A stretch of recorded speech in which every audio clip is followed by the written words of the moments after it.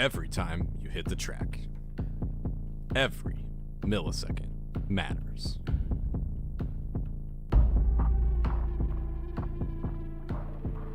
Trust, confidence, speed.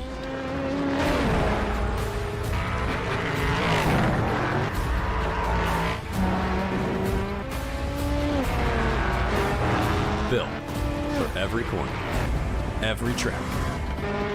Built for you.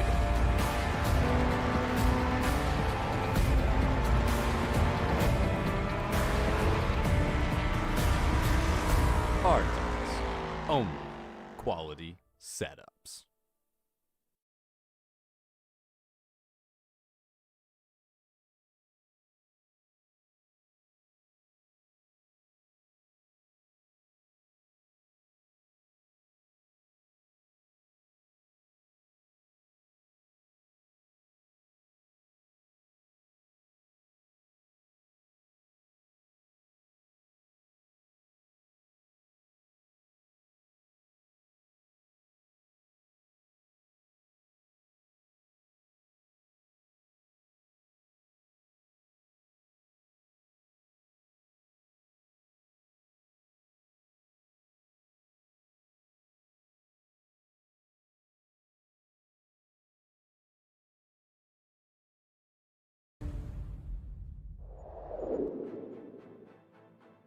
Championships now starting to think about at the second half of the season of how you convert from what you have built. LMP2 is as open as anything can be. You look around at LMP3, it's a dominant tale of the tape. GT3 Pro pretty much in the hands of who can hold themselves together. And again, the same story being told in GT3 We head ourselves today to the home of a driver, or a rider, I should say, that had all the potential to go out and be a multiple-time champion on two wheels, Marco Simoncelli. Welcome to the Misano World Circuit, and welcome to where endurance will come to life in your SimRacing Republic Sports Car Championship, presented by Rdoks. My name's Jake Sperry. Along with me for today's action will be Alex Goldschmidt, as Christian Deploy will sit in the director's chair using cameras provided by Dougie Beard. But what to say about Misano, which has become a modern classic in terms of the Italian racing fraternity and what racing circuits have to offer. If you've not seen it before, now's a great time to get a little bit of a chance with your GSRC track guide. Welcome to Misano World Circuit Marco Simoncelli. With the track situated just a couple kilometers away from the Adriatic Sea, this beach town venue is nestled into one of the most beautiful settings. Here on iRacing, it comes with 5 layouts that range between only 6 turns over a single kilometer to the Grand Prix circuit, which covers over 4 kilometers and 16 turns. A plethora of open-wheel, GT, and touring car series visit to compete, but its real claim to fame has mainly been motorcycles. Regardless, it's well suited to 4 wheels and truly keeps drivers on their toes. The sweeping Quercia invites drivers to try a pass, but it allows more speed through the corner than you'd anticipate. And Tramonto brings its own struggles. A kinked entry makes it difficult to nail, and yet the exit is perhaps more important. It leads you onto the incredibly long back portion of the track. I'd call it a straight, but you fly from Curvone and keep your foot down all the way through 12 until finally turn 13 scares you into slowing down. And you'll definitely want to, because the hairpin of Caro comes up fast. Having been around since the early 70s, the track has been reconfigured multiple times. In fact, it's even changed direction and gone from counterclockwise to its current clockwise configuration. Whether you're a beachgoer who needs their fix of speed or a race fan that wants a seaside vacation with their race day, Misano is a track that won't disappoint. Misano is one of those circuits where you do have a little bit more room to make places than you would do at others. On the Adriatic coast, home, of course, of the great cycling one-week race, the Tirreno Adriatico, this is a circuit that you sit down and say, well, you've actually got a lot of places to go and make moves, but it's tougher than meets the eye. It's not here, I would say, this big, oh, I just plant my foot down on the throttle here, Alex, and it just works. There is a lot of nuance around here. There's a lot of technicality with the Misano World Circuit, Marco Simoncelli. I've had the opportunity of commentating there late last year for Porsche Sports Cup Suisse. And if you can throw it around the outside at turn 1 into Variante del Parco, you are a very, very brave individual. But it's more the places like, say, Quercia at turn 8, Tremonto at turn 10, but then you've got the full throttle turn 11 at Corvette, where you're going to see cars pushing north of 240, 250 kph, and then you've got the hard braking zone going through 12 into 14 at Curva del Carro, but then you've got to really watch your track limits, especially at Curva Misano at turn 16. This is a very, very tricky circuit, and with 4 different respective classes on the grid for today's 4th round of the series, who knows what it might bring. I mean, when I was at Porsche Sports Cup Suites last year, we did have safety cars, so there is a very big chance that that could happen today. There is a lot of runoff area here, and there's gravel parking pretty much everywhere on the outside as well if you've used up a little bit too much space. So a chance then over 4.2 kilometers to really put it in the books. But talk about championships and who's going to have what to race with as we enter the 4th round of 6. It is the Jens brothers competition who have the control of the highest speeder category, LMP2. Havu are 20 points adrift, with Hyperion and XPD Racing LMP2 MX 3rd and 4th, as Solpec Precision Racing make it the 5 that challenge. And then it's a bit of a gap back to Nürburgring Esports in 6th, ahead of WSR Esports 7th, who are not here today as they've got all their drivers racing elsewhere. BPD Racing in 8th, Liper Esports 9th, and then Absolute Motorsport 8th, that's already a race down in 10th position overall. Alex, LMP3 now looks to be the land of Team Hoisingveld. It does indeed, because car 148 has taken all 3 wins. Portimao, Barcelona and Manicure straight along the way. It was a 1-2 for the team last time out in France, as the sister car runs 71 points behind. SD Corsa rounds out your top 3, a further 16 points adrift. Then you got Echelon, SimSport, LMP3 and Rdoks set up shop 162, both tied on 193 points apiece. Then you got Rusty Spatulas. Then there's that big gap to Rdoks set up shop 164, Bonkosaurus, Havu and TSR. But Team Hoisingveld 148 are clearly the team to beat in this class. They certainly are. We'll go over to your GT3 Pro standings. They'll be running with the 2 numbers out there compared to the 3, where Nürburgring Esports have a slender lead with 3 podiums to their name, a 3rd, a 3rd and a 1st, as Team Hoisingveld look to go for 2 championships out there. They're 2nd here, with German SimRacing Red in 3rd and GT Dynamics in 4th. You've then got Fast Repair Motorsport in 5th position with their effort, as Hyperion Racing and Manatee Racing Black are 6th and 7th. The second of the Fast Repair Motorsport cars then will be in the 8th place, with Firefly E-Racing Red 9th, and then another one of the XPD Racing cars, the GT3 MX field, will end up in 10th in that championship. And lest we forget, GT3 AM. It's pretty close, with the top 6 covered by just 27 points coming into this round, Jake. BP Racing 2 on 227. They're just 7 ahead of Jens Brothers Competition. Then a further 2 points behind, rounding out your top 3, Finnish Endurance Academy. Maniti Racing Purple, a further 9 back in 4th, ahead of the 2nd of the Jens Brothers Competition cars, car 321, both running the Aston Martin V8 Vantage GT3 Evo. They round out your top 5. MJ downforce for Dash, the all-German squad, and the Mustang GT3 were dominant at Barcelona and Manicure. They still have an opportunity to get their way back up the order a bit further. Maniti Racing White on 196 points. Miranda's M squad rounding out your top 8, and Echelon SimSport GT3 AM bringing up the rear a further, 115 points behind the race leaders. So GT3 AM is going to go right down to the wire, I think, to Spa-Francorchamps in March of this year, Jake. Yeah, I think it's quite telling at this moment with the way that they all sit. But what are they racing with, and how are they going to have to race today is the question that will be on the lips, because there is round 4 of 6. They've got 2 to 4 drivers in their team, but it's 4 hours with that custom balance of performance, and it is always worth talking about. Maybe not for the LMP2s and the LMP3s out there, Alex, but I think the big talking point for where that balance of performance is going to come is, of course, with the GT3s, as brought to you by TFR Lab. Yeah, the biggest ballast is going to go the way of the Ford Mustang, 100% power, but a 14-kilo ballast laden of Detroit's finest. Then you look at the Aston Martin and the Lamborghini Huracán, both being hit with 10 kilos apiece, a 1% decrease in power, pretty much across all of the field. The McLaren gets the biggest adjustment on fuel. So it's, the BMW M4 GT3 gets a 0.5% reduction in power. The Mercedes-AMG GT3 Evo, 1% reduction. Then you look at the fuel limits. Mustang can do 100% fuel, and then the rest is between 99 and 98%. But yeah, the Mustang's going to be hit hard. But with that sheer torque from that 5.4 litre naturally aspirated Coyote V8, anything's possible here at just off Rimini.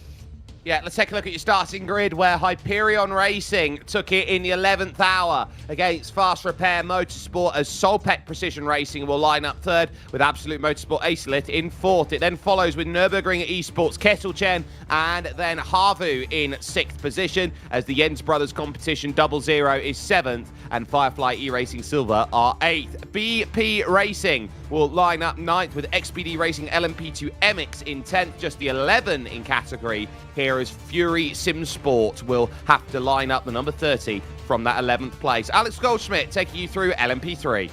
Spec Simulations take the LMP3 pole ahead of championship leaders Team Hoisingveld in the 148. TSR Racing and Echelon Simsport LMP3 round out the second row of the grid, followed by Havu LMP3.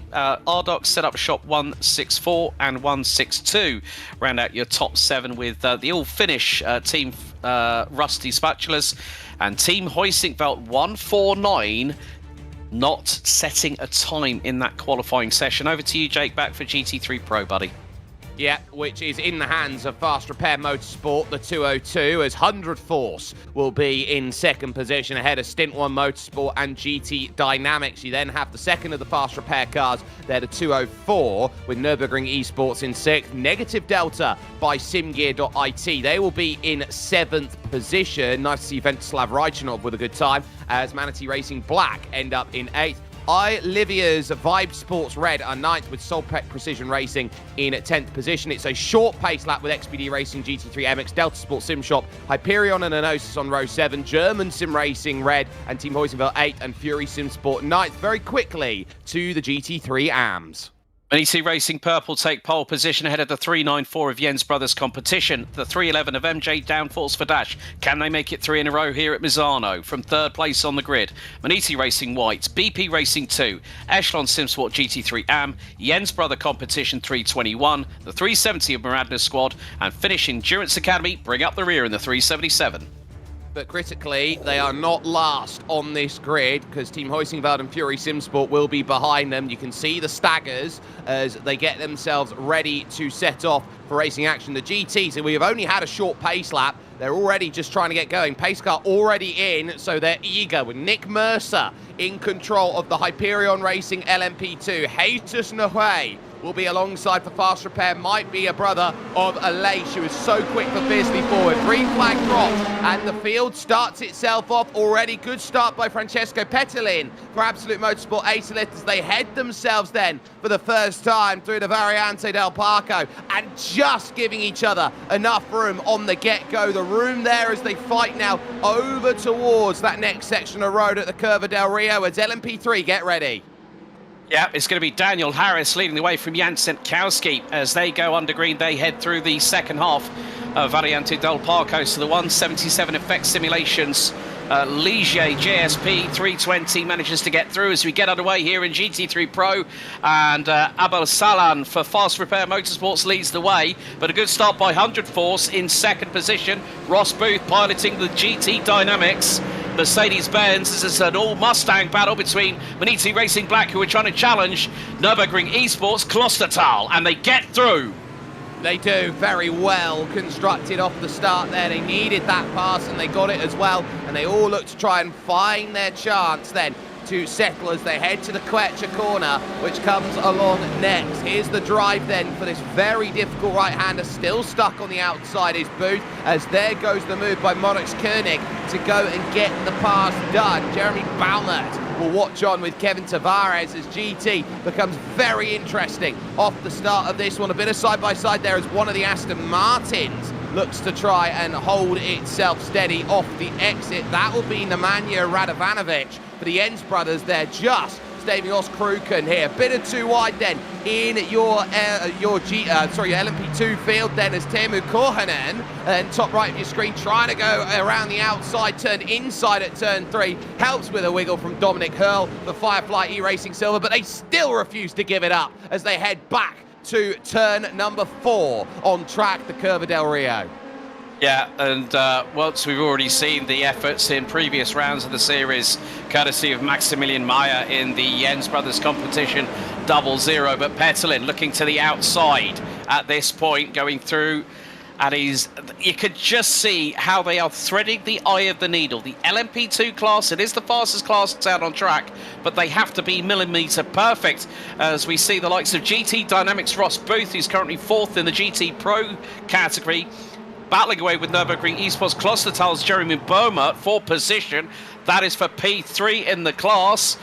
Meantime, we head back and look at this. Henry Salmon for Havu running P5 in the LMP3 division, trying to hold the likes of Ryan O'Connor and Martin Zeyeveld in both the Rdoks setup cars, and especially when the 164 was at the back end of the LMP3 grid when we went green just only 3 minutes ago.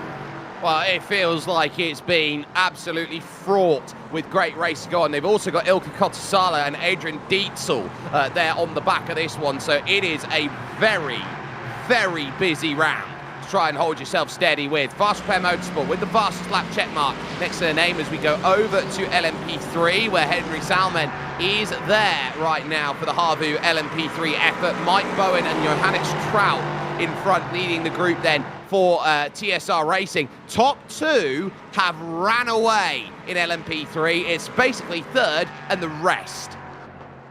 Yeah, and also we did have a couple of warnings handed out in qualifying. One to the Jens Brothers Aston Martin, the 321, and then also the 231 of Matthias Temi got a drive-through penalty, having towed and left the pits for a second time. If you towed to the garage during your qualifying session, that is it. You cannot do anything more, as we've got Moritz Koenig for the Stint 1 Motorsport SSC Mustang.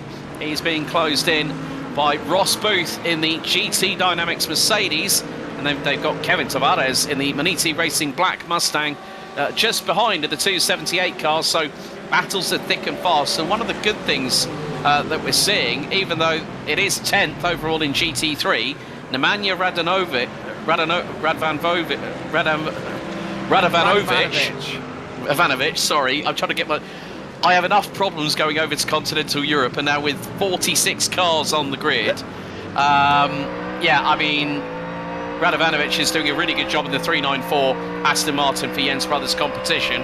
The sister car, however, with Matthias Auer behind the wheel, currently 6th in the class, running 42nd overall, so 11 places behind the sister vehicle that's leading GT3 AM at the moment. Yeah, so that really tells you that they've had a great start to things in AM category. They're 2 seconds clear of Manatee Racing Purple and Stefan Kurzman. So every position that you gain is going to be just more buffer zone to go and play with. And so that puts a little bit of a unique spin on where they're going to be and how their charge is going to be found. What I will also find interesting here is that this is not a particularly wide circuit by any stretch of the imagination. It's very much a case of 3 wide is about the best you can do anywhere, as we focus on Tommy Kallio-Kyala here for BP Racing 2. This is going to be one of those circuits where you get to the lapping process, you need to be on a tightrope to just get by. Yeah, I mean, I commentated on a 2-hour endurance race late last October, and we went from daytime to nighttime, and that was even more difficult in the commentary box, trying to pick out who was making the moves where. But yeah, it is going to be... real estate is very finite here at Misano, but that's one of the beautiful characteristics of it, that you've got to wait and pick your chances to get through, and if you can make the move, if someone has that unforced error in front of you, you've probably got one door of the barn doors opened already for you, and you just need to push that other one open. Boris Angelovando, who in the sim represents Bolivia, I do believe, is now looking around here for Solpec at the fast repair car in front of Jesus Nahuel in the number 2. Jesus will have Joel Aguilera to go and work with. Hyperion with Nick Mercer will have Matt Brewer for that company, and Boris Ovando will have to hand over at some point to Graham Sanders, who is a wonderful veteran when it comes to LMP action on iRacing. So this is a very strong field up in LMP2, and Ovando on the gears now, heading to Cavone, and talk about the pace that they're going here at this corner. I've got him at 252 going into the first corner, 265 through this section before ratcheting down the gears, only for 170, and now they will have the Fury SimSport car of Matthias Temmer just in front to get by, because Temmer had to serve that penalty. Yeah, and had to serve it very, very quickly indeed, and that was one of the biggest things, as now it's going to be the case of just finding your way through, coming out of Curva Misano here at turn number 16, and being on board with Solpex Ovando at the minute. You can see now that it's going to be nip and tuck between Mercer and Nogue for the overall race lead, between the number 4 Hyperion and the number 2 Fast Repair Motorsport. Nick Mercer doing a sterling job at the minute to stay ahead, but the way that Boris Angel Ovando is keeping with the 2 in front, this battle is not going to go away, folks. It's going to intensify as the track evolves, as we're 8 minutes in out of the first hour, and this is where Fury SimSport and Matthias Temmy in the 231 Ferrari are thinking, right, okay, stay out of trouble, don't cause problems for the LMP2s and everyone else that's going to try and pass you. Yep, so everyone's going to be sitting down and working out what they've got to do today and try and find a way through. I've just received a DM from Dan van Zutphen, who'll be jumping in for the 379 Manatee Racing white car, and he said to me very calmly, don't worry, I've not been demoted, I just have the iRating to be an AM, basically, for today's action. He's normally out there running around in the pro category out there as he goes, but today has the iRating to go and be in the AM. That's a little bit of a nervy thing to say. Don't worry, I've not been demoted. I know, considering we've had him here on the SimRacing Republic GT Open when Manisi Racing had normally been with the in the Mercedes. So it's good to have him on board for this round of the series. I mean, the thing is, that's one of the beauties about the SimRacing Republic Sports Car Championship presented by Rdoks, is that everyone has an opportunity to be either one of the 2 or the 4 drivers at various points during the season. And as we know, Sports Car Championships, it is a team game, folks. It's not about one individual, but you need a fast pedaler behind that steering wheel. Absolutely do, and here is Fran Labrada, as there will be a start infringement and a drive-through for the 211 car, so that will really hurt. And there's a little look then at what the team is looking at, and that's sort of the race control of what you have to sit down and look at. When you're not driving the car, you will have to have someone looking and spotting over you. What a lovely, I would say, 4-screen setup that is, including the vertical monitor there on the right-hand side to measure chat. Oh, I'm getting screen jealousy all of a sudden here, Jake, just by seeing that setup. But yeah, I mean, the thing is a big thank you to the team that do the race control decision sheet, and obviously they have various different cameras. They can look at it from multiple different angles, as we see Jesus Snow closing in on Nick Mercer in the Hyperion Racing number 4 car. And it is still very, very nip and tuck. They come through Curva Misano, and that is going to complete lap number 8. They're going to be very, very careful of the track limits, especially coming out of turn 16 at Curva Misano. But little hop over the curves by Nick Mercer nearly gave the opportunity to Jesus Nog to get through. But meantime, Boris Angel Ovando for Solpec Precision Racing, new fastest lap of the race so far, 1:28.587. It's lightning fast, and so with that time, you feel like you are burning rubber out there at the moment, closing down in. Mercer doing a great job. Nahuel there in that second position, happy to sit down and say, look, I'm going to be in a place where I'm happy with the early stages. Look, you know that the first 15 minutes of this is basically where you can show your outright pace. Then it's about your traffic management. And oh, there's a car spun right in front of them, actually. It's Willie Brennan, and it's the Hyperion GT3 Pro that's gone around. So this is a team Hyperion that's normally lightning fast when it comes to LMPs. Their GT effort is what they're trying to improve on, and that won't help them with Willie Brennan in front of the road on them. And so Nick Mercer will be on the flashes going, please give me room, and now he's going to have to go the long way around, heading down in on the brakes into the Del Carro. Yeah, also developments in LMP3, effect simulations have had a disconnect. Wow. So Colin Hopkins now behind the wheel, which means that the current series leaders, the team Heusingveld 148, are now in the lead ahead of TSR Racing with Echelon Sims for LMP3. So we're going to have a replay coming up now. And this is what we're going to see. So Willie Brennan behind the wheel, and that is the Jens Brothers competition car. Tags it on the right rear, and around goes the 244. It's so easily done, and you've got to be very, very careful. So what we know as well with Fran Labrada's penalty, it was for leaving the corridor and initiating a pass before the start-finish line. You'll get dinged for that every stage of the way. But that little tap-in through is a double apex entry when you enter the Tramonto, and that's what makes it such an interesting corner, is that you have an initial braking zone, and so it is so rife the way that you can lunge in. It reminds me of about turn 16 at Kota, where you just come out the exit of the arena section. You've got that big lunging ability to attack, same corner style. Yeah, and there we've got picture-in-picture Manu Casanovas for Enosis Esports in the 229. We've seen them in Aston Martin Machinery and GT Open. They are in the Mercedes-AMG GT3. So that is the battle for what is, I think, 14th so far in the division. So that's a bit of a tall mountain to climb, and that's he's trying to go against the 267 Mercedes-AMG of German SimRacing Red, and that has got Lars Wetzig behind the wheel. As look at this, that's not what you want to see. Diving for the race lead was Jesus Nogue, and that was through on the finish endurance.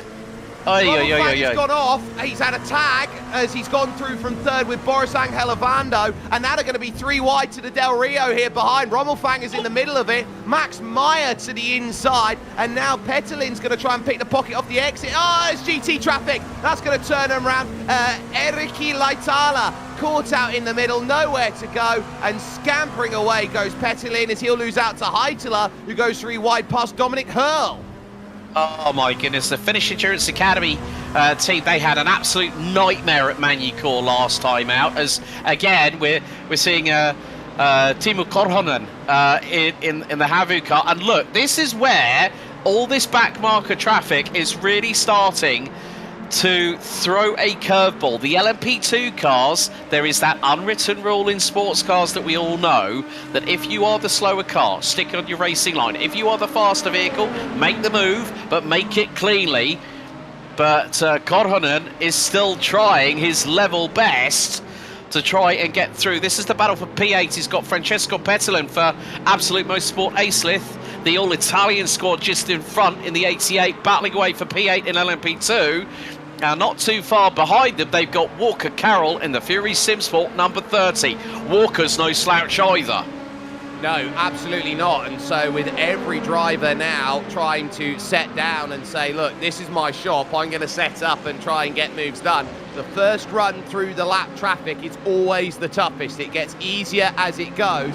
But as they go through, we'll go up to the GT3 battle for second, because 100 Force now and Nick Maynard is going to be under pressure. It's Jeremy Baumer and Moritz Koenig who are trying to give themselves steadiness. It's into the Tramonto again. Here comes the move. Maynard's got nothing for it. Baumer just commands that Mustang through the corner, and it's not often that we see drivers pick a Lamborghini.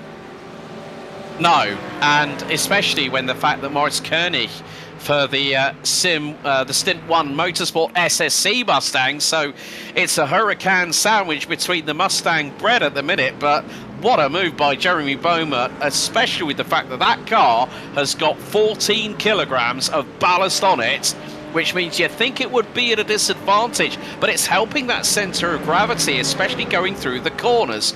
And you look to see how quick Jeremy Boehmert was going through Curva Misano. So now we're going to look back at LMP2, and this is where now things are going to get very, very testing. Nick Mercer is the guinea pig. Hazer Stoke to the inside of one of the GT3 cars, and then here comes Boris Angelo Vando trying to chase them down again, but this is closing in big time because we've got Max Meyer in fourth, Marius Rommelfanger for Nürburgring Esports Kesselchen, rounding out your top five. So that's the 229, and that was right behind these drivers who were on board with Avando. He was lunged by Fast Repair GT3, and Rommelfanger again was caught up in the middle of it, this time as a bystander on the outside, as now here comes Avando looking for a chance here. He's going to have to go the long way around at the Quecha to get it done, and it's still Jesus Nahue who is just doing enough, and he says no way, not letting you have it, but he's got the inside for the Tramonto here, and again it will be the outside you're going to have to hold. Now are you going to use Stefan Kurzman's Manatee Purple car as a way of stopping a way through? No, Avando to second. Look at what it's cost them, a full second. Now Max Meyer is right on their six. He's flashing the headlights saying, hang on boys, it takes two to tango, but I'm going to make it three. A crowd right about now as they get hard on the brakes. And then you're going to see there's another, and then we've got the replay of Casanovas where we saw that moment. And, Casanovas just caught between a rock and a hard place. The LMP2 having to go to the right-hand side of Rommelfanger. And now look at getting the run coming out of that. I know, he's two wheels inside the tram lines to the outside into turn one at Variante del Parco. He's going to get the inside line and snatch third like candy off a baby. Manoje back through at turn three. Great stuff. Well, this baby is not going to let go of that candy, I'll tell you that much. Hey, Zeus, holding himself steady and making sure that the Enns brothers don't take that place away. So there is going to be a bit of fight. There's going to be a bit of strength that is needed through a number of these corners to go and settle it out. And you know that every single position is going to start making a whole heap of difference as they start to go and make it. LMP3 are just starting to catch the back of the traffic as well, so they'll have to get through. And remember, LMP3 and GT3 are very similar in top speed levels. It's the speed that you can take through the high-speed corners that give LMP3 the time advantage. There's about a second differential between Jan Senkowski and, say, Fast Repair Motorsports Lamborghini Huracán of Abel Salan. Senkowski's best lap of 1:31.1 and Salan a low 1:33.0. So 1.9 seconds between LMP3 and GT3 Pro. It's not that big of a differential, but like you said, Jake, it's about that aerodynamic push down that the cars get, and the Ligier is very, very comfortable for a lot of drivers that will at some point in their iRacing careers move up into the LMP2 class, as that's another one of the I think that might be the lower placed 321 Jens Brothers competition Aston Martin that the sister LMP2 car, the number 00 of Max Meyer, has just gotten through on. But now again, this is costing more time to Boris Angelo Ovando for Solpec Precision Racing. But now Max Meyer gets caught up. He pulls the left-hand side to get that easy bit of clear air to the left-hand side, manages to make the difference up. But still, it's a case of pacing. We're 20 minutes in to the first hour, and we've had more fair share of dramas. But one of the other things, as we now see that Jeremy Boehmert has lost out, he was running second in the Nürburgring Esports Klostertal Mustang. So Maurice Koenig has got through. 100 Forces Nicholas Maynard in the Lamborghini has gotten through. But look at the run that Koenig has got on Maynard. So double Mustang power versus Lamborghini on home soil. You'd think the Lamborghini would have the advantage, but the Mustangs are saying, no, no, no, we've come here to fight. I've taken a look at it. It was lap 12, and it was a slowdown penalty for Jeremy Boehmert. That's how he's lost those places. So He's had to give the time back up and go get back up to racing speed. Now, it will also cost an instant points to go through. Little blink, that's not going to be nice there to deal with Moritz Koenig at the moment. They have 50 instant points to play with before drive-through penalties start becoming a factor. Sounds like a lot, but over 4 hours, you're talking about dividing 50 by 4, and suddenly you realise you've only got 12 per hour. That is an instant point, effectively, every 5 minutes. And before you know it, it could ramp up quicker than you could actually say the word jump, Jake. And that's why, you know, these drivers, they will have trained, they'll have practiced on varying different situations, especially with regards to air and track temperature. I mean, qualifying was hotter than the track temp. I mean, it was north of 35 degrees during qualifying. It's 27 degrees at the moment, but still very much dry, bright, sunny here at the Adriatic coast. And you're now going to see that again, LMP2 making their way through. I think that is Nick. Is that the race leader? That's Nick Mercer, isn't it? It will be. And so Nick Mercer has built a 3-second margin and is trying to just tiptoe away through, and will get contact in the middle of the corner from Moritz Koenig because the GTs are better on mechanical grip. So you're really sensing the difference out there at the moment. Mercer is going to now just about get the clearance at the cost of about 3/10. Thankfully for that, Ross Booth was there. Baumer having a think about whether to go and make a move through the Variante del Parco, and the answer to that is no. But look, he's pushing his way through the corner here. That's incredible. It's just like literally Baumer has just had the fire lit and has just decided, okay, right, we've got 14 kilos of ballast. Let's work the advantages of the Mustang to our better strong suit in terms of strategy. And now we hear that wonderful roar of that 5.4 litre naturally aspirated Coyote V8 as the battle for second. Hazelstoke to the inside. Oh, Navando gets caught up in the crossfire, and the two Mustangs managed to stay ahead of him for the meantime. And there is Max Meyer waiting in the wings to go and get third off of Ovando, who was literally sandwiched. That car, you can see the lights flashing by Boris Angel Ovando. There will be a red scrape across that car that says Jesus was here. Definitely. And now Baumer looking for the run, coming out of Curvone, diving to the inside. This is through turn number 13. Hard on the brakes again goes the Nürburgring Esports Klossertal Mustang. A little bit of a hip check against Koenig, and he gets through. That was a great bit of tactical work there by Jeremy Baumer as Max Meyer tries to get through on him through Curva Misano. That was not going to happen.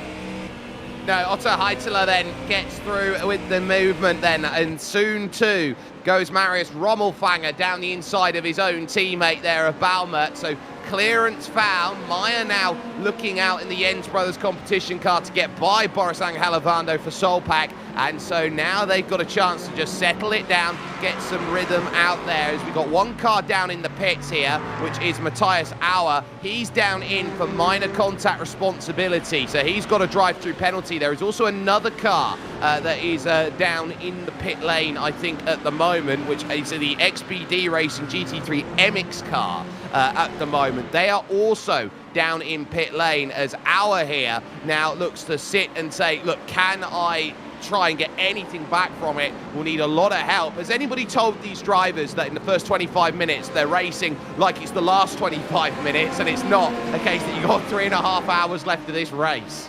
Yeah, so like, guys, just keep the adrenaline not spiking quite yet. Maybe when we get to 1 hour to go, then maybe we'll just let you off the leash a little bit. But that's the thing. You tell a racing driver one thing, you know, keep it calm, keep it nice, don't make any mistakes. Don't give it race control any possibility of giving us a penalty. And unfortunately, some drivers will go, yeah, don't worry, it'll all be fine. Go off charging like a Brahma bull, and then all of a sudden, yeah, drive-through penalty. There you go. And that's just for the slightest mistake. You go for a move, you go a little bit late. As Jeremy Baumer now closing in once more on Koenig for that third place in GT3 Pro. I mean, this is a GT in this particular division. Again, And like you said, the real estate very, very finite here at Misano, and everyone is now feeling the pinch. And it is a strong pinch around here. We're in sim time, about 1:15 in the afternoon, so they're only going to be racing into the evening around here. This is going to be a tough run for all of these drivers, and it's going to be one where you're just deer in the headlights if you're a GT, because it's car goes through, can I leave room, can I leave space? It will feel, with just how tight it is and a little wiggle there, once again from Baumer running through, this will feel like a street circuit as a race course. There's a reason why Formula E came here. Yeah, and it is just great to see how close. I thought it was close enough at Magny-Cours. Is now Max Meyer trying to go battling with Solpec Precision Racing's Avando as they go through out of turn 14 at Dallara, and now into 15, now into Curva Misano. Maximilian Meyer comes out of the corner at about 90 miles an hour, foot to the floor, and now it's this long run down. Oh, leaders in GT3 AM have dropped for connection. Nemanja Radovanovic has dropped. Oh, that's the drama for the 394 Jens Brothers competition, Aston Martin. But again, you know, you see the speeds that these LMP2 cars are carrying, and then into here, you know, it's right down the gearbox, first gear, and they're just waiting for that opportunity to come out of Del Rio and then up towards Quercia. Now this is where we're going to see the speeds really increase. And he's going to be 155 on the indicated speedometer on the braking zone into Quercia. And then, you know, Curva Tramonto, from a perspective in a race car, it is an incredibly hard braking zone, but then it's a bit like a reverse of a Pouon, so to speak, where you don't touch the first apex, but you clip the second quite nicely to get the run through. Now up the gearbox. Now let's keep an eye on the indicated speed here of Maximilian Meyer into Cavone. 155 miles an hour, I would say. 165 into the braking zone into turn 13, and then into Dallara, all the way down the gearbox, like literally to crawling pace. And you need to be at that crawling pace because of how it just switches back on, and you've got to make sure that next corner you come along with, this final run through, that is a tightrope through that final corner. You just got to tiptoe your way through as they go. Now, this is Henry Salmen here in LMP3. We've got a great scrap going on here. This is second, third, and fourth. Johannes Trout for TSR, Mike Bowen at Echelon, then Henry Salmen, and on the back of that, Ryan O'Connor, Rdoks setup shop. They're all in line, and they will have 3 cars to get by. Maradna's squad with Alex DeMarco, the Echelon GT3 AM of Mike Gallen, and then the Enosis car of Manu Casanovas. Yeah, I mean, LMP3 has always been incredibly competitive. We saw multiple lead changes at Magny-Cours last time out, and again, the close nature, everyone in the same car, and it's making the best of the setup. So, yeah, Mike Bowen is hoping that Maradna's car is going to hang up, is going to hold up. Oh! Johannes Trout has a wiggle, Bowen has a wiggle and loses 2 places on the fly, coming out of Curva Misano. Mike Bowen was so lucky that did not go into the barrier, either to the left or the right-hand side of the start-finish straight. Well, I'm going to put it to you like this, Alex. If it weren't for the fact that there was a wiggle from Johannes Trapp, I don't think Mike Bowen goes broadside. No, he would have gone straight through without any hesitation. So now that puts Henry Salman for Havu. So the Finn now able to try and see if he can get a run on Johannes Trapp for TSR Racing. And they've got a Corvette in front of them, and that is Echelon SimSport GT3. There's He's also gone straight on. Was off. Trapp has gone straight on, and that's going to bring everybody through. He tried to get by both of them. He overcooked the braking zone, and that's just how easily it can happen. He realised immediately he wasn't going to make the corner and had to get on the power once again. That's the scary bit, on the power to avoid a massive incident there with the GT3. Oh, that was... so now we've also got the battle for the race lead in GT3 AM, and it's the 378 of Stefan Kurtzman for Maniti Racing Purple. Then it is Reuven Held in the MJ Downforce for Dash Mustang that have won the last 2 rounds on the bounce. They're being closed in on by Marvin Bauer for Maniti Racing White in the 379 sister Ferrari. So Well, we had Lamborghini meat between a Mustang sandwich. We've now got Mustang meat between a Ferrari ciabatta at the moment. Well, it seems very nice, but then when you realise here for these top two that you've got a bear approaching, you run in the woods. Yes, you definitely run. You run for cover as well if you can. If you can't out sprint it. But again, GT3 AM. This has got the closest division in terms of the the standings coming into this. When you think about it, it was BP Racing 2 all the way down to Maniti Racing White. The coverage was next to nothing. It was like 39 points. So, and it's 100 for a race victory. So for those drivers, like say MJ Downforce for Dash, this will shoot them right up towards the top end of the standings if they get that third win in a row, which I can see is possible, because if they've done it twice, who says that lightning strikes thrice while hoping? That's what the 311 crew is hoping for. You never know. They certainly are. Raphael Heck then having a look, and a pit lane infringement, a drive-through for the 394 car out there. So that is Jens Brothers Competition who are back there. So Raphael Heck is going to be in a very tough position. It's what's known as the 5-second rule violation that has been breached there. So that will be a case of, yep, you're going to have to go back through and do it again. And so too, then there will be another drive-through, or a number of, one more drive-through penalty, and I think it's coming from the LMP division, the LMP2 division. There's going to be a penalty coming up. Yeah, and wait to hear the ultimate decision on that one from our team at Race Control. God, I can't believe how quickly the first 33 minutes have gone. I thought the first 3 minutes went, and now here we are, half an hour later.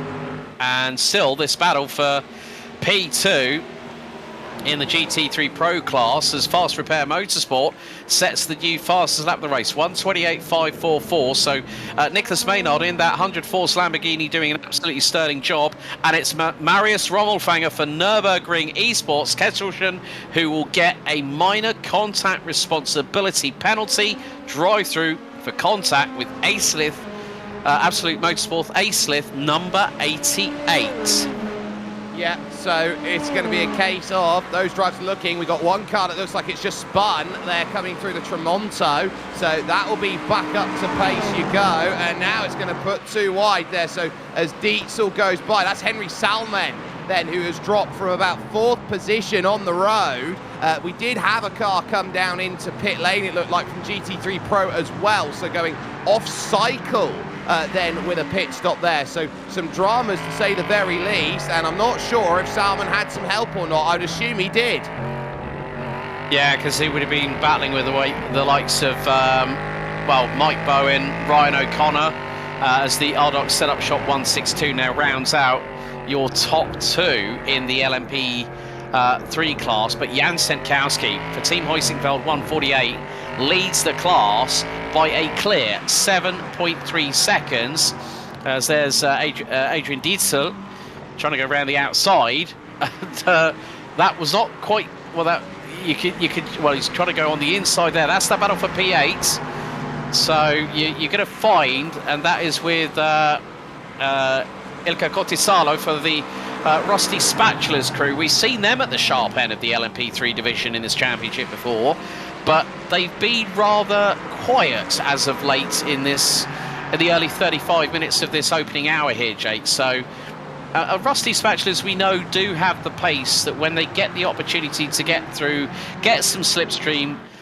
then they can make their way through. But still, the GT3 Pro battle has not lessened its adrenaline nor its intensity, because Nicholas Maynard is parking that Hundreds Force Huracán GT3 on every single apex you can think of.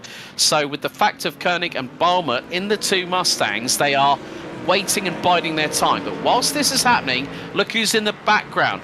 It's the 203 GT Dynamics for Ross Booth in that Mercedes-Benz. So they could be very quickly closed in on. So Ross Booth is about 2 seconds behind this battle. And looking at the previous laps, Ross Booth running on a 33.5, ran about the same as Maynard, so the pace is quite comparable in the GT3 Pro division. But that Mercedes, you can see that it looks like it's standing still whilst it's moving forward, but it hasn't got probably as much pace as GT Dynamics would really like to have, considering the BOP. You got to remember that Ross Booth is one of the best piloters from the United States when it comes to GT running. He is lightning quick, and I say North America's actually because he runs from Canada, and he's done a brilliant job at the moment of saying from North America, I am one of the best when it comes to rolling this around, and I'm going to keep myself in this race without putting too much risk on it at this point in time. So it's patience that will now look to behold as Reuven Held is now going to look around in the M&J downforce for Dash 311 now and see Stefan Kurzman and think, you know what, I've got a chance of making this move, but I've got to be patient with it. I've got to use it at the right time. They will have trying to dive through Ryan O'Connor, one of the LMP3s, who is second overall in class at the moment, as that has completely broken up with Bowen and co and Trauper. They've all just found themselves a little pocket of air. And speaking of pockets of air, that's Solpek now in second position. Move made. Boris Angel Ovando gets the pass done, and we're going to be back on between these two. Remember, a warning has been fired. Jesus Nahue's way. Yeah, they've also got to keep an eye out for the number 91 of BP Racing's Otto Hietala, who is also coming into this, what is soon to be a four-way battle for second position in the LMP2 division. And looking at the lap times, Fast Repair Motorsports last lap was 1:32.1. They were told to switch back positions. Ah, okay. That would explain it then. So they had the gap. They had to slow it down. Salmen's going to get close to the back of the Rdoks car, the 164 of Martijn Zayeveld there. So at the moment, it's getting busy at the moment. It's not a case of as busy as it was, but let's just say that rush hour has peaked, but it's still the busiest day on the Adriatic. The thing is, this particular traffic jam has no variable speed limit attached either, folks, so it is a case of just picking... Oh, no, that was one of the BMWs that's just lost its rear bumper. So I think maybe Salomon had contact with the rear of that GT3 car. Yeah, not much Martin Schmidt could do there for the Team Hoisingveld 248. He got closed up because O'Connor got into the back of Trauper. That sent the chain reaction up, and Schmidt ends up with no rear. On board with Cottasalo now, trying to park it through at the Variante del Parco here. The tough turn 2 that leads to the extension of turn 3.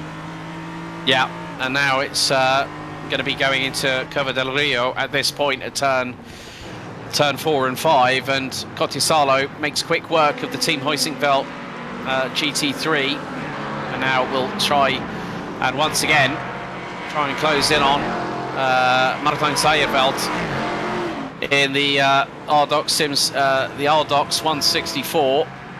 So that is so Salman now having the opportunity, but it was a real shame. As we said, we didn't know whether he was pushed or whether he might have had a spin on his own. It depends on his lap time more than anything would be the biggest selling point. But that car's really unaffected. His last lap was a 1:32.6. Is now back to the GT3 AM lead battle. So, yeah, Reuven Held still trying to put the frighteners on Stefan Kurzman with Marvin Beer. Yeah, it is working, but Marvin Beer is just waiting. He's just waiting. He's biding his time. They're probably saying to him, right, we know we've got 10 kilos less than the car in the middle of our two cars right now.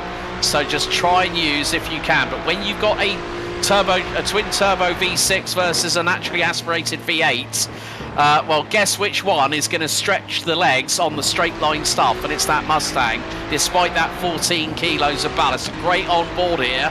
Big thank you to our director Christian Deploy for getting this camera shot we get as we head down into Del Rio, and then it's going to be into the left-hander heading up to Curva Quercia. But you can just hear that V6 is absolutely being wrung by the scruff of its inlet manifold. well, it needs to do everything it can to hold away, and Bear is going to have to let through Johannes Trauper for TSR Racing go by. Ryan O'Connor will be next, so this will start shaking itself up again, but you just feel like there's no desperate needs to make that move in this group. They'll soon be on the pit cycle because, believe it or not, we've run 40 minutes, so they'll look around 60, 65 and go, yeah, that's about time, well, we'll need to make our stops. And I would sit down, I'd look at this group, and I would say, as we go back to Maximilian Meyer, who wants to take third position away from Fast Repair Motorsport, I think that the Bear is just waiting to wake up from hibernation. And get his claws out to boot there as well, but it's just about picking your moments and waiting for that opportunity. As once again, the team Heusingveld, BMW, Martin Schmidt, trying to just keep that car on an even keel, keep it on the racing line, and he's doing exactly the right thing. So Otto Hietala for BP Racing gets through just before the apex at Curva Misano at turn number 16. The Finn nearly has a little bit of wobble on the back axle coming out of the corner whilst applying the power, but Max Meyer, we've always known him to be super rapid, but again, even he is having to use patience as a virtue and not go full guns blazing, but it's just about waiting for that chance. And I think pit stops will very much come into a big play in the strategies that these teams will have over the next just over 3¼ hours to go, Jake. Once we get into that first pit stop cycle, that will then really start to unfold the story here at Misano. Oh, I wouldn't want to be your race leader here, Nick Mercer, trying to get through this because it's busy. Marvin Bear has been shuffled out over at the Del Rio corner, and now you start looking here at the Tramonto. Mercer's got to get by Salmon and O'Connor now, heading through to Corvone, which is the fastest part of the circuit. So this is the biggest scare that you have as a driver, because look, you're going to have to just chuck it down the inside. I get one, and now you look here with Ruben Hell. This is for position here for your GT3 AM lead, and soon you've got now Cotasalo who will want through, and Dietz will want through, and Ovando, and Nahui, and Meyer, and then you'll allow Marvin Bear back in. Basically, everyone is just turning around, and it's almost like you're stuck on a caravan on a narrow country lane. In fact, we'll see pitters jump in. They'll all jump in at the same time. 1, 2, 3, 4 LMP3s and LMP2s are in at the same time because they want none of being trapped on that next lap.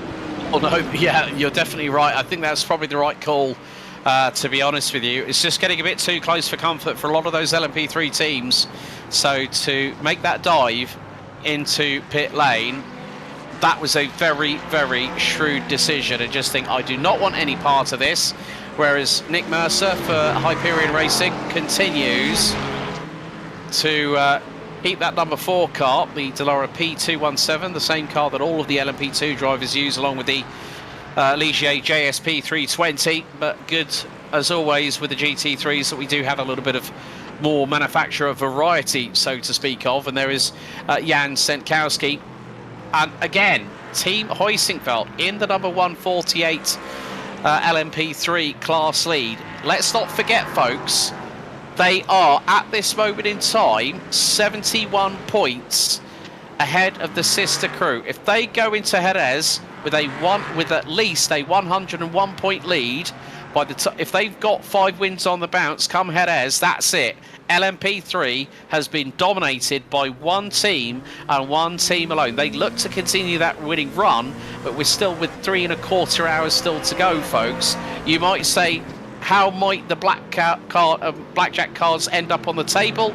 It's anyone's guess at this moment, because so far I thought we'd have quite a lot more incidents than we've actually had, Jake, but it has been very, very clean so far, as Boma closing in on Koenig, as now the 100 force Huracán of Maynard has got a slight bit of distance, but that's not going to help Boma with Koenig pinging all over the place.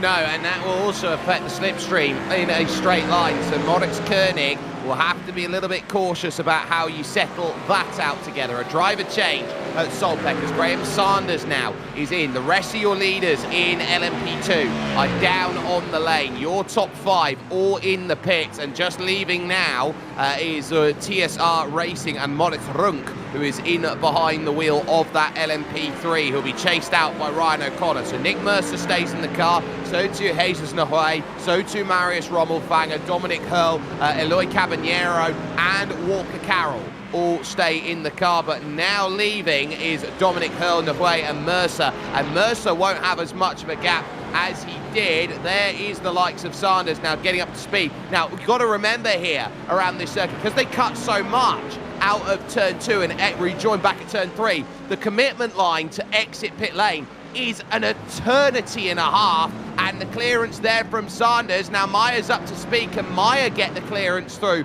into the Del Rio? That's going to be late down the inside, and you have to leave the door open. Jesus Nahuay sees Max Meyer up to 3rd. Well, I did say about patience being a virtue, and Maximilian Meyer showcased that straight away. Got the job done early, and now look at the gap. That's 8 to 10 car lengths between him and Jesus Nahuay. So Max Meyer can now reconcentrate his efforts. So in the Solpeck Precision Racing number 62, it's Graham Sanders who's got that car. And now Ryan O'Connor looking to the inside. That was a late diver, then some. And that was on. I was trying to see who that was on, but that was a send and a half from Ryan O'Connor. He just went for it. And it was just a great move into turn 13. And you don't see it happen there very often. No, and so Moritz Runk then loses out on that position, and it will bring now a driver change at Harvu. It will be Antti Pelaaja who will be now the next one trying to go through. So can Pelaaja be the one who makes that pass and starts saying, look, we're going to be in this picture? The Rdoks car of Zayeveld leaves pit lane and now looks to try and go out there and attack, and that's a bit too deep into turn 4 at the Curva del Rio. Moritz Runk is now struggling to find rhythm here at Misano, and Antti Pelaaja just says, thank you, I will have that one. What a lovely Christmas gift. A late given Christmas gift thereof, but it just goes to show that there are drivers that will make that decisive move, and that move from Ryan O'Connor, that was actually well timed, but Moritz Runk, now has lost 2 places. So Antti Pelaaja, and now, oh dear, second is getting really, really feisty, because look at this, Maynard has been closed up on. And there is Moritz Koenig, so Nicholas Maynard in the Lamborghini. There's Nick Mercer, the overall race lead of Hyperion Racing in the LMP2 class, getting his way through. But it's like Moritz... Oh, Rajkovic! Oh, he's got to go into him! Leader gets turned around. Andrei Rajkovic over-committed to it. Sanders takes the lead, and that one will leave Nick Mercer red-faced because he did nothing wrong in all that, and now he's back to 4th, 5th even. Hyperion, it was going all so well. I did say that it will come down to strategy, and these pit stops have now dealt an early blow as now Nick Mercer is going to be absolutely visor down, red mist full of it. He knows he's got to get right back into rhythm, and he has got to attack every driver in front. First and foremost is Jesus Nahuay. He's going to have to try and get by. And Rajkovic there in the LMP3 just carried way too much speed on the brakes. He was new into the car. He's someone who is one of the big German, I would say, streamers out there. So you understand that he brings a certain quality out there to the race, but he got that all shades of wrong. Yeah. And I'm sure that probably will more than likely be investigated. And that's unfortunate when you have multi-class racing. I did say about it earlier on. We saw it plenty of times at Manicure when traffic got in the way and all of a sudden all hell breaks loose. And that is why you've got to be very, very cautious. Sometimes if you're going to chance it, thread the eye of the needle. It's 50% risk, it's 50% reward, but on that particular occasion, Nick Mercer got the short end of the stick and now has to get himself back up, and he's right behind Jesus Nahuay for that 4th place at the moment. And they've been battling earlier on in this race, but Mercer had gotten an early advantage for Hyperion Racing, and now he's got to do all that work again as we're 9.5 minutes away from the turn of the first hour. Gets busy here with Cottasalo, with Zayeveld and with Moritz Runk here as they are scrapping 6th, 7th and 8th. But to go quickly and finally touch on that incident there with Nick Mercer, you talk about it being a 50-50 move. I just don't think he had that 20% concentrated power of will. Yeah, exactly. It can be, you know, it can be a double-edged sword at some point, but you don't know which way that edge is going to go. Is it going to go your way or somebody else's? And it just went the way of Nick Mercer. So that was really unfortunate as we run on board with Ilka Cottisalo for Rusty Spatulas, still running P7. They've had a very, very quiet race, but I think their race seems to be a lot more tactical in that respect, as they've got one of the Rdoks cars just in front of them. That's the 164 entry of Martin Zayeveld just in front, who is also closing in on Moritz Runk. So this is the battle for P5 as through goes, I think that was Graham Sanders, the race leader for Solpec Precision Racing, which it was. So, and he's about a second ahead of Max Meyer, who's now got to deal with these 2 LMP3 cars rather expeditiously. Yeah, and they're only 3 seconds difference over the course of the lap. That's about the equivalent of running into a backmarker. Bye! There you go, hard into the wall. On the inside goes Martin Zayeveld, and that he will try and get back up to speed again. Doesn't get a black and orange mechanical flag. If he did, he'd have had to have taken the tow, and the rules of the tow would have been you got away and the safety car will be called. So back up to speed again. He's lucky that that was built strong, but look, he's got understeer through the corners now as he's now behind Dominic Hurl's Firefly E-Racing silver car.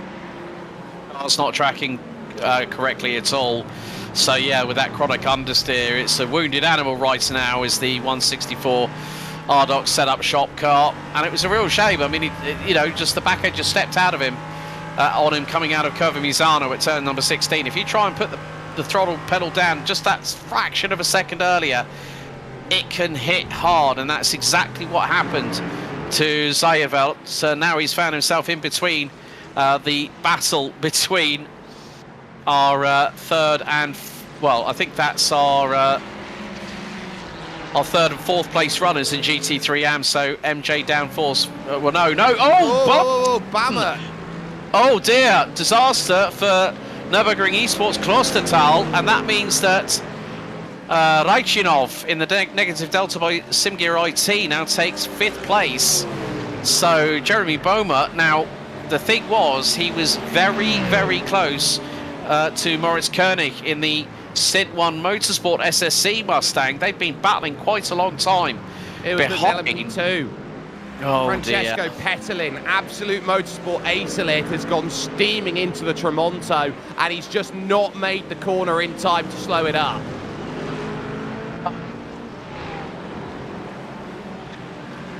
Words fail me right about now. Words fail me, Jake.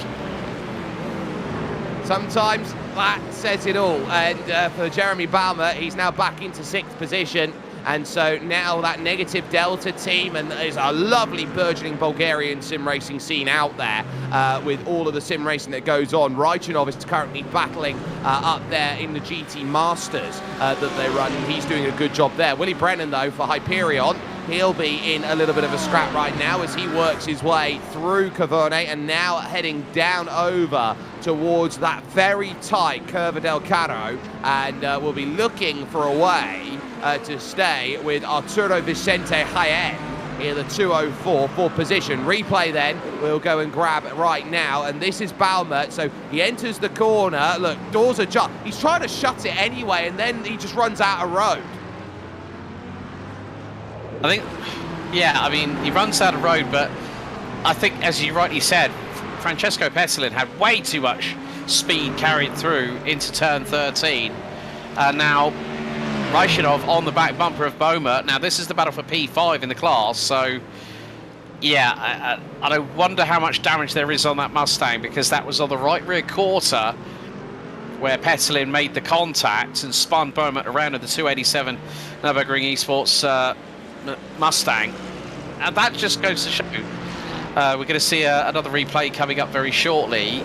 And here it is. And this is with Mercer. So watch this. And here comes the Team Hoisingveld car to the inside. Mercer runs off track, gets a punt, and spins him into oncoming traffic. He manages to hold on the brakes after rotating backwards 180, gets the car back onto the race circuit.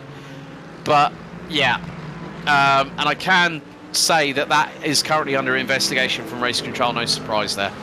Yeah, I'm not shocked. Race control's got a lot to deal with here. There's 3 outstanding things that they're looking at this point. So the team, of course, of Maximilian Fritz and Carter Kundinger have got a lot of work to do. Another wiggle there from High-End, and that's going to bring Willie Brennan a chance then to try and cover back that move, and maybe a chance to look for the inside on that Lamborghini, but the taller AMG Mercedes here looking very poised, as we also have Ilka Kotisalo looking to try and get this sorted in your LMP3 division at the moment, trying to work out where to go in this group and say, look, well, I kind of want these passes, I kind of want these positions, and with Moritz Runk, it's going to be a case of can the chance prevail at the hour mark? A quarter of this race gone through, and it feels like I've lived about 4 lifetimes in this opening hour. It has been a truly lightning fast pace that has been set here for this. This is one where it's blink and you miss it stuff. Another little lunge to the inside, but only showing the door and not fully throwing the send. Yeah, as coming through into cover Quenesia are our race leaders. So Graham Sanders for Solpec Precision Racing has got the hard-charging Maximilian Meyer right with him. About 7/10 is the differential. We ride back on board with the Rusty Spatulas 112 LMP3 Ligier of Ilka Kotisalo, and he's trying to close that gap once again to Moritz Runk for TSR Racing, as this is going to be very close. You can hear waiting now, buries the throttle to Kotisalo as they're going to be at the top part of the circuit, heading through in towards Corvone, and that thunderous rumble of that exhaust note from the Ligier. Kotisalo swings it to the outside out of turn 11 because they've got faster traffic coming through. That is going to be Rommelfanger, I believe, in the Nürburgring Esports Kesselsen LMP2 car, who is all the way down in 11th. That car has definitely felt the short end of the stick all the way through the best part of the opening hour, but is trying to make some headway, and is about 4.4 seconds behind Eloy Cabanero in the XPD Racing LMP2 EMIX 33 car for the top 10 in the division. But yeah, Rommelfanger making quick work of Runk and car around. Mike Bowen, LMP3, and that is Echelon, who have gone around, and that's going through turn 6, and they were right in front of your leaders. They just went over the curb and the back stepped out, and Kotisalo, seeing they're just in front, a car nearly doing exactly the same thing as what happened to Bowen. Yeah, Moritz Runk having a bit of a slap on at the back end, tank slapper, but managed to control it rather quickly. Meantime, as we're going to have a look at the replay involving Mike Bowen. So, well, this is not what he wants to have happen. Bumps over the sausage curbs, around he goes. Oh, that was close. Graham Sanders definitely felt something puckering up there. He did. That was scary. You don't like seeing a car into trouble in front, and because of that, Maximilian Meyer is literally on the rear. As into the pits comes Mike Gallen in the GT3 AM, as we are now hit GT3 pit stops starting to take their hold as Kotisalo and Runk go through. But here's the thing. Car 00 will now look around at it, which is Maximilian Meyer. They have been told you've got to give the position back, not to BP Racing, but to Fast Repair. Oh, well, they're like 4 seconds behind them. Exactly. Well, I wonder if the engine... well, they basically give the car the position back. But the way that Max Meyer is driving the wheels off of the 00, we saw the... He doesn't want to. He doesn't want... No, he will say, okay, well, what if I didn't have enough room and I had no other alternative? Well, You know, he could, but it's seen by race control. They have said keep it inside track limits when overtaking. But there it goes. yeah, and now he's going to slow it down. There Yeah, you see the he's gonna gap dropping. Yeah, He's got no you're gonna choice. have to. You're going to have to, because you know that you got to let BP through. You know you got fast repair as well. And this is where it gets really painful, because you've got to try and keep the temperature in the tyre as well. And the more that this car doesn't have pace going through it, it's going to just scream out that, look, I can't find a way to get this going. I'm trying to slow down. I'm trying to give this gap back. But look, they're not close enough to me. What am I supposed to do? Just park it on the brakes and be unsafe? Yeah, you don't want to do that, because first of all, you could cook the tyres if you lock them up, especially going into, like, say, Quercia or Del Caro. If you lock up, then first of all, you're going to have a car that's going to be uncompliant. If it's at the front end where the lockups happen and flat spotted the tyres, and straight away you're going to have vibration through your steering wheel. You're going to find a car that's completely non-compliant, and yeah, it's a difficult decision to make. But he's just doing as much as he can. But as you rightly said, Jake, those guys aren't close. I mean, I'm looking at the lap times. You know, Max Meyer's last lap, he went a second slower than Tony Aston for BP Racing, and he was 0.8 slower than Jesus Nahué for Fast Repair Motorsport. So, how, you know, it's difficult. That's the problem. If he doesn't serve it, he'll take a penalty for it, as leaders in now from GT3 are making the call. So Kersman's just jumped in from GT3 AM. You've got down in the pits there Tobias Kruken. Skylar Davis is down in the pit lane. Just leaving now is Callum Lux for the Jens brothers, and then Fury Simsport Alexandre Klein now leaving pit. So it does bring the 202 now into control of the field once again, and Jorge Sanchez is the pilot behind it at the moment. Look, as Raikovic, no surprises, 10-second stop and hold, moderate responsibility. I think he was very, very lucky. That wasn't a major contact responsibility, because I think if I remember correctly, that would have been a 30-second stop and hold. So, well, Team Heusingfeld 149 at this moment. You know, you look at the standings. Echelon Simsport, LMP3. You know, if they can get 81 points on the board, well, that's going to help them big time. But that is going to hurt. That is going to hurt. Team Heusingfeld 149. It was a 1-2 for Team Heusingfeld with the sister car. 3 wins on the bounce. So this is really going to change how things are going to stand, because it's 90 points per second. That's going to help as now we're getting changes. So that is the 378. Stefan Kurtzman in pit lane for Maniti Racing Purple. But yeah, and look at this. Manu Casanovas is there for Inesis Esports, and he's ahead of the 100 Force car. Still got Nicholas Maynard behind the wheel. I'm looking at this and I wonder whether Inosis have actually come down yet and made a stop. That will be the next question that I'd ask, and the answer is no. So they dive down into the pits. That will free up Nick Maynard here to go and build more margin, and I would say much needed over Skylar Davis, who's now taking control of the car and now will be looking to drive on strongly here in this stage. And Meyer still hasn't let it go. I think he's going to have to just take the penalty now. And the 204, by the way, has had an incident out there and was quoted as being in a safe space, no need for a safety car, and they were allowed to tow. That was Arturo Vicente Jaén, and I'm just curious as to where they were on track to be safe to tow. Oh, they were right at the marshal post down at Quercia Corner, I think. Oh, well, that's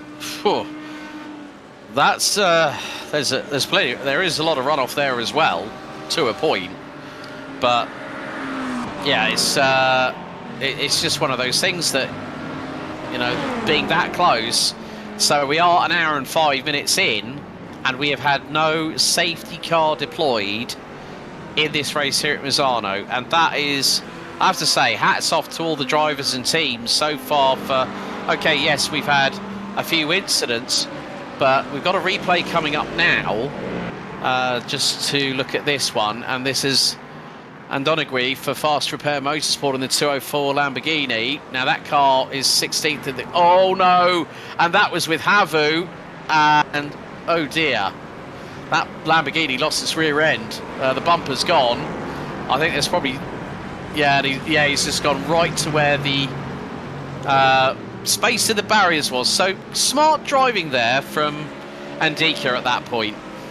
I believe Indika's just got into the car, so that would have been Arturo Vicente Jaén there, who was behind the wheel when that happened. So a big moment there that could have spelt a safety car in terms of this race. And as we have seen over the course of racing action, as Mike Bowen here right in the middle of all of it at the moment, with Rdoks just in front and Ryan O'Connor, Havu a little ways behind, and that will be the other Havu, the LMP2 diving through, which forces 3 wide and brings O'Connor and Bowen in. This is a series that is very happy to throw a safety car out there, and we have seen time and again over the 2 seasons that we've had of this championship here with us on GSRC, that safety cars come in batches in this championship. Yeah, we saw plenty of them at Manucourt. I think we had a lap and a half between 2 respective safety car periods. I think we lost count, to be honest with you, because myself and Joe Booth were like literally our eyeballs were on stalks that whole time. As there is the Fury SimSport number 30, the USA's Walker Carroll, who's also been running in LMP2 and other championships such as the Autobahn Sports Car Challenge, which had a recent race, which was actually under significant rainfall as well at Mid-Ohio. So Walker's probably thinking, oh, thank God I get to run an LMP2 where the track's actually dry for a change and it's sunny. Timo Biedenbach is going to be scrapping hard then with stint 1, because they found the back again of Skylar Davis here, and the GT Dynamics 203 looking for an angle then at turn 3, leaving the wonderful Variante del Parco into the Del Rio. This is where Skylar Davis is just doing what he needs to here. You're not going to get overtaken into turn 4 and 5, as now Eloy Caballero is going to be in a scrap just in front of them, as there's a bit of 3 wide there with Carroll going through. So the XPD car, then the LMP2 going through, because Fury SimSport, well, they're going to want that one back. Yeah, definitely, and Walker Carroll will be chomping the bit to do so, but great on board once again on the Stint 1 Motorsport SSC Mustang, with Bienenbach behind the wheel taking over from Moritz Koenig. So yeah, like you say, Skylar Davis doing a stunning job on that wonderfully liveried GT Dynamics Mercedes-Benz, as they're now going through at Corvone, and this is where you see you can hear the engine throttle being complete, you know, the flaps on the inlet manifold being completely wide open and then shut as soon as they stamp off of the throttle onto the brakes. But Bienenbach, even with that 14 kilos of ballast, is giving Skylar Davis a run for his money. Yeah, and that balance of performance is key, because you look around at having a custom balance of performance with TFR Lab. A lot of these drivers have built towards that balance of performance, what's fair, what's not fair. And we have to remember, fair doesn't necessarily mean that all cars are equal. Yeah, exactly. And some teams will, whenever the words balance of performance is mentioned ahead of the next round of a series, they go, ah, right. Okay, we don't think that's fair, but you know what? We're still going to put everything that we can. We're going to put all efforts that, you know, leave no stone unturned. And that's the thing. When you've got like Stint 1 Motorsport, they have been very, very strong in this race so far, but they are going to have to watch themselves, because I think that's Moritz Runk trying to go through, isn't it, in TSR Racing LMP3? Yeah, so they are trying to look at, okay, we're going to need to go through, and Moritz here, who has been a little bit left behind over the course of this run, now is going to be a little bit further back and saying, look, I've got to try and jump my way through. I've got to try and find each and every position out there. And TSR Racing, I think, are doing a okay job at just managing what they need to do, but they are stuck, and this is what you find, LMP3 versus GT3. In the corners, you're not going to find a way through. You're going to have to do it on straight line, and you need high-speed corners. These medium-speed corners, they are dead equal. Yeah. I'm also keeping an eye on Nick Mercer at the moment here, Jake. Last lap around, he took nearly a second out of Jesus Nohé to try and close up in for 4th position in the LMP2 class. Meantime, Asumanyemi has gotten away, not that far behind him, and that is the battle for P3. At its lowest, it was about 0.3 of a second. It's a 5.5 tenths now.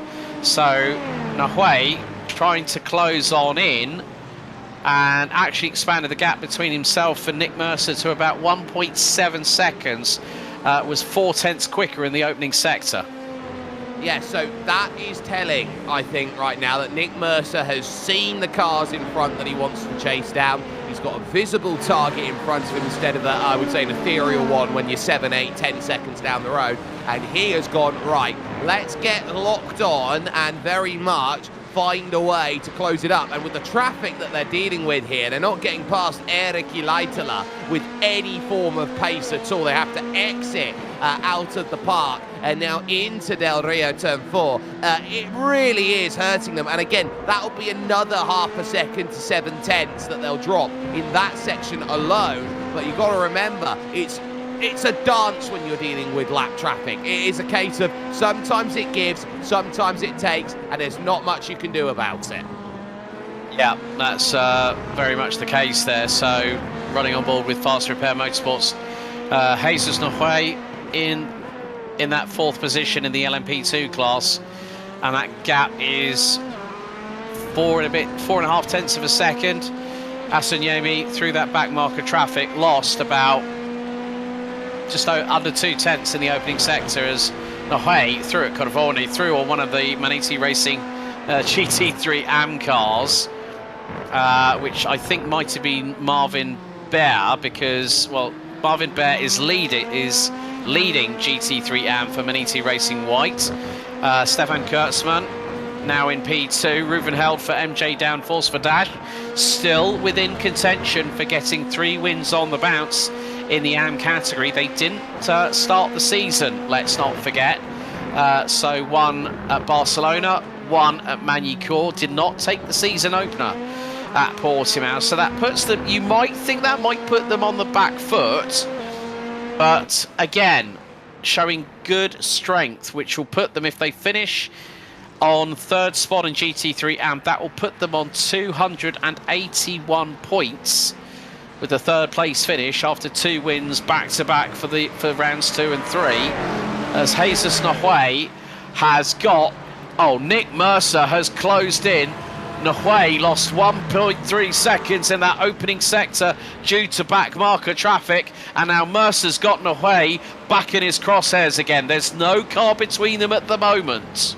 Well, the key there was that Marvin Bear was only going to facilitate what was needed. They've still got to get by Jan Senkowski yet, who's the LMP3 class leader, who's going to play the game of, look, you'll get by me when you're quick enough to do so. So Nick Mercer will feel very happy at the progress then that's been done. 1 clear, 2 clear, and red car has been cleared, but the blue car hasn't yet had the chance to clear at this stage. So you now start thinking, well, if Nick Mercer wants this one and wants it badly, I think I would worry out of the final corner if I was Jan Senkowski, who's seen it all, who has done it all, who has been a wonderful sim racer in terms of his career with Team Hoisingveld, and now will move over. He was a very dab hand with a GT car about 7 years ago in sim, and now has transferred his skills over to LMP Racing, and it looks like he's not skipped a beat. Not at all. And that's how you got to be. You know, Nick Mercer, after that incident earlier on with the Team Hoisingveld 149 car with Andrei Rajkovic, you know, he has decided, okay, I've put that incident behind me, let's go hunting. And that's the best way that you can just get yourself, as you said, when he had that incident, to get back into that rhythm. And Nick Mercer has started to find it again. He's now, You know, I don't know how much damage would have been done to that car, but more to the point, it is the case of him having to think, okay, right, yeah, let it slide. We've still got plenty of this race to run. There's still an opportunity to go for the victory here at Misano. And you know what?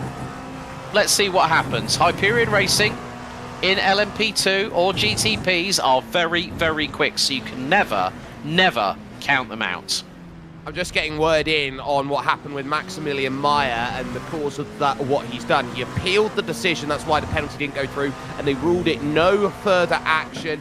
The 00 was in track limits according to driving standard guidelines, which is set by iRacing. So Car 0 didn't get it off track. They were clearly within track limits according to the rules, even if they were outside of the white line. So they get the play of saying it's a fair pass because the iRacing rules of what's a fair pass dictate over where the white lines are.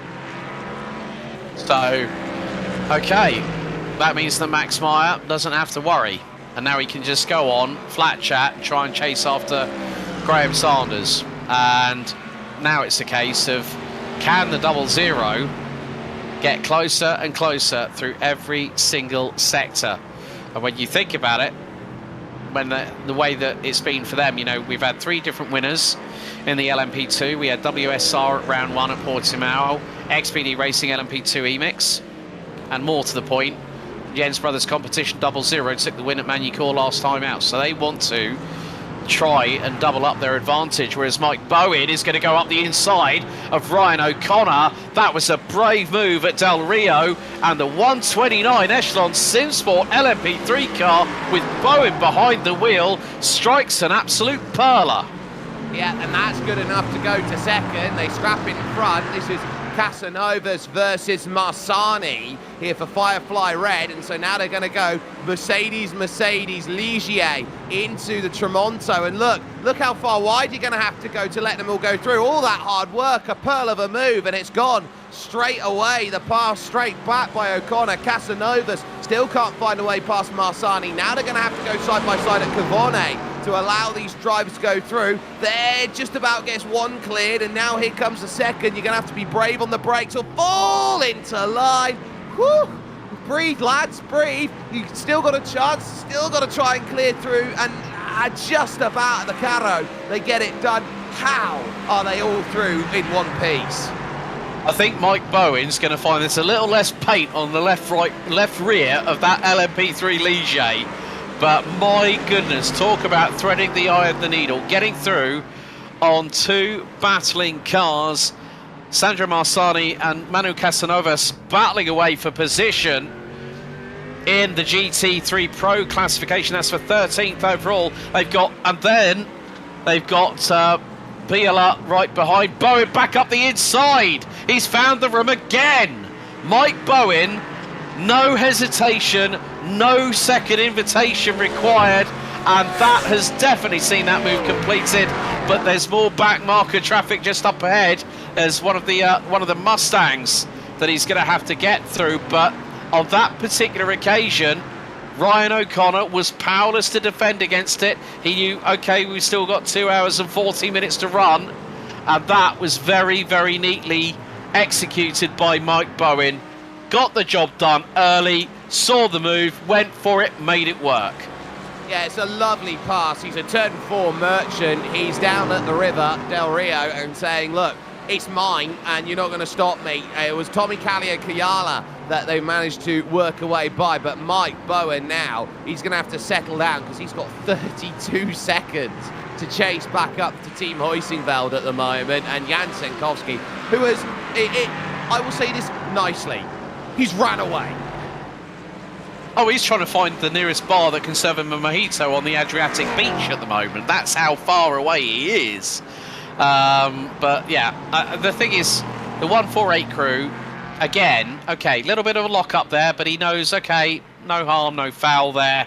But with the 30+ second advantage, it's now a case of how you make sure that for the next 2 hours and 40 minutes that the race goes as seamlessly as possible, because this team, after this, if they've got 400 points on the board, I don't think anyone's going to catch him anytime soon. When we go to Jerez on February the 2nd, February the 7th for round 5, and then to Spa a month later, these guys have been ruling the roost, and they are just, quite simply, one word here, Jake, at the moment, untouchable. Yeah, it definitely looks that way, and I'll also say at the moment that Fast Repair Motorsport look untouchable. They're 5th in the championship coming into today, a 3rd at Magny-Cours. They've woken up here at Misano, and I want what they've had for breakfast or for lunch, because they're 20 seconds clear of 100 force, and right now they're starting to say, well, we're title contenders, proper title contenders, heading to round 5 of the championship coming up at Jerez. They look absolutely beautiful right now. Yeah, I mean, the 202 we saw at Magny-Cours, they had a really, really tough race. And when you think about it, they managed, I mean, it was Barcelona that they've had their worst score of the season, 42 points back at round 2, but came back to finish P3. They've secured pole positions in the GT3 Pro class. They were leading in the early stages at Magny-Cours before all hell broke loose in France. And so now that all those 10 cylinders in that 90-degree V-Bank 5.2 litre engine is singing on song here on home soil for the Italian manufacturer, run by a Spanish team. They are doing a really good job actually there in the Lamborghini, and it's proving to be wonderful in the way that they are driving about there. They've got the gap over the second Lamborghini and Maynard. Another fastest lap of the race from Maximilian Meyer, 128.3, takes 4 tenths out of Graham Sanders and says, right, this is the chase and we're on with it. So there is a lot that they are trying to cover through at this stage, and this is the first time, I really think, all season where the field's had a chance to breathe. This has been a 4-hour race that, while people say that, oh, endurance racing, even a 24-hour race at Le Mans is a sprint, these races have been true epitomes of sprints, and now for the first time this season, I think we've really seen these drivers calm down, get a rhythm, and race endurance style. I think for when myself and Joe Black were commentating on round 3 at Magny-Cours, I don't think my heart rate at any one point was lower than 140 beats per minute. Whereas now, it's quite calm under the surface. But you know what they say, folks? If you're calm under the surface, there's a duck paddling its legs quickly underneath as Callum Lux in the 321 manages to get through on the Maradness McLaren. Alex DeMarco behind the wheels. That's P6 for the 321.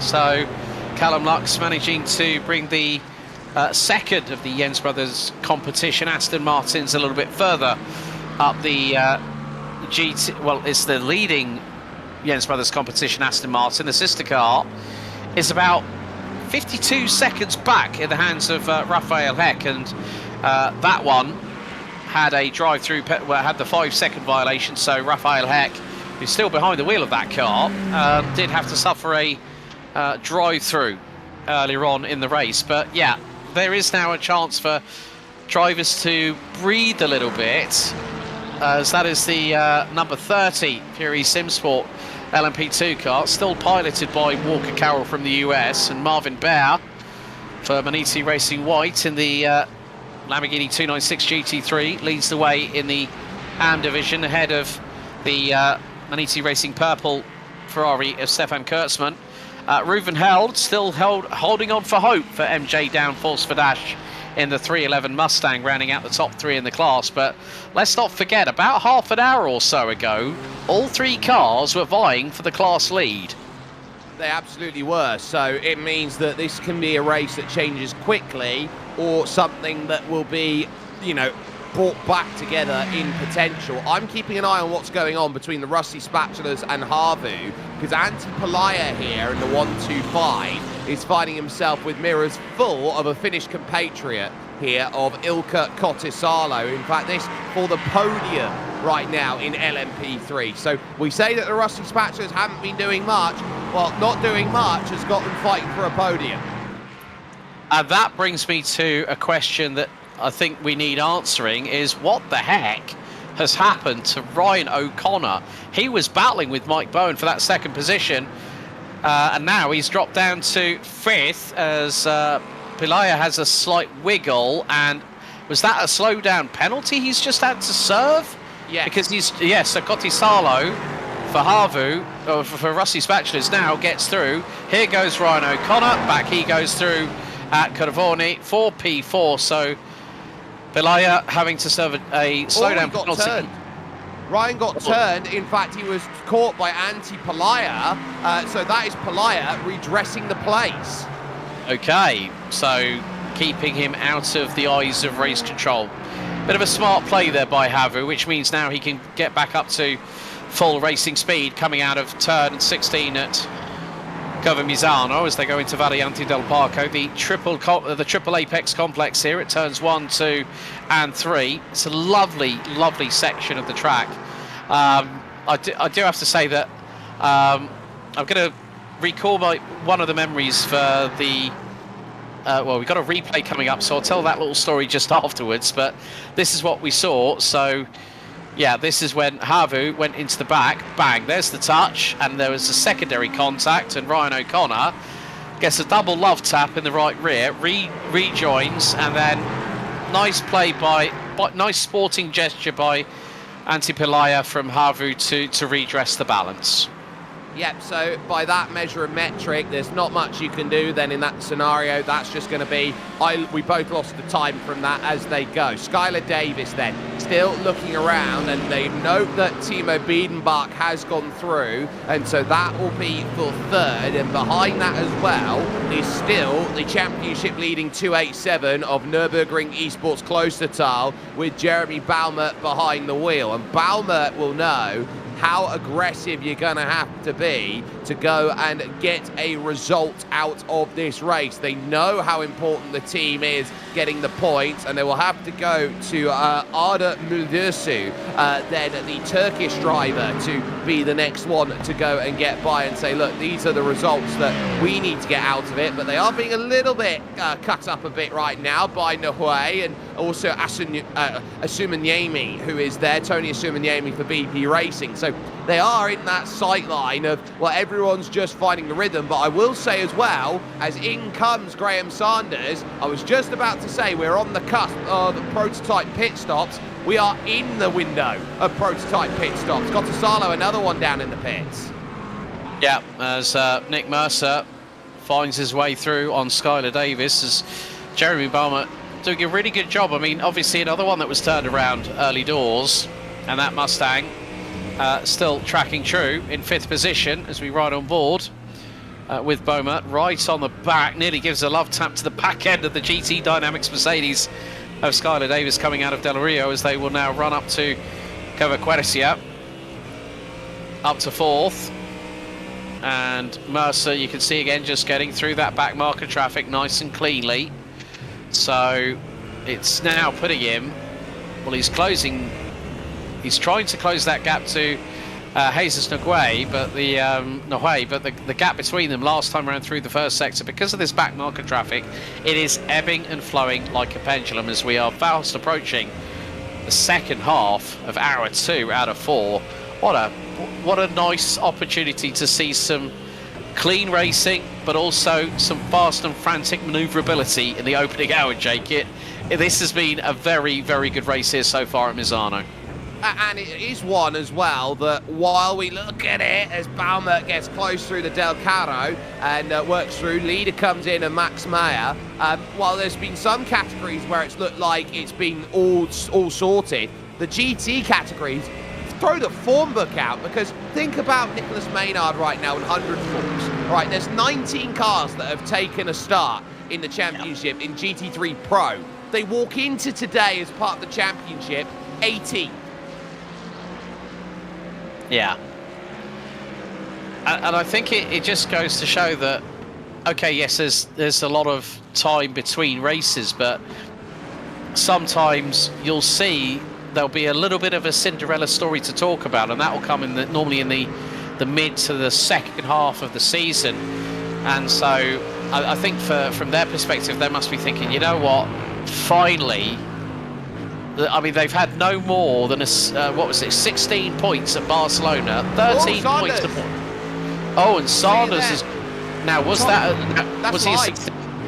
That's Oh, live. my goodness. He's just done that live. And so he's come out of the pit and he's on cold tyres and he has looped it. I never see Graham Sanders loop it like that. He is someone who you can call him Stone Hands Graham, because he just knows that no matter what the car does, he's got stone hands that will make sure he feels it back into where he needs to be. Another look at this. So he's diving down the inside as the Solpec car. So he gets, oh, he lost it in the first half. And in fact, he's tried to save it with a rally drift. And he's just not been able because he's overheated the tyres too much. Those Michelins are screaming. Goodness me, that is not what you want to have happen. And yeah, one of the tightest places on the circuit as well, to boot. At Dallara, going through, you know, you're having to really chance it. Now, Jesus Nahue, Nick Bursa now into the pits. Dominic Earl for Firefly iRacing Silver takes the overall lead. So this will give an opportunity to the likes of Rommel Fenger et al. To move up the order. Well, Rommel Fenger, as I say that, has just dived in from 4th position in the Nürburgring Esports Kesselchen LMP2 car. So Moritz Runk has just pitted in LMP3 for TSR Racing. So that car is tumbling down the order, but Skylar Davis still parking the GT Dynamics Mercedes exactly where he needs to. And you can see how much more of the inside curbing on Apexes that Jeremy Baumann is taking so far in the Nürburgring Esports Klostertal GT3 car, as Graham Sanders now has got. That is going to be BP Racing just behind. So Otto Hittala closing in. And now, yeah, and we have had a change at For the lead and second. Yeah, lead and second. So Jens Brothers competition, Leon Boeing now behind the wheel. Joel Aguilera now behind the wheel of the Fast Repair Motorsports car in the number 2. And yeah, it's I think it's a case of, with just over 2 hours 25 minutes to go, Otto Hittala trying to get through on Matt Brewer. And well, there you go. Didn't need a second invitation, gets through for 4th, but when you think about it, Matt Brewer has only just come out of pit lane. Yeah, he'll be on very cold tyres, and so we'll need him up to temperature. So too will Joel Aguilera, because Graham Sanders is going to be all over the straight trying to get it done to Cavone. Yellow flag is out. We've got a caution, and that is big, because now we're going to stop it. We had run the entire race green to this point, and just like that, something's happened on track, which is necessary for us to throw a yellow. Wonder if it might be related to Tobias Krucken, probably, in the Solpec Precision 262 Aston Martin. So that car has been out for quite a few, well, has been in the pits now for over 8 minutes, but something may have caught the eye. So we're going to have a replay, I think, very shortly. And this is going to be, oh dear, now Walker Carroll. Wow. No, the Fury SimSport car, the back end snaps, turns it around. He now, he's waiting. He was very lucky. Very lucky. That was out of turn 15, so yeah, this could give some teams the opportunity for a free pit stop here. But here's the issue. This has happened right in the middle of the LMP3 cycle. They just finished cycling LMP2. I completely agree. It's a free stop in GT3 Pro and GT3 Am, but right now the LMP3s, which go slightly longer than the LMP2s, they are set up right now for those who didn't pit early are going to get a free pit stop. Yeah. And that is going to really change the complexity as the BMW M2 Cup car, M2 Cup safety car, and another new addition that we see to safety cars. It's either the Porsche, it's either the safety truck, or now we get this wonderful little 2-door coupe. Good to see the M2 Cup car being used as a safety vehicle, but this is given a real good opportunity. I mean, it's more the case of, at that point, that these drivers... But, Jake, I think it's been a busy hour and a half so far. It certainly has done, and there are so many players of this race to keep in track as far as we go. So here's a little thing for you while we're under safety car to say, here's where the main players of the game lie.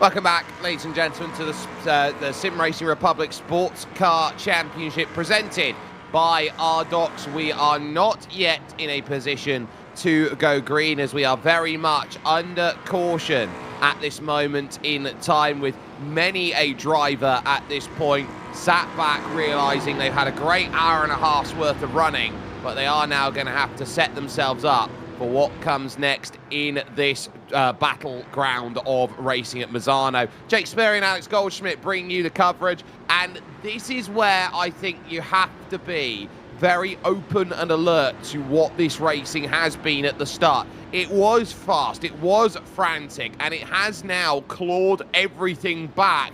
It was almost inherited, that race lead, by the double zeros of Jens Brothers competition. Leon Boeing currently behind the wheel, but they've got a very quick fast repair car behind. Solpeck are going to want to get back at it as well, and so in LMP2 this might be one of the strongest categories out there. And here's the next catch that they're going to run into. All the LMP3s, because Huizenfeld were on the lead lap, the 148, all of the LMP3s have been waved around onto the lead lap again. Well, I mean, what we've already seen from Jan Senkowski for Team Huizenfeld in the 148, that is, as now we see that Marvin Bear has pitted from the GT3 AM lead from Maniti Racing White in the 379 Ferrari. So that's now going to promote The sister car, the Maniti Racing Purple 378, Stefan Kurtzman still behind the wheel of that. Ruven Held still there for MJ Downforce for Dash. And now that puts Callum Lux for the 321 Jens Brothers competition, Aston Martin up to P3. Yeah, the thing is that coming back to Jan Setkowski, he's done an absolutely mega job. And that safety car has come, I think, probably the worst time for them, because they'll have wanted to gone, oh, we really enjoyed it having our 30-second lead, and now you've just taken it away from us. But when a safety car gets thrown, you've got to gather yourself back up. So Jan will be doing that sort of refocusing the mind and saying, right, okay, get into a rhythm early. Get this car up to speed, get those tyres and brakes up to temp before the lights go out on the safety car, and then we can go into turn one with full attacking mode. And I think that's what they want. They all want to be in the same position. They all want to be aggressive out there, making this race their own and hoping that with the way that this is going to stack up between now and the end of it here, that this is going to give them what they need. And this is what we also get to see here with the safety car windows, that often when there's one, there's more that comes along afterwards. So I would look around at the pace that they're doing, and they're only allowed to do pit limiter speed around the circuit, so that is 72 or anywhere about 80 to 100 kilometers an hour, basically around certain sections. So they're stuck at that safety car pace. What they will be now looking at here, Alex, is the fact that this is their chance to save fuel. This is their chance that if it does divulge into a caution fest, they're probably looking at 1 to maybe 2 stops at the end in the LMPs, but definitely 1 stop to go in GTs. Yeah, I mean, when you think about it, you look at when the now looking at this from this way, Jens Brothers competition in the 00, they started 7th. They've made up 6 positions. BP Racing started 9th. They've made up 5. Then you look at, like, say, German SimRacing Red in GT3 Pro. They've made up 7 spots, and they've got Franz Schirper behind the wheel of the 267 Mercedes. So, yeah, it is about a case of, okay, this is just an opportunity to just take some deep breaths and don't go beyond the delta that you're assigned as per the regulations, because we don't want to be caught with a late penalty. That's the first thing. But it's just also about that the teams can now have a little bit of an opportunity to go, okay, right, we've had this safety car, we've been under it for 3 laps now, what's the game plan? And not to, they'll have a certain amount of time to think on that window, but when we go back to green, it's focus at the here and the now, and someone needs to plan ahead to say, okay, this is where we need to be. Yeah, Rio Ackermann then trying to pull the Nürburgring Esports Kesselchen car into line, and manages to do so then as they go through. Stefan Kurzmann, the one who will have to leave the space open for everyone as the first car 1 lap down by comparison. So Team Heusingveld and Roman Peschka then will leave that gap then to Kurzmann and the field as it is currently stacked. So that has left a few cars a little bit extended out compared to some of the others out there. But as they are getting themselves set and getting themselves into position, this is what I like to call an Ivor-style caution. Out here, it's part of what sim racing does and what it can do. It's a longer style of caution, but it allows for a lot of things to happen. And those lots of things to happen are, you get the field set back together again. You don't have this case where you jumble all the categories of class car together. You get all the racing when you get back underway sorted once more. And while the track is neutralized, you still have that ability then, Alex, to say, well, look, this is a circuit now that there wasn't going to be any action anyway if they're all jumbled up. So we might as well just get them together and take an extra lap or 2. Yeah, exactly, and it sort of redresses the balance. It puts everything back at ground zero on terra firma, so thereby the drivers can then say, all right, we're in line, we've got an opportunity here. Let's not squander it, because these tyres are still going to be fairly cold. They're not going to be up to the optimum temperature. It may take 2 or 3 laps. I mean, the track temperature has been dropping. We did start this race at 27 degrees track temperature. We're now at 24 degrees. So to get those tyres up to temp and those brakes, it's going to take a little bit more of bobbing and weaving when we go green up to full racing speed. But you do not, I repeat, you do not want to cause yourself and your teammates a problem, because if you spin that car unnecessarily, you're going to be on the back foot before you even know it, and then realise, we're half a lap down.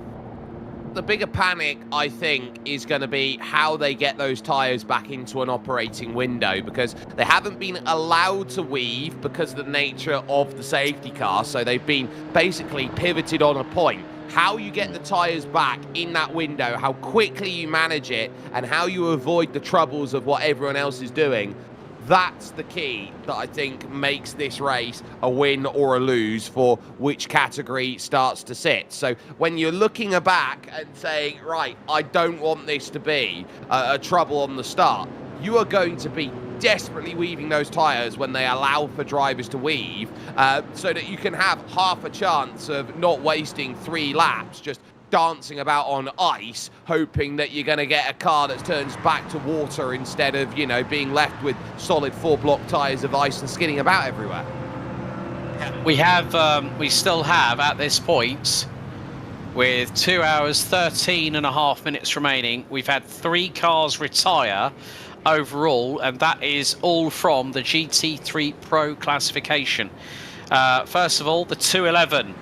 And that is the BMW M4 GT3 of XBD Racing MX, the 204 Lamborghini Fast Repair Motorsport, and also the 262 Aston Martin Vantage GT3 Evo of Solpec Precision Racing. Those 3 cars are not continuing in this race. And still to have 43 cars about 13 minutes away from the halfway point of this race, considering what we had at this point, Magny-Cours, is a lot less of a race of attrition. It's been a very, very clean race in comparison to the madness we had in France, and that was one that really put the cat amongst the pigeons before the halfway point of the season. And it was a race that, as I said, you know, my beats per minute, they're quite nice and low at the minute, but when we go green, expect them to rise, the adrenaline to go pumping through my veins like petrol very, very shortly when we go greener here again. But yeah, the thing is that we're nearly at the halfway point of the race, so now at least the teams can go, right, let's zone in, focus on the task ahead, run our own races and react on the fly when situations present themselves. And so, as it sits, these drivers now will be going green at the end of this lap. Huysingveld 148, by the way, were put to an end-of-line penalty, and they are now 3rd in class. So Ilka Kotasalo leads this category, and I would assume it was for entering a closed pit, which is why they've been given the end-of-line penalty. Miguel Vigo in the middle of that is now 3rd. Runk as well up to 4th. So it puts Senkowski back in 5th, and Effect Simulations, you remember, had the drop in their racing. They're only 1 lap behind, so they'll be hoping for a quick safety car out there to get them back into position, and they would be a huge threat out there in terms of the way this race is going. Leon Boeing will have control of the field when the pace car dives down in out of the left at turn 15, and does so now, and control will be at the drop of the green flag as they go through Misano corner and now set themselves up for that race. It's going to be Joel Aguilera who wants to be aggressive. Green flag drops, and immediately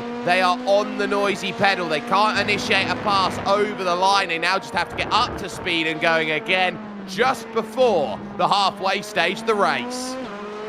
Leon Boeing with an absolute textbook hole shot. He launched that car straight away as Rusty Spatula's Ilka Kotasalo leads the LMP3 division through into Variante del Parco on the restart with 2 hours and 10 minutes. And it is going to be Nicholas Maynard taking the lead in the GT3 Pro side of things, but he's dropped a couple of positions, it looks like. So he's been being challenged by Stint 1, that's Biedenbach in the Stint 1 Motorsport Mustang, and Now, that is one of the that's Kevin Tavares and the Maniti Racing Black Ferrari, I believe, the 278. But, I mean, again, just... it's Stefan Kurtzman, my apologies there. He's got Reuven held to the inside of him, going for the class lead, and MJ downforce for Dash get through just before the halfway mark. Reuven held, has finally found his patience, has come his way. That certainly worked brilliantly, and Reuven held now in control. There has been a spin in the back of the GT3s with Velin Vitanov and Craig Bray of Maradness. They've come together going towards turn 4, so they're now down the back of the group as they've gone. Luke Wallace now looking to try and eye things up then and try and say, well, as we head over to some of the fastest corners on the circuit there, this is going to be as tough as it gets. Hyperion holding around the outside to hold steady and station, and now on the brakes they charge in through. Wallace able to deal with Rehan Hakim for Delta Sport Sim Shop, now trying to get past Franz Schopp here of German Sim Racing Red. Let's take a look at what happened with Vitanov then on this restart, because this was rather big. This is Graham Sanders even in terms of what happened. Oh, there was nothing in it. 1-2 pieces of contact, and look at the huge chain reaction. 4 cars around on cold tyres. My goodness me. Well, LMP2 not getting off to the strong start after the safety car period, that's for sure. But again, it's that cold tyre situation we were talking about. As now that is, oh my goodness me. So Nicholas Maynard drops the ball. No, sorry. That is a car that's gone a bit further back, similar colours to it. I'm not quite sure who we caught there, but it looks like Klang is going to be the one who's gone around there. Oh, well, okay. That just goes to show, again, when everything tightening up, that's for the Fury SimSport 231 Ferrari. Oh, whoa.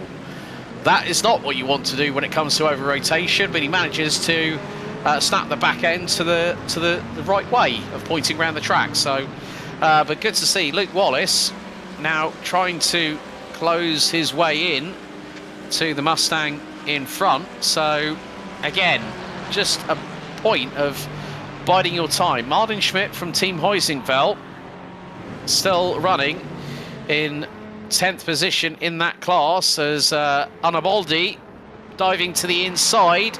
That is on Fury SimSports Walker Carroll. Carroll is ahead by a nose as the left-hander coming up, and the American dives to the inside, but Anaboldi to the outside is trying to get the slipstream, trying to get the side draft, and that's not going to be enough to get through a Walker Carroll, I'm afraid. But Anaboldi trying to get back at him. Oh, look at this. You have to do it again at the Tramonto here to get the pass sorted. So on the brakes, that's quite nice. And now you're going to need to do it all over again. So you need the big run through Cavone. You need the run over to the Del Caro, basically, is the way it's going to have to be set. So set it up in line, get yourself the toe, and now here's where you're going to be trying to unlock that pass. Now's where you need to have that patience, and it's not going to be there for Andrea, but he tried on the brakes, and he's overcooked it. Zenkowski now going side by side. He's going to want to try and get away past Moritz Runk. It'll be the long way around. Moritz has it covered, but can you scout it back down on the brakes? It's a no for the answer, but you got Bowen and then Agilos Fretos who is there. So Agilos Fretos will want to try and get through, as well as Marvin Bear here on replay. Looks like has run into a couple troubles here. Down the inside, might have just made a nice move, and did. Yeah, and that puts him into second position, so that was through on Maniti Racing Purple, Stefan Kurtzman. Martin Schmidt, in the meantime, has got through on Rehan Hakim. So the Team Heusingfeld 248 BMW now up into 9th position in GT3 Pro. Meantime, Leon Boeing has checked out. He's 5.5 seconds up the road from Hyperion Racing's Matt Brewer. Has that safety car period been the straw that's broken the camel's back and given the 00 the advantage that they so desperately needed? Well, I think they've been desperately looking around at this championship. They want to be the dominant force with a second and a win. this could be huge. The only issue they've got is Harvu, who are their nearest rivals in the championship by 20 points. That 25 car's just lunged down the inside of Matt Brewer. Teemu Korhonen is now going to get the run out through 15 and gets the clearance. Oh, brilliant stuff. And Senkovsky again tries side by side. So we've had 2 moves go on. One we've missed, one we've got. And at least for the moment, Huizenveld are getting caught out here and cut up in the middle of their battle. Runk still trying to go for it, gets into the door slightly, but I tell you what, Jan don't move for no one, he gets through. Yeah, he's trying to make sure that he's a Huizenveld barricade at the moment, that someone's got to try and break its way past. But again, we're seeing the 2 different sides of the skills, the racecraft of Jan Sinkowski. He's able to pull a convincing gap at the front end of the field, and if you stick him in traffic or he's a little bit further down the order, by God, will he have his elbows out. Those elbows are out more than you can know. This is going to be a very tough race now through the second half. They've had a nice, easy drive for the first half, but I think it's going to get a little bit busier. It's going to get a little bit chippier. The drivers will know that they're racing for more, that the points are going to be more important the later they go in the race, and I think it is setting up beautifully. A pass for Firefly, who are trying to work themselves back through the LMP3s at the moment to rejoin the LMP2s. That's going to be a little bit awkward, but Bowen now trying to go to the outside of Runk, and again isn't going to get there through to Tremonto. I think you're really going to have to set up passes here because Moritz, for the lack of pace he's got all the fundamentals in. And speaking of fundamentals, Otto Heitela here, BP Racing. This is going to be for third against Hyperion here. Long way around to the final corner of Misano to get it done on Matt Brewer. Will have the inside to the for the Variante del Parco, and this is going to be braved back again around the outside. Oh, this is magical between these two. Brewer is going to get the run. Oh my! That ties in nicely because there was a GT Open Porsche Sports Cup Swiss race, Patrick Dinkeldine versus Rod Christie, and Dinkeldine did exactly what Matt Brewer just pulled off there against Otto Heitela. That was beautiful. He waited, lunged for it through the second part of the phase of Variante del Parco, and Heitela could not respond to it. Well, Otto knows he's going to have to go at it again, and they know that the more that they scrap amongst each other, the less likely they're going to scrap out there with others. Major contact responsibility for car 41. Firefly iRacing Silver are being held at fault, and they will have a stop and hold of 20 seconds. That one stings. Yeah, and that was for contact with Solpec Precision Racing with Tobias Krucken. So whether that incident, because Krucken was in the pits for a long time, about 8 minutes before the safety car was called. Yeah, so basically race control stated 41 loses control whilst attempting an overtake from too far back and takes the 262 out of the race.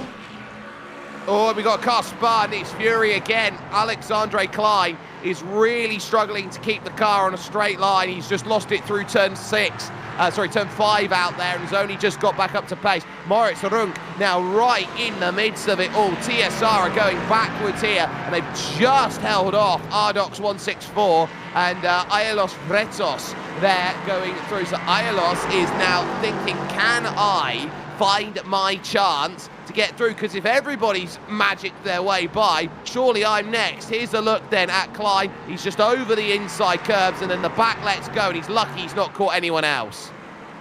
Yeah, I think that might have, I'm not too sure if that might have been the Corvette, just managing to make its way through. That's the Echelon SimSport 329 GT3 AM. That's currently piloted by Heitela. Oh, well, there we go. Otto Heitela has lost the position now, and that is to Alberto Garcia Velasco for XPD Racing. So change for fourth position overall, and in LMP2, there's Walker Carroll, there's Andrea Arnaboldi for Fury SimSport and Absolute Motorsport Acelith. We've got a race on our hands for P3 with Matt Brewer from Hyperion leading a quintet of Dallara P217s. This is going to get feisty. Yeah, car 62 here is going to get minor contact responsibility, a drive-through penalty, and that critically, that 62 is Solpek, who are on the back of this group in 8th as we watch Rdoks now get the clearance done, almost having to force Moritz Runk off circuit to get that pass done and sorted. And that instant there with Harvu, sorry, not with Harvu, but with BP Racing, that was Brewer getting the elbows out at the Tramonto and seeing the hand out the cockpit almost there for Otto Heitler. He would have opened the door up if he could and said, well, I'd much rather go for first as that happened. Yes, definitely. But more to the point, it really has, you know, this safety car has really brought a lot of cars together, especially when it's from 3rd all the way down to 8th position. So, but obviously now with Graham Sanders having to serve that drive-through penalty, Solpek, who, you know, will be very, very much aggrieved at that. But when you think about it, that's racing, I'm afraid. They're running P5 in the championship. Their best effort was a P3 back at Portimao, and the results, I mean, they had an absolute shocker at Manicure, and it looks like for the team, number 62, lightning has struck again twice in 2 rounds. It has, so they're now going to have to try and gather this one all back again, and they will be due in for a stop at some point, so keep an eye out on that as they now soon get that set. On with Otto Heitler right now. What a wonderful camera angle here that was made by Dougie Beard, because it's almost like you've got the helmet shot, like you're on the top right of the helmet and trying to find a way through. Behind Heitler, it is so chipper between Arne Baldi and Walker Carroll. They have managed to keep themselves with this group, but it's ultimately they stay as they are for the moment because they need the drive here out of the Del Rio, turns 4 and 5, and now over towards the Quecha is where you're going to need that next move to happen. And Alberto Garcia Blasco has just, I would say this nicely, first half of the race, didn't even knew they existed. Now, right in the picture. Yeah, it's always the case of they'll spring out of absolutely nowhere when you least expect it. There is Arne Baldi. Are you calling them the Spanish Inquisition? No.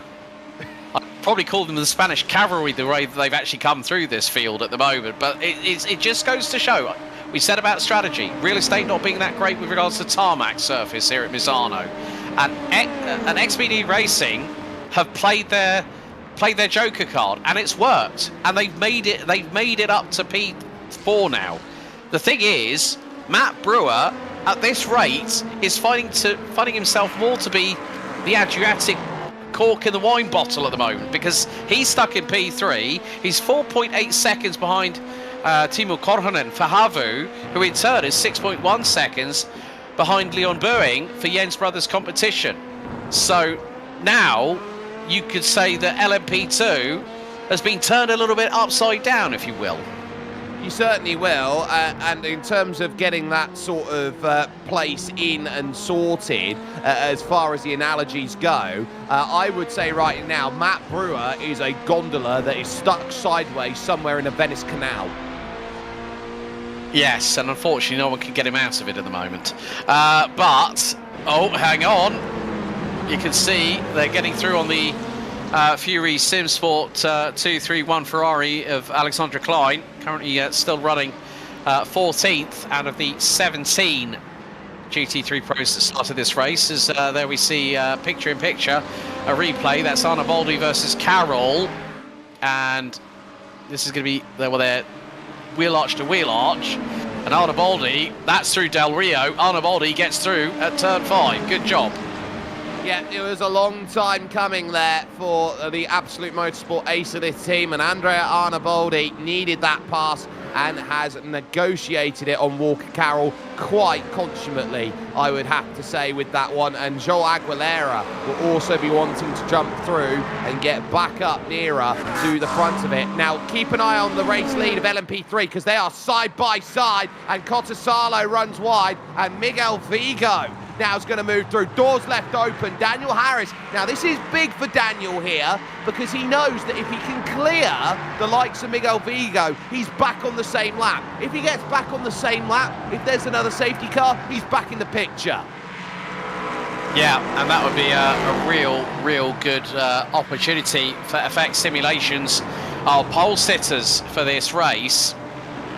And yeah, I mean, Miguel, always a great character, very, very strong competitor in his own right. And now the Rdoks setup shop 162 takes the race lead, but it's between Vigo and Cottisalo. The gap is about 0.8 of a second.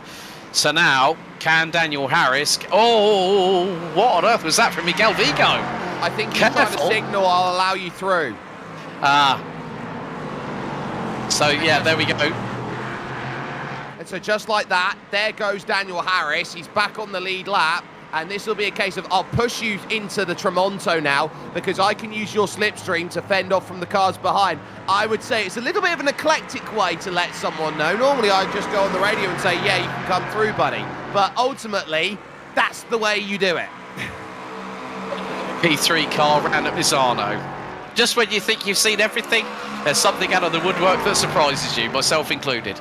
But yeah, I mean, that's the thing now. Effect Simulations, who are now running P8 in the class, you know, it's as you said, Jake, if he can start pulling away from Miguel Vigo in the Rdoks setup shop 162, but Cottisalo is starting to close that gap. It's about half a second. Looking meantime at the front end of the field, well, Leon Boeing is catching back marker traffic, and on the last lap lost over 1.6 seconds to Timo Korhonen for Havu. So that gap is coming down between the LMP2 class leaders. 100 Force and Stint 1 Motorsport still battling it out, 2 seconds apart. And then we've got MJ Downforce for Dash, Reuven Held versus the charging Marvin Bear from Maniti Racing White. It's 4/10 for first and second in GT3 AM, as we got Philip Eckert for the Olivier's Vibe Sports red car in 13th position. He's battling away with Manu Casanovas for Enosis Esports, and that is for 12th in class. But again, I mean, now we're going to see things really, really close, because this is 4th, 5th, 6th, 7th. So that's XBD, BP Racing, as we go back on board with Otto Hittala chasing down Alberto Garcia Blasco for XBD Racing, LMP2 Enix. And then they've got Matt Brewer just in front. Oh, they're having to go one way, then the other. That's the Fury SimSport 231 car. I think they might have just gotten through on. But again, Hittala just absolutely not hesitating. He's going, right, there's the door open, get my way through it quickly. So he's using the two in front, Blasco and Brewer, as his yardsticks to gauge the traffic and make his moves. And oh, don't tell me you're going to try round the outside there. Oy. That's not going to work. Blasco nearly got squeezed. And then they've just got through.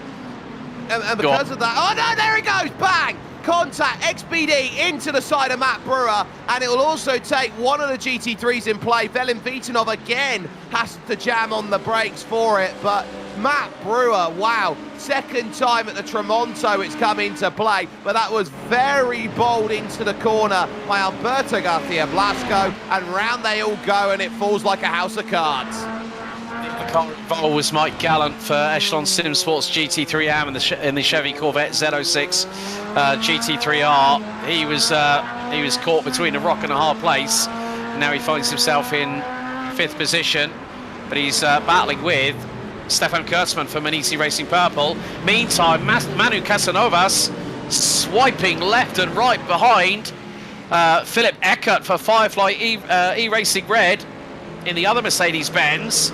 This fight for 12th in GT3 Pro has just nearly set off the Chinese fireworks in the local market.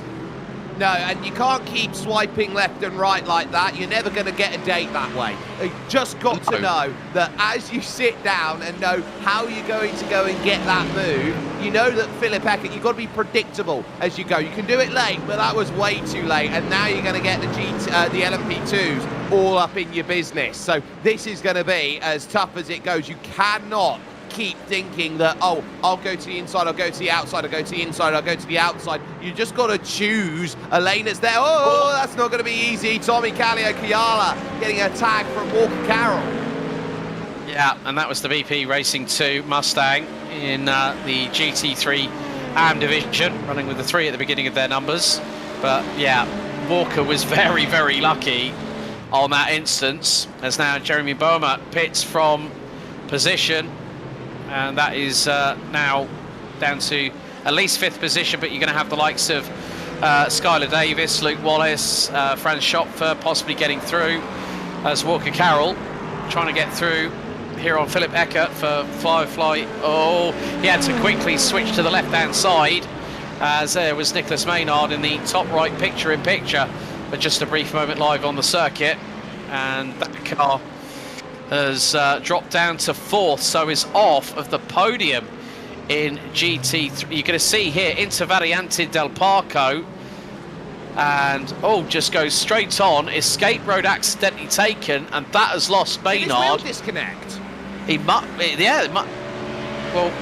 that's the only thing. His steering just went pure straight. Yeah. So he's, well, my goodness. Hang on, but look, hang on a second. We've got Ruben Veld and Marvin Baer battling for the GTM class lead. Yeah, yes, steering wheel was straight. You were spot on there, Jake. Gives it a couple of seconds, tries to turn it, bang, starts working again. Oh dearie me, that is a real shame for 100 Force. They have been doing really, really well in the GT3 Pro class, but now Walker Carroll dives in between Ruben Held and Marvin Baer in terms of the GT3 AM class lead. We've got just over an hour and 3/4 to go, and the unpredictability factor seems to be coming back at us, as it's going to be, well, Ruben Held decides, right, that's it, game over, I'm coming into the pits. So I would imagine that Marvin Baer will probably be around in the next 1 or 2 laps, possibly. Not surprised, Luke Wallace also down in pit lane here. Skylar Davis in a scrap right now with Nicholas Maynard. Maynard now back to 5th place then with the change there, and Ruben Held happily in the box, and he'll change over to Lucas Hofrichter then as the next driver in play. Maynard now eyeing up this, and I would say with Maynard, who has been in the car the entire time, after that was what's just happened to the wheel, I'd want him in immediately. Yeah, I think what you don't want to have is him going straight on at a corner where he needs full lock to lock, and then it all goes horribly wrong, because that has now put them behind the 203 Skylar Davis for GT Dynamics.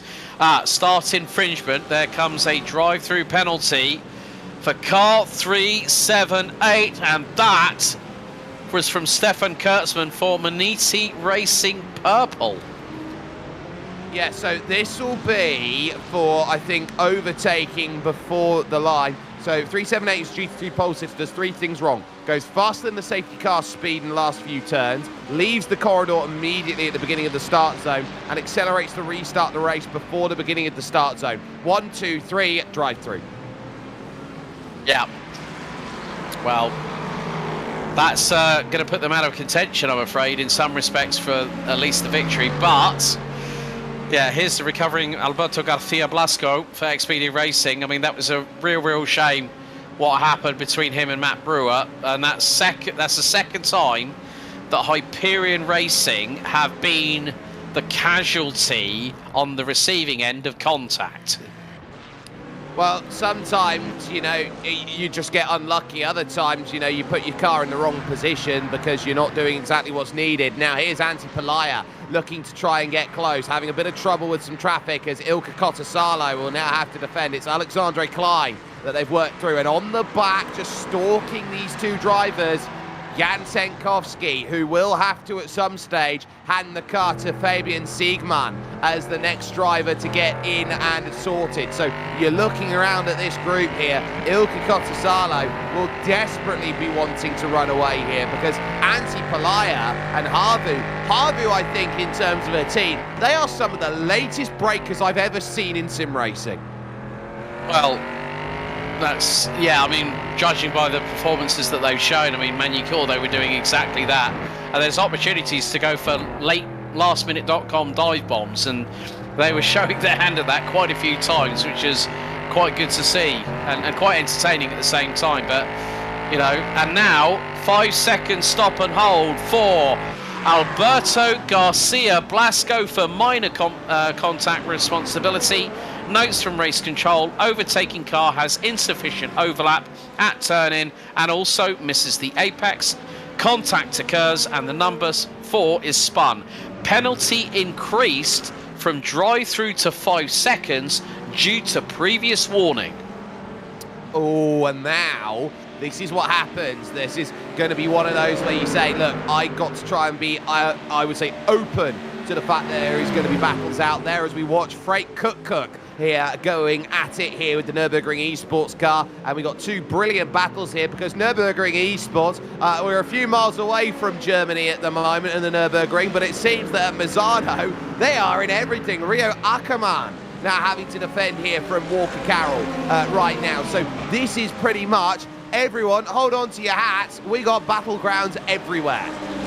Yeah, and I hope you've all got your popcorn on standby as well, ladies and gentlemen, because this, for the next hour, 43 minutes and 56 seconds, is set to be an absolute perler here at Misano. I mean, it's a great track. We've only had 1 safety car intervention, but Walker Carroll, I did say he's no slouch in an LMP2, and now because of the dramas that befell both Brewer and now Garcia Blasco getting a stop and hold 5-second penalty, increased from a drive-through due to the previous warning from race control. That just goes to show that, well, that's 2 teams now out of contention for the victory. First, Graham Sanders with Solpec Precision Racing. Now Alberto Garcia Blasco gets the stop and hold for 5. That's 2 teams that you can now say, well, that's it. It looks like your race might be run. And they'll say, well, hang on a second. We've still got an hour and 43 minutes to run. So you never know what might happen to the front end of the field. That's the thing I love about sports car racing, Jake. There's always that air of unpredictability. You never know what each lap is going to bring you. Yeah, and so this battle 2nd and 3rd and 4th continuing on between Kotosalo, Pelayo and Senkovsky, and they're about to catch in the next, I would say, 3 or 4 laps. The battle going on for 3rd in GT3 Pro, which is interesting, between Franz Schopp and Martin Schmidt. So that also sets itself up as an interesting battle to have, as Kotosalo now should get the clearance here on Rehan Hakim for Delta Sport Sim Shop 299. It won't be cleared there by Pelayo, and that will bring him back into the clutches of Senkovsky. As look at that, fast lap of the race for the Enns brothers. Yeah, Leon Boeing now with a 1:28.210. That car is absolutely flying at the moment and is 8.2 seconds up the road. And considering where Martin Schmidt was about half an hour ago, he was down at the bottom part of the top 10 in the class. And now he's got Franz Schopp behind, in front of him. Meantime, Skylar Davis, I've just seen, along with Abel Salan for Fast Repair Motorsports GT3, they have come down into pit lane. So this will be service, and it will hand over the lead once then to Franz Schopp, who is going to get that clearance into the Variante del Parco 1, 2 and 3. And so now as you sit and say, well, now we've got control of position, where are we going to dance through? Miguel Vigo, leader of LMP3, is there, while Alberto Garcia Blanco, penalty in hand, by the way, who will need to take it, looks around and sees Matt Brewer, then at the same corner there was trouble, then going through, and then behind them, Fast Repair Motorsport and Joel Aguilera, they're in 9th. This is what we call a combustible pot ready to explode. I'm just waiting for someone to light the fuse here, Jake, because Aguilera to the outside of Blasco nearly gets the job done through at turn 13. They get through Cover del Caro at 14. So that was very, very close by the Fast Repair Motorsports driver, but it could have worked. It could have worked. I have seen stranger moves happen around there at Cover del Caro, but yeah, Aguilera, I think, just decided to chance it and thought, well, no, best not to risk it, because if I touch Blasco, I might get a penalty. Exactly. So if you're sitting down and saying, look, I don't want this to be the toughest scenario in the world. I don't want to get caught up in an incident that's unnecessary. You exercise this with extreme caution. Two drivers who have come together already, which has caused a penalty outlet, and you're still waiting for Alberto Garcia Blasco, who have now just been handed that penalty, so they'll have to come in the next 4 laps. You do not want to start making moves, or you might just ignore it if you're Joel Aguilera. Look at that, straight down the inside. Thank you very much. And the GT's trying to come back through them both. What? Callum Lux, know your place, buddy. Oh my goodness me, Callum Lux making it piggy in the middle with that Jens Brothers Motorsport Aston Martin. But yeah, Aguilera saw that window of opportunity open and decided, yeah, I'll have at it, have a go, and got through. Okay, warning to all GT3 cars running, failure to maintain corridors at the last safety car restart. Oh, so the ruling of that is to ensure that everybody is in their lane and they're making sure that you're not creating a massive scramble left, right and centre that could cause incident. That's why everyone's told you stay in your column until you're past the start-finish line.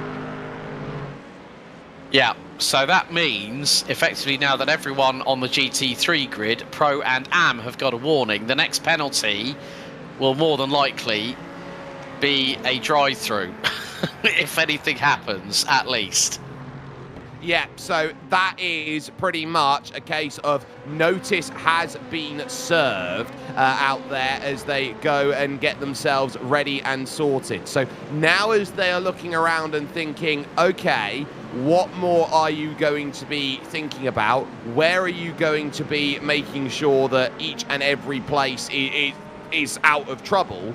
Now you're starting to think, okay, well, now I've got to make this race mine. We go focus on Andrea Arnaboldi here in 4th position in category right now. And Absolute Motorsport Ace-Lift are driving themselves brilliantly back into contention because they're one by on Otto Heitler. And that BP Racing LMP2, that Dallara, has been great at holding its station up there near the pointy end. Also, when we consider that Absolute Motorsport Ace-Lift were down towards the bottom end of the LMP2 classification earlier on in the race, and they qualified P4 earlier on today, so effectively this is the opportunity for them to gain actually a physical place on circuit. But when you've got Otto Hittler behind the wheel of the BP Racing number 91 in 3rd position, as Arnaboldi gets through on the GT Dynamics. Ross Booth now back behind the wheel, having taken over from Skylar Davis, who did a pretty good second stint for the team. So Ross Booth back behind the wheel. But yeah, Arnaboldi's just got to try and just measure getting through on back marker traffic to keep with Otto Hittler. So Palaya's in. Harvu LMP3, Antti Palaya has just hit the lane. We had noted that the Rusty Spatulas have come in. They've changed over to Mika Takala, who is now their driver to bring themselves home. So we are firmly in some LMP pit stops once again, and they'll be looking at this one, trying to go through. There is Takala in the 112, just running through the Tramonto right now and trying to get set and sorted. So we'll see what the pace will look like. 33.7 as effectively an in-lap. They are really going to want to be at the noisy end and saying at the end of this race, we can fight for a win. Yeah, that's going to be the crucial point of, you know, who you want to put behind the wheel of the car to get them to the end of the race, as we've still got just over an hour and 36 minutes remaining on the counter. But yeah, I mean, really excited to see what Mika Takala does for Rusty Spatulas. And again, we've seen them battling at the sharp end of the field. So what this has also done in the meantime is that Jan Sentkowski for Team Hoisingveld 148 now is 4.3 seconds behind Miguel Vigo. Now, bearing in mind, Rdoks set up shot 162, pitted 3 laps earlier than Sentkowski. So we are on the cusp of around about a 30-lap stint in an LMP3 car is about right. So Moritz Runk is actually on his 30th lap of his stint. So is Miguel Vigo. And Jan Senkowski now on what will be his 58th lap of this race. So Senkowski is slowly but surely bringing the 148 Team Huizinfeld back to the sharp end, and he will have maybe an additional couple of laps, maybe 3 at best, to try and extend a little bit of a window before he needs to dive into pit lane. And as that happens, the LMP2 of Harvu hits, so Teemu Korhonen will be down on pit lane, and he'll be looking at the strategy now, thinking, can I get it home? And you're looking really for 45-minute stints to get yourself home and over the line, as Ossi Peltola will now be in behind the wheel of that number 25. I think they are 5 minutes short of what they want. They're probably eyeing up a safety car or a splash and dash. Be right there. I think it's with that safety car period that we had, it was a case of just waiting to see how long you could stretch that fuel window for. And looking at the lap times from Senkowski, he's been on a par with Miguel Vigo, you know, running 130.6s, 130.5s. Aguilos Vretos for Rdoks setup shot 164, now running 132.2s. Mike Bowe's running into 132.8s, and he's quite close to 30 laps. So Miguel Vigo now on his 32nd lap of this stint. I think this could be the case where we might see him dive into pit lane in the next lap or two. It just depends on when he pulls the trigger, and his last lap was a 1:30.474. So I think he's trying to get some and that's actually is the quickest lap of the race for the 1:62. That has been in some scuff ups earlier on in the race, but yeah, Miguel Vigo, a great driver in his own right, doing exactly what he needs to do, just putting in the quick, consistent sectors to bring the laps together. So we'll see when he decides to dive into pit lane, when Jan Senkowski decides to do so. But Senkowski has that little bit of an additional buffer because he pitted 3 laps later than Miguel Vigo. So while he has pitted a little bit later, he is trying to prove that he's got pace to burn out there. And I do note as well why the 2 isn't as quick as what it was, because I am looking at the front right of Joel Aguilera's Dallara, and the trim around it is scuffed up like nobody's business, as if Nigel Mansell has maybe scoffed at something and is trying to hide a sneeze. Oh dear. Is that with or without the mustache? Yeah, you make your own mind up. Exactly. It probably sounds like it was with. But as I say that, Miguel Vigo has pitted. So Jan Senkowski retakes the race lead here on what is lap 92 for him. So he's on the lead lap. And what's more, that car is running a genuine 7th position overall, folks. Incredible. Absolutely incredible. If you're 7th overall in your category and you're keeping with all of what has been going on and you're keeping an eye on it, that is huge. Into the pits comes Matt Brewer, as well as your leader in the 00, the Jens Brothers competition car, Jan Senkowski, back to the race lead for the 148, as they have belonged at every round so far this season. And the question will now be asked whether it will be this one as well at Misano that will be converted to a victory. So the 148 starting to look around and think, you know what, this one could fall in our window. If we got a few laps in the back pocket, guess what? They're on the 45-minute metric, and they are on stint and on track to getting through. They won't pit this lap. They'll make the pass on Ventislav Raichinov, there for negative delta by simgear.it. And so with that pass sorted, they're now looking around at it and going, yeah, numbers are good. We just got to get it home with Fabian Siegmann.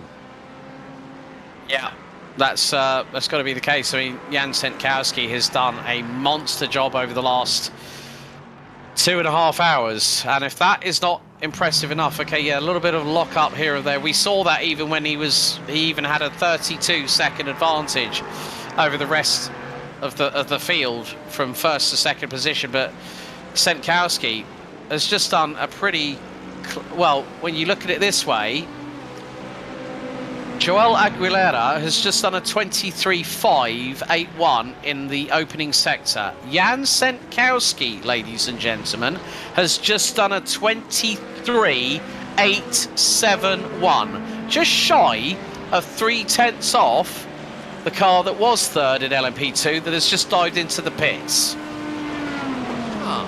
Well, that will certainly start bringing a little bit of attention over as we focus on Mike Gallant here, the 329 car out there at the moment. Third in class is the Canadian here, eyeing up, trying to get to Tommy Kallio Kujala, who is there in front in second in class. So it is getting busy here in the GT3s. They've got Manatee Purple as well, who are a lap down on that with Mauro de Molina behind the wheel, and Rehan Hakim too as well is going to be in that picture as well. So Gallant here is thinking, right, okay, I'm third, but second definitely possible right now, and you're just going to need a little bit of help. That help might have to come from Nick Mercer here and that Hyperion Racing car, which currently runs in 8th, and that Team Huizinveld car, if you want to talk about overall that hasn't yet pitted, is 4th.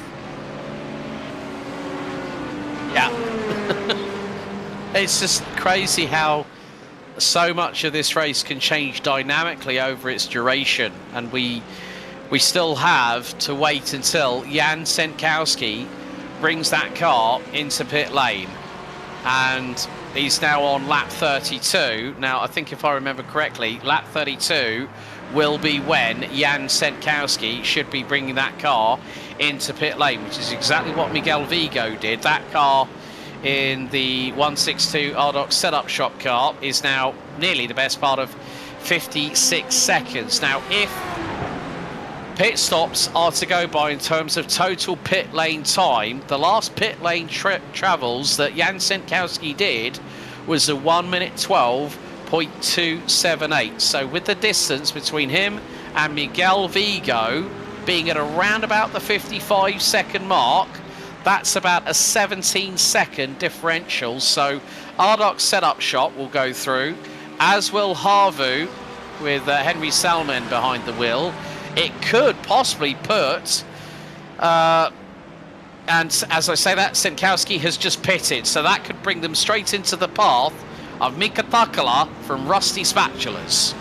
It very much could. I'm keeping an eye here on Abel Salan because he's got through legitimately on Delta Sport Sim Shop and will probably, and has had, I believe, an extra pit stop compared to who he's racing against. So he's doing 133 flat. I'm looking around at Schmidt, who on that last lap did a 34.7, and then Schoep, who did a 34.2. So he is on another stratosphere at the moment, as you've also got Anton Zemisch in the pits for Firefly iRacing Silver, Fabian Siegmann coming out of the pits, and it's going to be close here with that 162. It is going to be close because we got the gap at 5 seconds, and it's a long wait for the green commitment cone. Through will go Miguel Vigo in through line to retake the race lead here in your LMP3. Now Siegmann can go up to speed, but critically it is a big jump compared to the rivals around. A great overcut.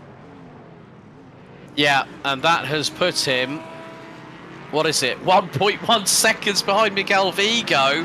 That pit stop was a 1 minute 9.0, about a second, 1/10 slower than Miguel Vigo in the Rdoks setup shot 162, and he was 3 and a bit tenths more on his marks in pit lane. So a great stop there by Team Huizinveld, and with 1 hour and 26 minutes to go, Siegmann's got to get those brake and tyres up to temp and then go chasing.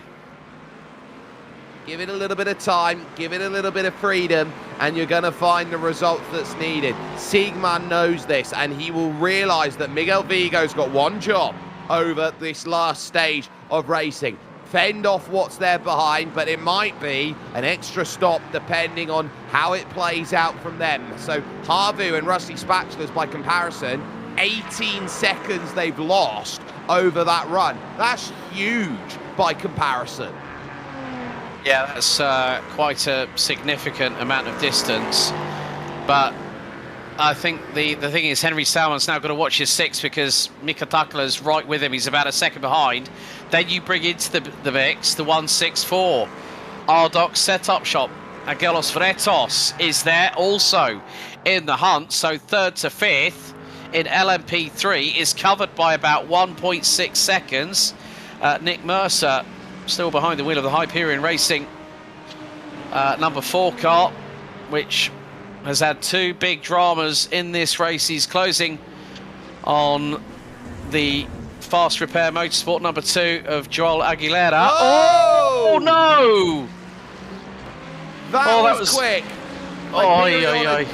Just about got around it, and it is as simple as that. They all closed up. There was a half a piece of contact, and Joel Aguilera, give him some credit, he still kept the place. And still kept it pointing in the right way. I mean, incredible car control, despite the front end of that Dallara P217 needing a bit of TLC post-race, that's for damn sure. But, you know, you can't say to Nick Mercer, well, you got to keep yourself out of trouble. If he sees an opening, he's going to go for it, plain and simple. It's very much like looking at a cat that wants to escape. It is very much a case of you leave even a slither of a door open and it will fly away. And so Joel Aguilera is going to be on notice here from Nick Mercer, who wants to get back up to 7th place, who wants to gain that position and do so to keep them in the hunt with those drivers and those teams, Jens Brothers Competition and Harvu, top 2 in the championship, 1 and 2 at the moment. Yeah, and still, well, Leon Boeing cantering away into the different distance ahead of Ossi Peltola from Havu. The gap now nearly 15 seconds. It's just been a case of the way that this race has fallen into the laps of Maximilian Meyer and Leon Boeing again here at round number 4. They've picked their moment, and now at this point, there's it's just a case of just crossing the T's, dotting the I's. And when you think about it, they've just got to make the best of the situation that has been given to them on an Italian silver platter, and they're making the best of it right now. They absolutely are, but you have to remember that the Jens Brothers Competition are fighting a little bit from a position of advantage here, Alex, because when you set down, everyone's got a Dallara P217. They've got an entire jet. Yeah, like a Gulfstream jet maybe, who knows? But it is the case of the twists and turns in this particular story. I mean, your heart has to go out to Hyperion Racing, and when you think about it, you know, 2 incidents that they were on the receiving end of has put them in a position that they don't want to be in. They would rather be shouting, okay, we're here to win this race. Yeah, you would have said that when Nick Mercer was leading, and then got tangled by the 1419 Huizinveld into Curva del Caro inadvertently, and then it's all gone downhill from here. So they're having to try and do a little bit of damage limitation and try and get themselves a little bit further back up the order. Abel Salan through as well on Martin Schmidt. That was for 2nd in GT3 Pro. Muscle away through. That was close at the final corner there with the negative Delta car out there, the AMG Mercedes. So that just about got the clearance. Nick Mercer now is looking around at it, and there is Mika Takala, who is in a scrap with the 2nd of the Rdoks cars that has just got through. So Takala, who's in the 34s, Rdoks in the 33s, gets clear, and so you're looking around at what is pace that we need to be setting here. The answer is leaders are doing 31s, no wonder they're dropping the time. Getting a replay, picture in picture, and it's going to be an overtake that so late on the brakes goes Rdoks and gets through, and that was neatly done. That was at Curva del Rio at turns 4 and 5. It was comfy in the end, and so it was a nice pass that was sorted out, and so that position changes in a wonderful sense, as now Nick Mercer will now try and jump up to that 7th place here once more, trying to work away to get around Joel Aguilera. They are trying to catch as well that Fury Simsport number 30 that has had so much trouble in this race. They've currently got Adriano Di Chiara in behind the wheel, and for the moment, I think they have managed to get something out of nothing here. They've almost stolen the Philosopher's Stone by comparison, has Adriano Di Chiara. Yeah, I think you're right. But again, the battle between Messrs Aguilera and Mercer carries on through into Variante del Parco, and Nick Mercer very tight on the curbing in comparison with the car in front, as they've got the short run into Del Rio. Mercer to the inside, dives through. That was textbook, neat as you like, and then accelerates, gets the traction down, and through he goes, and it's a run up now to Curva Quarescia.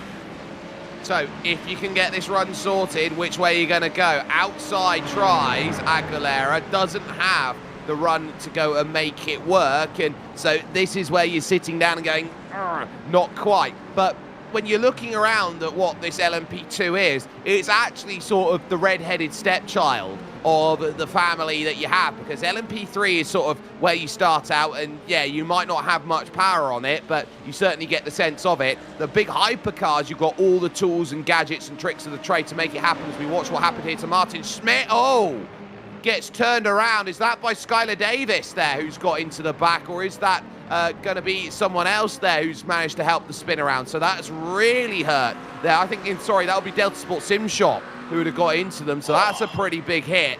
But as you're sitting around, you know, you're starting to ask about the LMP2. It doesn't have all the tools, but it's got most of the power that a hypercar does. So you're trying to look around on how are you going to hold everything together? Yeah, I completely agree. I mean, it's just about, you're on that fine line between adhesion and the car going loose on you. So you've got to make the best of it, and we've got another replay coming up, I think. So we'll head to that now. And this is Callum Lux, who at one point was up to no. That was at high speed. It was, and I wonder whether that's going to start throwing something out there with an incident like that. That is a big old shunt up, but if they've been able to drive it away from there, they could have easily jumped into pit. So I think they've managed to do that and keep themselves going. Wilkins here for Echelon LMP3. This one really trying to... Oi! Oh, wait. That's with Takala then for position. And let's remember that just an hour ago, that Rusty Spatulas team were a lap ahead of that Echelon LMP3. Oh, sorry, it didn't make the LMP3, but that Echelon one has certainly been making good progress. Yeah, here we are on board with Ross Booth in the 203 GT Dynamics Mercedes, and that is... one of the Maniti Racing cars, I believe, in front. Maniti Racing Black 278. So that'll be a battle for position, I would understand, 7th in the class. And we've still got 14 out of the 17 runners and riders in the GT3 Pro division. But yeah, Ross lost a little bit of traction coming out of the corner. I think maybe too close to the apex, but still manages to get the grunt of that 6.2 naturally aspirated V8 going again. But the Mustang, I mean, I have to say this though, Jake, with regards to the way that the Mustangs have been handling here at Misano, even with that 14 kilos worth of ballast, it's been pretty impressive how Mustang power has been pretty good around here at Misano here today. Yeah, that Mustang, I think, has been the stalwart car out of everything that we have seen. It has done a brilliant job. Now, Jack Wilkins is going to go at it again here, and this time, Mika Takala has nothing really for it. The move done without anything assuming, and you can't assume much because you've got Shumanyemi who's going to try and get by the pair of them as well. So Takala looks around at it and says, yeah, that didn't quite go the way I planned it, but ultimately Echelon have got pace. They're going to start burning it. Maybe, just maybe, I can use it to get back to Rdoks, who has completely checked out from them at the moment. Takala's just trying to hold on, I think, at this point. But in the meantime, Fabian Siegmann has closed in to Miguel Vigo, and look, 4.1 of a second. Whoa! That was close. That was close by Mauro de Molina in the Manatee Racing purple car. That could have been day done for Miguel Vigo. Yeah, and now Fabian Siegmann, as they head through into Corvone, 240 kilometers an hour. He's still on the accelerator pedal. 254 kilometers an hour before hitting the brakes. As going into Del Caro, he's got to try and see if he can find a way past. But Miguel Vigo making the back end of that Ligier JSP 320 as wide as humanly possible, going through into turn 15, and now out of Curva Misano. Can Siegmann get the run on Vigo? Vigo was nearly boxed in by the Mustang just in front. Siegmann nearly makes it 3 wide down the start-finish straight, and into Variante del Parco they go. Vigo with the overspeed. Siegmann unable to do anything for the moment, but he's biding his time. He knows as they head over to the Curva del Rio, they've just got to start running car one after another after another. Leave me the room, leave me the space. Not going to get it really with Raphael Heck there for the Jens Brothers Jens Brothers competition then car that was trying to go through. So that is really telling here that you're really struggling to get the drive that is necessary to make these moves. Vigo again launches one up the inside, this time on Casanovas there for a no-sis, and he's just going to get there, and he's not going to get much help here. Look, you're going to have to go the long way around the outside here, not letting this one go easily. You're going to have to work around the outside, get the power down on the exit, use the work here, Fabian, from Miguel Vigo, and now either side will have to go Alberto Garcia Blasco. So now they're going to be at Corvone, and you've got to leave the room there for the first part. Second part's going to be side by side, and now you can follow and use this as a pick down the inside. Siegmann, brilliant! What a move for the lead! That was absolutely brilliant. A little bit of trail braking into Curva del Caro, but Fabian Siegmann for Team Huizinfeld 148. That was beautifully executed by Siegmann at that point. He just knew that there was the opportunity, and then just followed Blanco, and then that's it, job done. But it's not over yet. 1 hour, 13 minutes still to go here for the SimRacing Republic Sports Car Championship, presented by Rdoks here at the Misano World Circuit. Marcus Simoncelli. This race has had so many twists and turns, Jake. It's been an absolute enthralling watch so far, buddy.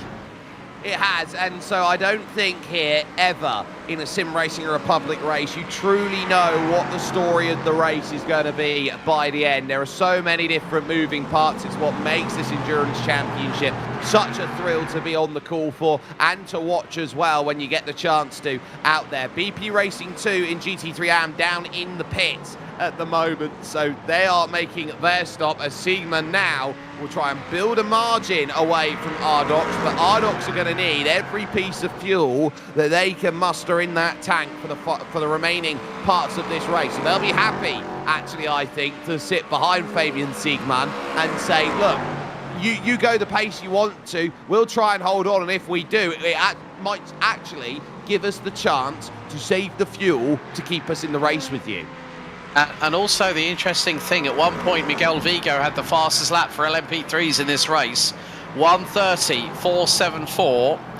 The fastest lap of the race in LMP3 has been done by Team Huizinfeld, 1:48, and that was a 1:30.404. So there isn't much to pick apart with these teams. Siegmann just did a 31.05, Vigo a 1:31.11. So the pace between them is pretty much nip and tuck. And when we saw battles in GT3 AM a little bit earlier on, we're now seeing this great battle for the lead here in LMP3. So I'm rather excited on how the next hour and 10 plus change is going to work out. So am I. I think this is going to... a little lock up there from Siegmann, and he knows that he's not getting away. And this is what happens when you get into endurance racing. If you feel like you're quicker, you get the pass and you build a gap, you feel like Superman. You just feel like you're on top of the world. When you make the pass and you try and build a gap and you can't break away, I think you look behind and go, you know, what more can I do? I didn't hear no bell. said Miguel Vigo. Yeah, exactly. So it is just the case of seeing how the pendulum swings, whether it swings one way or the other. Nice on board from the front splitter cam here with Miguel Vigo, and it just gives you a real understanding of how bumpy, how undulating this surface here at Misano can be, and it's quite deceptive. You know, you might say, oh, the tarmac looks flat. It's far from it. It does on surface look like a circuit that doesn't have much elevation change to it, but in the fact that it doesn't look like it's much, it is deceptive how much elevation change there is. You can see you just drop down the hill through turn 4 a little bit, and then you're trying to get that launch through 5. The amount these cars have run is creating corners because they're trying to take that path of least resistance more and more and more here, Alex, around this track. It creates camber by trying to take the quickest line. Yeah. Also, I've just seen John Schwartz for the Delta Sim Shop 299 for GT3 Pro. That's one of the Ferrari 296s, is now in pit lane. So we're coming to that point of where GT3 Pro and Am, I would imagine, will be coming in soon for what will be their, more than likely, last pit stops of the race. It's a long way still, a minute and an hour and 9. A minute and 9 left in the race. Goodness, we've gone right quick. But an hour and 9 minutes left in the race. That's going to be tough in order to get through. Now Miguel Vigo here is stuck with a very tough scenario because that is Leon Boeing, the overall leader, who's trying to get through both of them. He's cleared one, but Fabian Siegmann's going to say, no, you're going to have to lunge me if you want to get through. Remember, I have to facilitate room for you to go through when you get alongside. You can't get alongside me, I'm not going to let you go because I've got that guy behind me who will use this as a pick. Big lunge down the inside, clearance made. Yeah. And all you need sometimes is just a little bit of clearance to work in your favour. But I think Miguel's being very shrewd in his tactics here by staying behind Fabian Siegmann for the LMP3 class lead. So, yeah, Miguel will be loving this because he'll go, you know what, I've got the opportunity to save maybe a little bit more fuel now, guys. And he's already 15 laps into his stint. So give it another 16, 17 laps.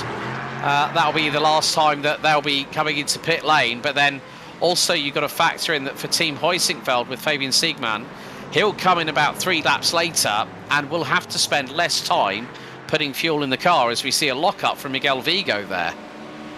Yep, so a late lockup is going to change things out. Porsche Repair Motorsports, by the way, now out to a half a minute lead at the front of this field, and they will say that they have earned that with absolute pure pace as it goes in GT3 Pro. But look at Fabian Siegmann's view here on what is known sometimes colloquially as the dentist car, with that tongue shape there of the front nose of the JS car there, that Ligier, named after Joe Slesher, the good friend, of course, of Guy Ligier. And right now, these drivers realise that there is a lot of traffic that is right up there in front of them. Salmonen, Bogue's going through the same stuff. Henry Perala is there, Temmer, Salan, Schmidt, Ale Torres that have to get through, Spencer Reitzmer, and John Schwartz. And by the way, all of that's not going to be a quick clearance. That's going to be over the next 3 or 4 laps. It's going to be like walking through treacle.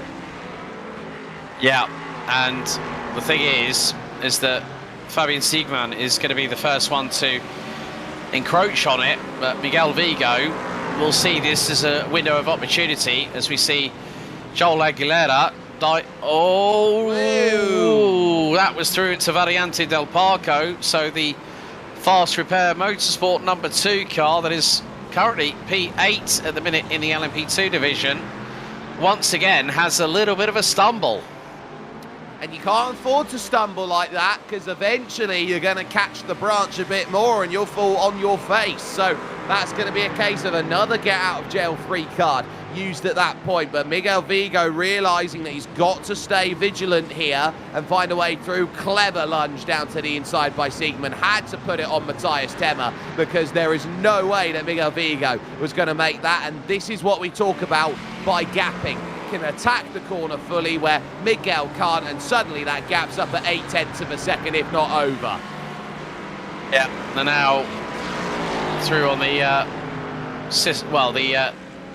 sister GT3 Pro car, the 248. Martin Schmidt still behind the wheel of the 248 BMW GT3.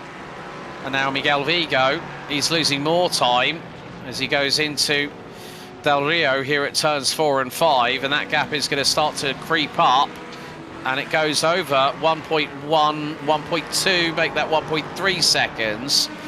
So it is a case of, now that there's that window of air between Sigmund and Vigo, it's just a case of, okay, focus on what you're doing at the minute, but keep a watching brief on what's going on in front. Yeah, this is where the gap's opening up. 1.3, 1.4. I am starting to hear the sound for Miguel Vigo of a rubber band snapping in all sorts of different directions, as slipstream is now going to be very hard to come by, as Abel Salan will now be cleared. And this is what we talk about with great racing action. We've also got this as Frank Cook. This for third right now on Nürburgring Esports, straight down the inside into the Quecha, and it's going to be a case of Arda Muldursu is not going to have much to fight back with on it. We'll try around the outside of the Tramonto. It's not going to be as easy, the Tramonto, it's not going to be as easy as you think it's going to be. And look at what all this battling has done. Hello, my name's Ross Booth, and I came for a podium. Cooey, remember me, so to speak. But yeah, it has been a lot of Mustang battling in this, not just GT3 Pro, but also GT3 AM, because I am seeing that, well, you mentioned Dan van Zutphen, well, he's leading in the GT3 AM class in the Maniti Racing White Ferrari, and we've got Lucas Hofrichter behind the wheel of the M&J downforce for Dash Ford Mustang. Oh, that was, well, good spatial awareness there by Ross Booth to keep out of the way. I think that was Mika Takla for Rusty Spatulas, and then also for, I think that's Solpek, Boris Angelovando back behind the wheel. So Ross Booth just keeping... Oh, there's the tag. Round you go. No. Arda Muldursu is turned by Avando. Oh, and a poor rejoin as well in front of Adrian Dietzel. Eesh.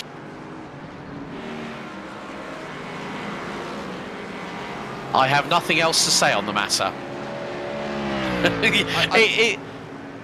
It's just like, we've got this far into the race. We've had one safety car intervention, and now we're getting to that point where we're really, really deep into the race. We're nearly about to go into the final 60 minutes of this fourth round of the SimRacing Republic Sports Car Championship, and there are still drivers that are just chancing their opportunity at race control.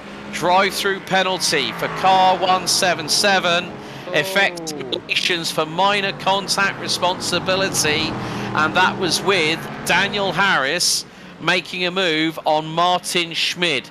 And race control stated the following: GT3 car is fully ahead and driving with a reasonable speed and line.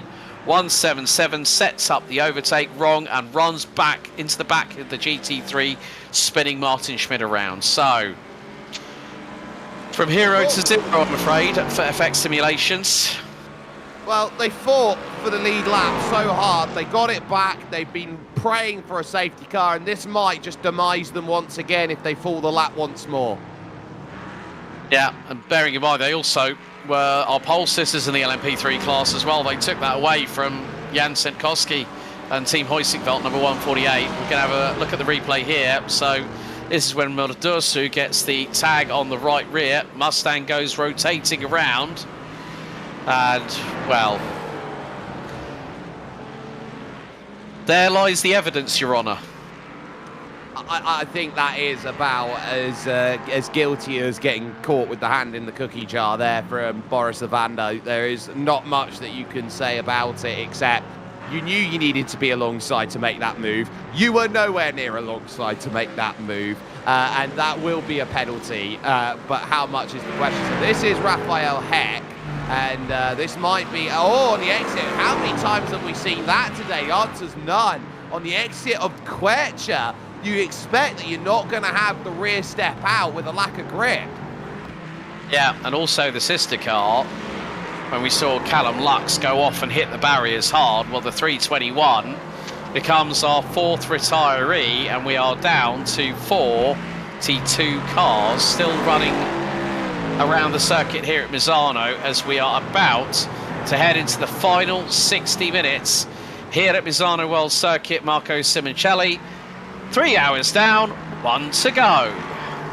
And this might be the most important one, because Echelon in trouble, TSR now trying to, sorry, that's Rusty Spatula's in trouble. TSR straight through on the inside. Mika Takala, I think, is just trying to cling on to a finish here, knowing that Ilka Kotasalo's the quicker driver. Johannes Trauper moving through and gaining that one for TSR, and I would say, great job, good pass, puts TSR now back into 6th position, and they'll want more. Massive lock-up of brakes then as we take a look at a replay. This was Hofrichter, 2nd overall in category, just looping it broadside and just escaping unscathed.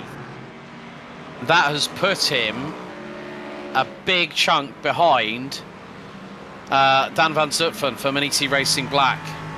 So, and that's 20 seconds. He lost a big amount of time, at least 15 to 18 seconds in that spin at one point. But good call, good work by Lucas Hofrichter to actually get the car back, pointing in the right direction.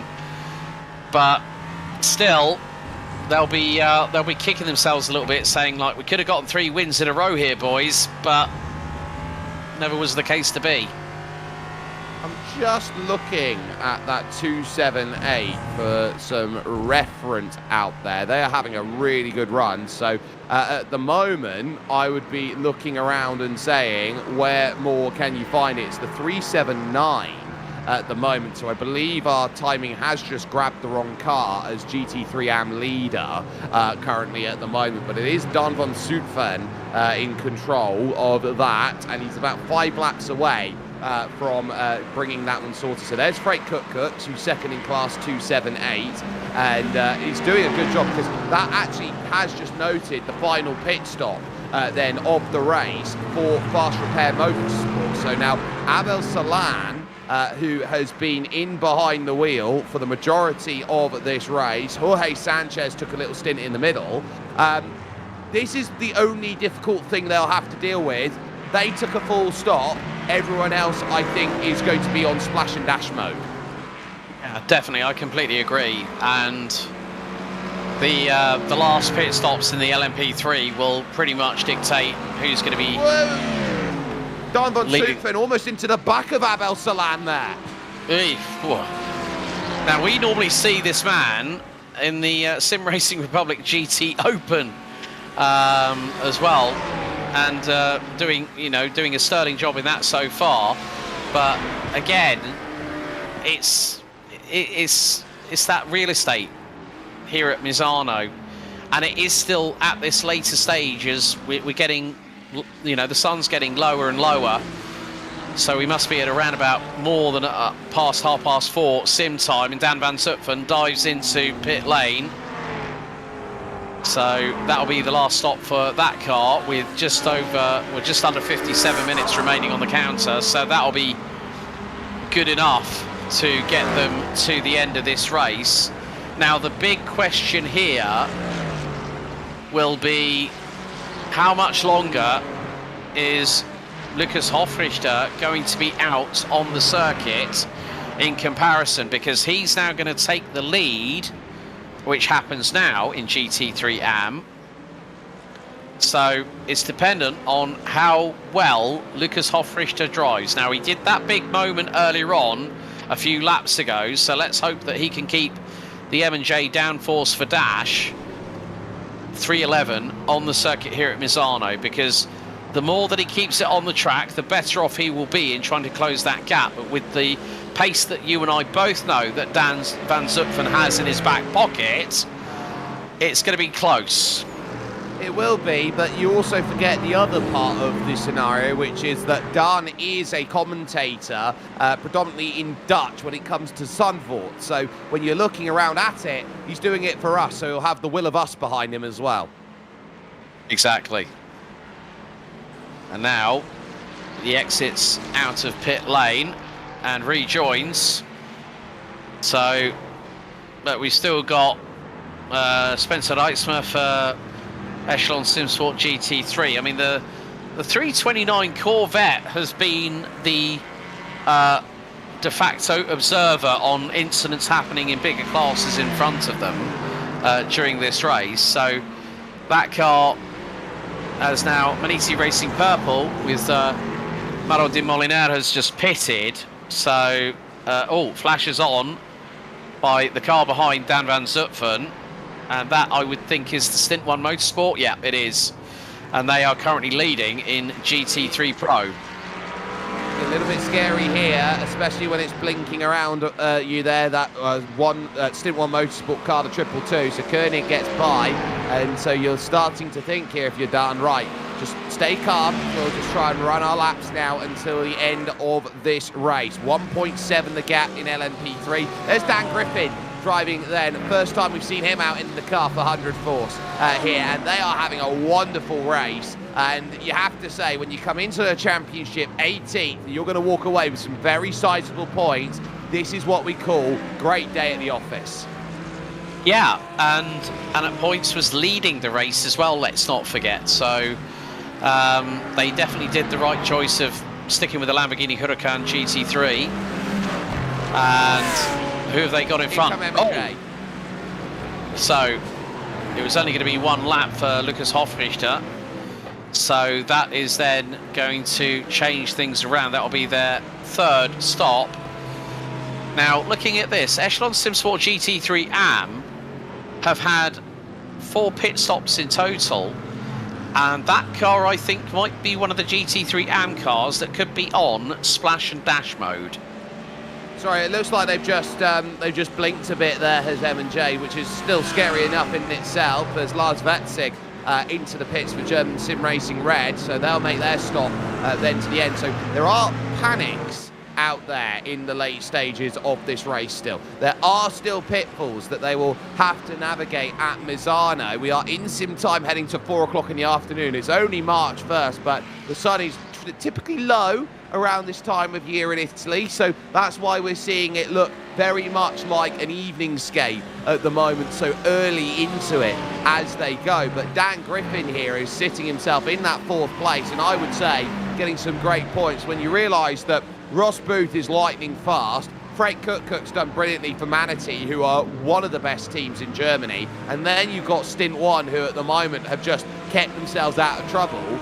I'd say 100 Force have done everything they needed to today. They've done it right, but they are trying to chase down GT Dynamics, and Ross Booth has all the experience to try and manage it. It is Mercedes versus Lamborghini, but lest we forget, that's an Audi engine in there.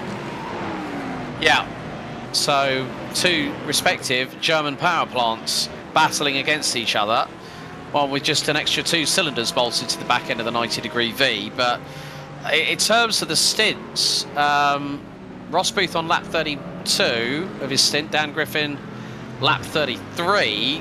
So I would imagine that they'll be in the next couple of laps, to be completely truthful. I would think it's not going to be long before Moritz Koenig for Stint 1 Motorsport in the Mustang also will very shortly pit. So we're looking at about, what, 35 or so laps, give or take, a lap or two for these GT3 cars. So but then you look at, like, say, Lars Wetzig with that pit stop in the 267, that's P11. I think they may have just done a really good masterstroke there to get themselves to the end of the race. And looking at their pit stop time, 23.667 on their marks. Pit stop total time, just over 60.6 seconds, Jake. That's brilliant, and so I think this is where we're starting to see that if you can hit the marks perfectly, Fast Repair Motorsport are very much in the wheelhouse of trying to go and get this race sorted. It will depend on the 6 in front that make their stops and how they go about their business, how they manage to sort that out and get it said. So I would look at the fast repair. They are favourites at this point. The issue that they are going to be running into, though, in terms of the next couple minutes, what happens to their race if a safety car comes in the last hour? So with just over 50 minutes to go, we are running towards the checkered flag here at round 4 out of 6 for the 2025-2026 SimRacing Republic Sports Car Championship presented by Rdoks here at the Misano World Circuit. Marco Simoncelli and Ross Booth is starting to close on in to the car in front, which is Dan Griffin in the 100 Force Lamborghini Huracán. We ride on board with the 203, and you've got a couple of cars just up in front. One of them looks to be an LMP2, looks to be a couple of LMP2 cars, but Ross Booth now starting to put the hammer down in the 6.2 litre naturally aspirated front-mounted V8 through into Corvette at over 240 kilometers an hour. Now hard on the brakes.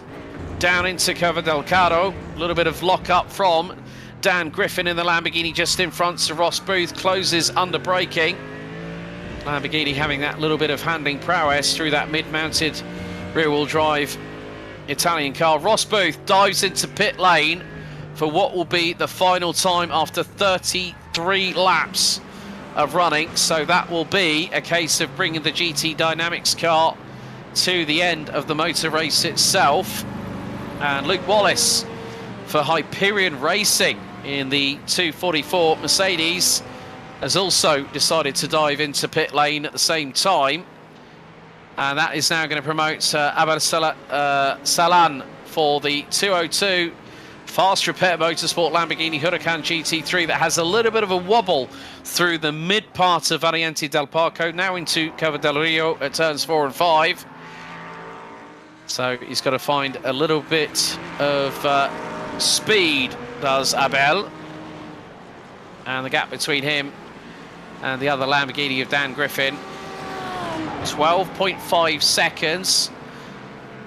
So Lukas Hofrichter dives into the pits for the final time for the M&J Downforce for Dash Ford Mustang, the 311, looking for a third successive win on the bounce. Nick Mercer at the minute, now up into P4 and is closing in on Rio Ackermann in the Nürburgring Esports Kesselchen LMP2 Dallara. Otto Hittala and Boris Angelo Vando for BP Racing and Solpex Precision Racing have also pitted. Johannes Strauper for TSR now in the pits in LMP3. So in the meantime, how long is the pit stop going to be for Lukas Hofrichter? He did 36 laps in that Ford Mustang, and now at this point it could be very, very close, but more to the point that the Echelon Simsport GT3 AM Corvette with Spencer Reitzmer is behind the wheel and is leading. They've probably got about another 13 laps to go until their last pit stop, so that could be at about the, I think probably about 25-minute mark that Corvette will be in from the race lead in GT3 AM, as Garcia Blasco trying to do what he can here. He wants to try and get by here. He knows he wants to get that 7th place once more, so seeing what is going on here, he needs everything and then some to move on and gain that position here. So with the likes of Harvu and co, just there, Ozzy Peltola, this would be a big, oh, Ross Booth, oh my! Final corner, Ross Booth. How are you that far off the road? And he'll try and get himself back up to speed again, using the service road to rejoin. And so Ross Booth, a huge off through the final corner. Has he taken, I'm wondering if he's got damage to the left rear, Jake, because he was well off the circuit. That car's crabbing. He's going to need to pit that thing because that might get a mechanical. Well, it's Martin Schmid of Team Heusingveld who's gone into the back of him here, as in comes the leaders with 46 minutes on the clock. He is limping home. I think he's going to have to pull it over to the side here and see whether that's going to be enough for a safety car to be thrown or a fair tow. There's just been another spin, and it's John Schwartz from Delta Sport. Oh my goodness me. We're now getting into that final 3/4 of an hour. And got to see a Blasco to the inside. This is going to be very, very close. Wheel arch to wheel arch. Doesn't get through. Has to back out of it. I mean, Blasco's been at the... not exactly... He's been on the black book list when it comes to race control. Obviously, with what's happened earlier on in the race. But he had to back out of it. He did not want to cause XPD Racing, LMP2, MX to have another penalty at this late stage in the race.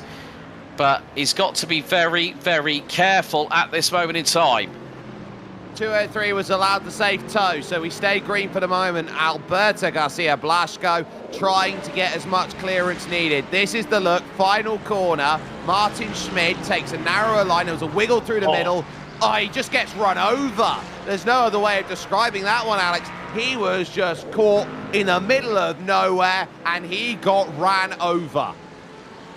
Yeah, that was punt to pass, I think is the term I'd use. I mean, we do like to say push to pass, as in P2P, but that was definitely punt to pass right there. And again, that is just a showcase of when these things do happen, you don't want to be on the receiving end. And I feel my heart goes out to Ross Booth, because he was trying to keep that car on the black stuff, and then all of a sudden the 248 goes straight into the back of him, and Martin Schmidt, I think, you know, just there was way too much overspeed. Bang, and then the Mercedes goes round, and the rear right completely scuppered, and no wonder Ross Booth had to pull it off of the escape road on the start-finish straight. Yeah.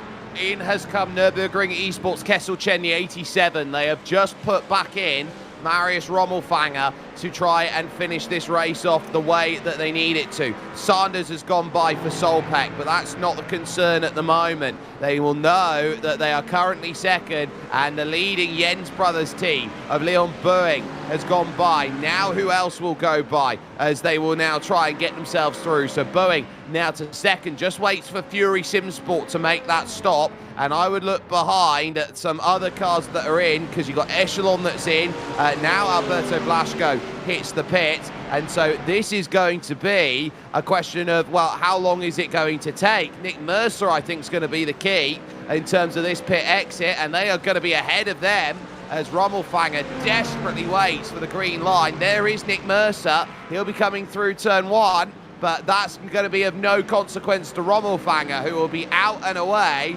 with Firefly on the exit, and also around with them as well, Absolute Motorsport Acelith, who have jumped them.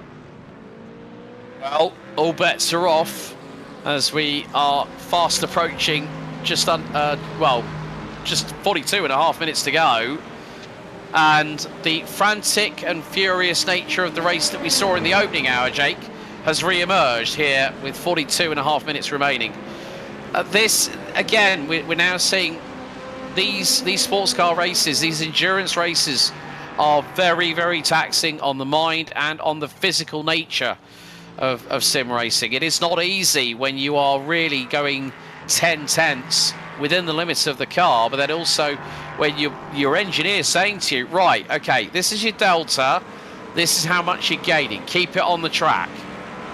Yeah, in now are going to come all of your LMP3s. Huysingveld and Rdoks are both in the pit, so they're getting their service sorted. In fact, Siegmann is now leaving pits, and that is going to leave in the dust the likes then of the two, Jesus Nahui, but also now trying to escape pits in just a moment will be who was nearest around. Fury Simsport were down in there at the moment. A moderate car responsibility for car 33 is going to be 10 seconds worth of penalty, stop and hold. Alberto, not again.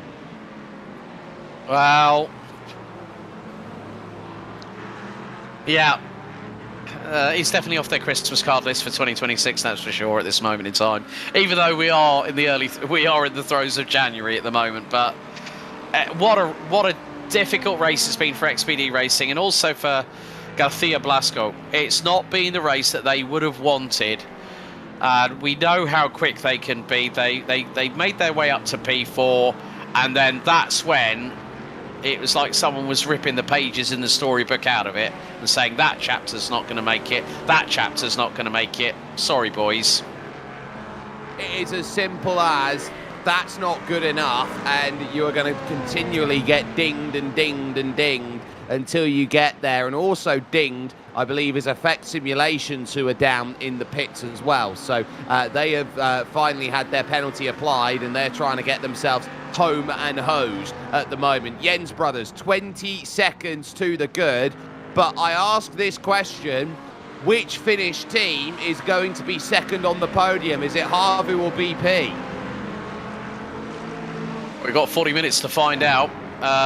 So now the thing is that even with Colin Hopkins being behind the wheel of the Effect Simulations, that was the second drive-through, and it was through aggressive driving by Daniel Harris. Now, the notes from Race Control was saying 177 makes a risky overtake on the faster class car, missing the apex and forcing avoiding action.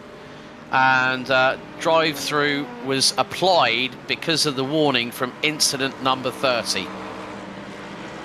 Very fair, all things told. Nick Mercer looking for a top 5 out there at the moment. Hyperion have just scrapped and clawed as if they were trying to climb El Capitan out there with just their bare hands, and they have got their hands and their fingernails all bloodied up trying to get back to Marius Rommelfanger, and they've done so, and they know in front of that is Francesco Pettelin. So that could be 2 positions late on in this race, and a desperate need to try and catch and pass.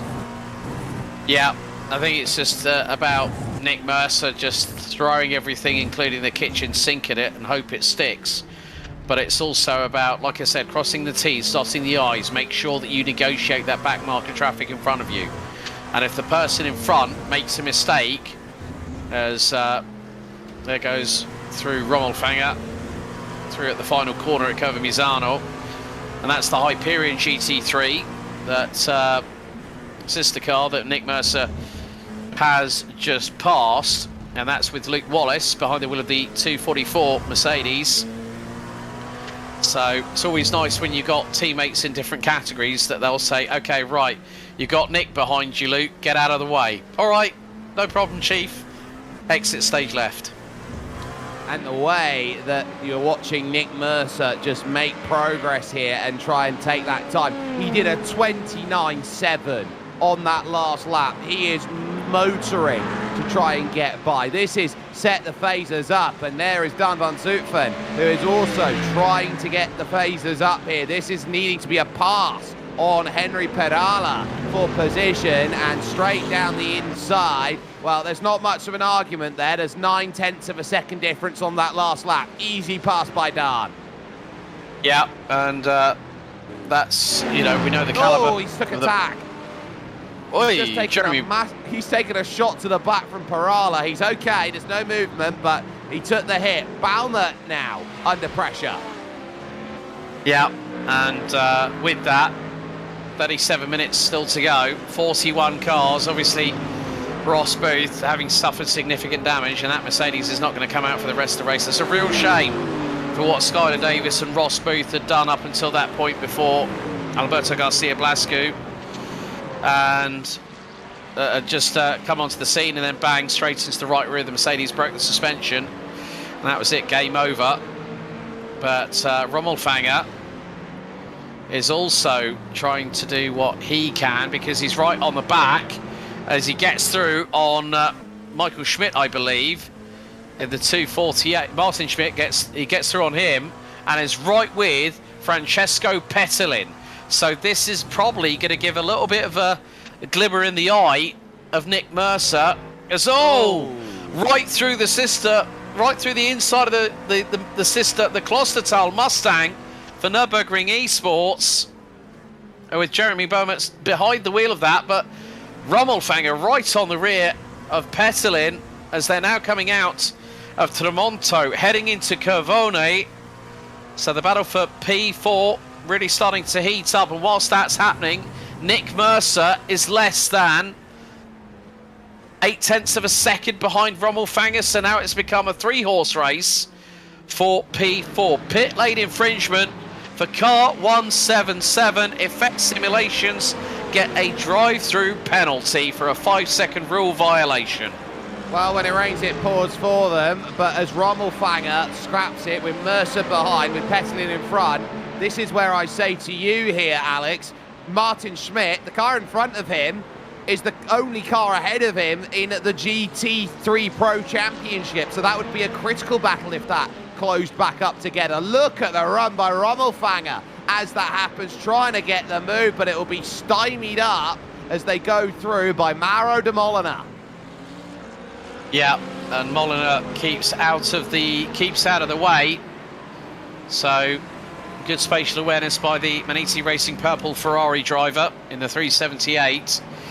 Yeah, but it's going to be a case of when Rommel Fanger makes the move on Petlin, Mercer has got to pretty much be there with a waiting brief, as if to go, right, whatever happens, if I get that window, I'm taking it, if I can make it through nice and cleanly. You don't want to think about it, second guess yourself, and go for a half-hearted manoeuvre when you could be taken out in the crossfire. True, and so if you got to get there, you're going to have to get there quickly, or hope they're going to have to start scrapping on their defences. So now as they hit the brakes, dive in through the long right of the Curva del Carro. Now we'll look for that short shoot run home here through the left of 15, over to Misano corner at 16. They'll have Ale Torres to try and clear through right now at Enosis, and that is going to be the difference maker, I think, on this straight. There's going to have to be a lunge from Rommel Fanger here into turn 1, and he is going to get the clearance through, but critically, Nick Mercer is not getting the rub of the green, so to speak. This is more that the Nürburgring Esports Kesselchen team are getting what they want here in this battle. A tiny bit of reprieve from behind to think about how they attack in front. Yeah, but still, when you've got Petlin and Rommel Fanger closing in, and there is going to be Cook just in front. That is the Maniti Racing Black Mustang that is currently running P4 behind Dan Griffin in the 100-force Lamborghini Huracán. Meantime, Dan Van Zutphen leads the way in GT3 AM ahead of Henry Barala and Lucas Hofrichter for BP Racing 2, and M&J Downforce for Dash. So even at this point, you might say, oh well, Zutphen's got it in the bag for GT3 AM. Well, when you've got cars like this, Rommel Fanger to the inside.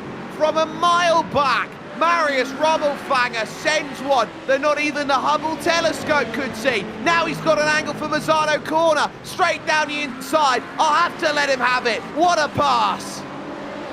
That was textbook by Rommel Fanger. He waited for that opportunity, struck whilst the iron is hot, and now Petlin has got more LMP2 baggage coming his way, and that's in the form of Hyperion's Nick Mercer. Mercer will be out for Absolute Motorsport Acelith blood right here as they go through into Curva del Rio.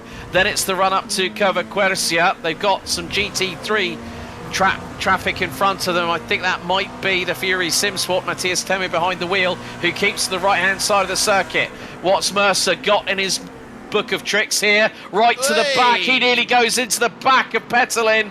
Keeps out of it on the brakes, and then passes the Maradness McLaren with Craig Bray behind the wheel. That car currently circulating 5th in GT3 AM, but Nick Mercer, he still has 31.5 minutes to go.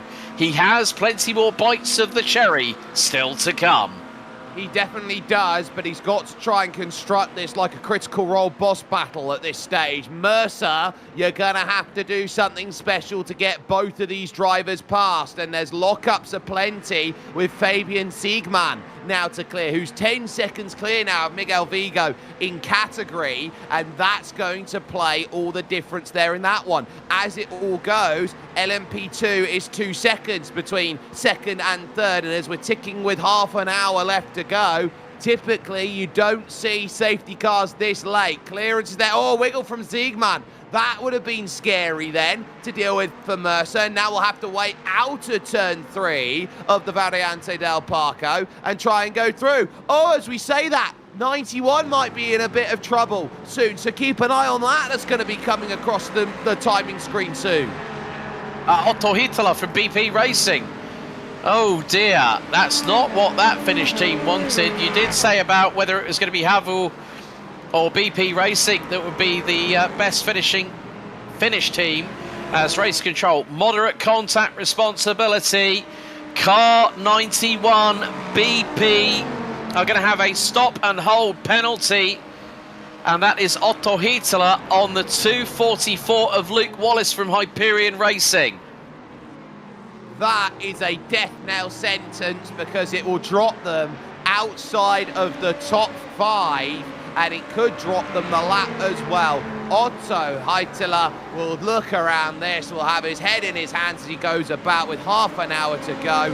It looks like it might make the difference out there, and also you will be looking around and thinking, right, what is the difference that I need late? And I am looking around too, a black flag for Finnish Endurance Academy White. I think that Juho Salminen has hit ink limit. Oh dear. But you know what this means with Otto Hietala having this penalty? It really brings P3 in LMP2 to an absolute cliffhanger, because you've got Rommelfanger versus Petelin versus Mercer, and right now they are 1.2 seconds apart. They're all there. Luke Wallace, by the way, at Hyperion, 7th at the moment overall, in a big scrap with Martin Schmidt, who is fading, and this is key for the GT3 championship. The more that Schmidt fades, the more this helps Fast Repair, the more that this helps Nürburgring Esports out there to build a margin more. You're looking around at the GT Dynamics, wrong day to have an issue when they've run up, and German SimRacing Red has to be said today, for a team that's 3rd in the GT3 Pro Championship, they have been slap bang nowhere. Yeah, and Juho Salminen for Finnish Endurance Academy now serves the black flag penalty. But yeah, this could be an opportunity. Wallace is going to have the inside line here on Schmid, and through goes the 244 Mercedes. And in the meantime, well, Firefly iRacing Red, Patrick Schaefer has just dived in. I think that is, 36 laps. That is going to be another pit stop. The first of our potential splash and dashes are here. They very much are, and it is at the late stages of this race where that comes into play. If you've managed the fuel correctly, this is the difference between those who pitted under safety car and those who didn't. And there is Frank Cook in 4th position, eyeing up a chance for a podium. Dan Griffin now is going to be the one under duress here for 100 Force, and knowing that Lamborghini, which looks very similar to the Fury SimSport Lamborghini, it has to be said, out there, is now under notice. And look at that, it's stealth mode right now for Cook. I don't need no lights. I put 14 kilos in the back of my pony car, and I'm absolutely rosy at the minute. Freak Cook, another one that we've seen in the SimRacing Republic GT Open as well. Great to see some of the drivers from Maniti Racing taking a part in both respective championships. And again, it just shows the calibre of the field. You put Dan Van Zutphen, you put Freak Cook in an endurance race, you put them in a sprint race.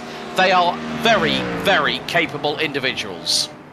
And they are proving how capable they are at the moment. As they know, they've got Miguel Vigo behind. This is just going to be about who wants it more at this stage of the race. I think it's not about who's faster. I don't think it's about who's more neat, who's more tidy, who's more narrow through the corners, who's more expressive with the way they drive. It's not about who's won more in the past. It's not about who's going to win more in the future. It is about purely, I want it, give it to me. There is no other scenario out there at these final stages, and what a thrilling race we have had here today at Misano. It has truly delivered.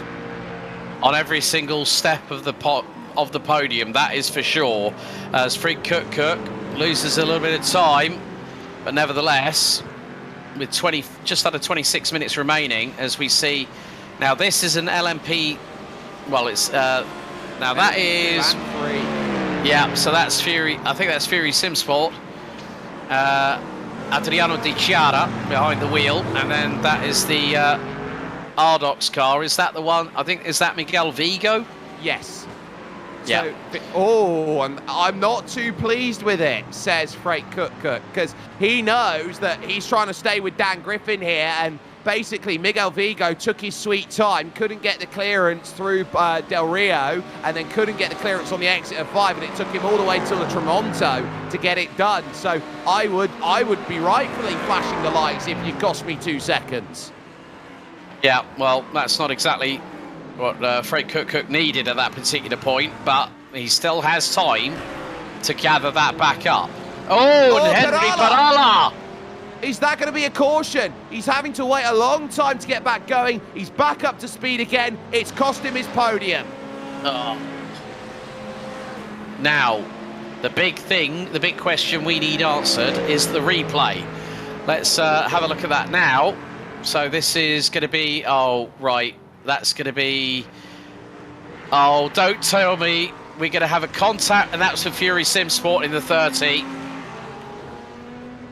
Eesh, that's not what you want to see at that corner. Henry Parala had to wait a long time to get back up to speed, and that contact, I think, told you all you needed to know with BP Racing. Mercer now trying to stare down daggers and try and find his way by Francesco Petellin. They've allowed Rommel Fanger to break away right now on what is effectively the net podium. They clear Mika Takala. The question has to be asked as they go into the right-hand hairpin there of the Curva del Caro. Nick Mercer, how do you want to do this? Well, I'm just waiting until he throws that really big Hail Mary, and then it's all said and done. But we ride on board with the man from Hyperion Racing in the number 4, Dallara P217, into Variante del Parco. The gap is about 0.3 of a second. Mercer really close through the second phase of the triple apex corner.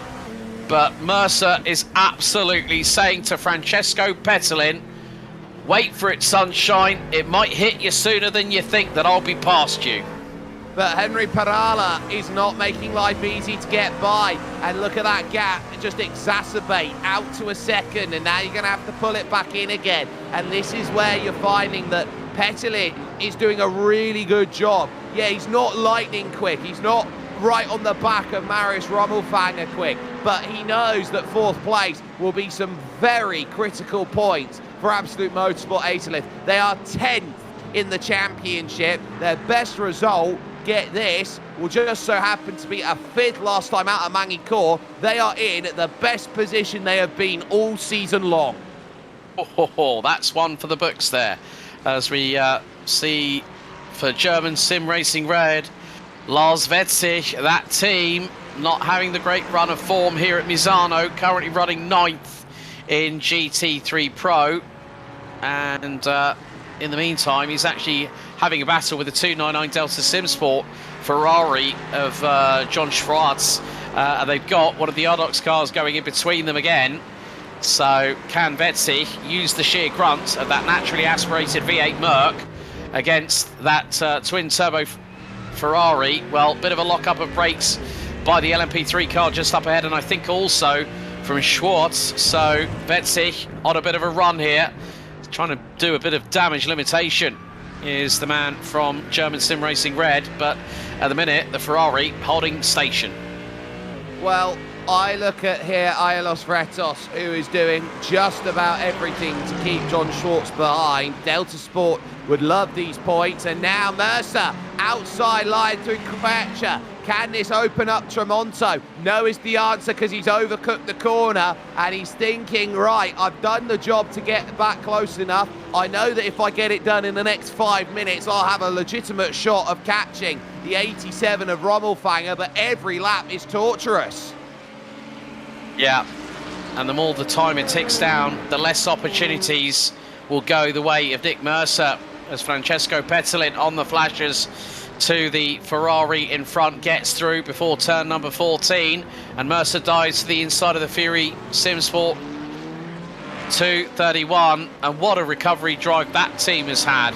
They started stone dead last overall and also in class, and now have made their way. They are the 13th and last of the classified GT3 Pro runners, running 34th overall. It's not been an easy one for the 231 Fury Simsport Ferrari, but they will breathe a collective sigh of relief once they cross the line and see the checkered flag.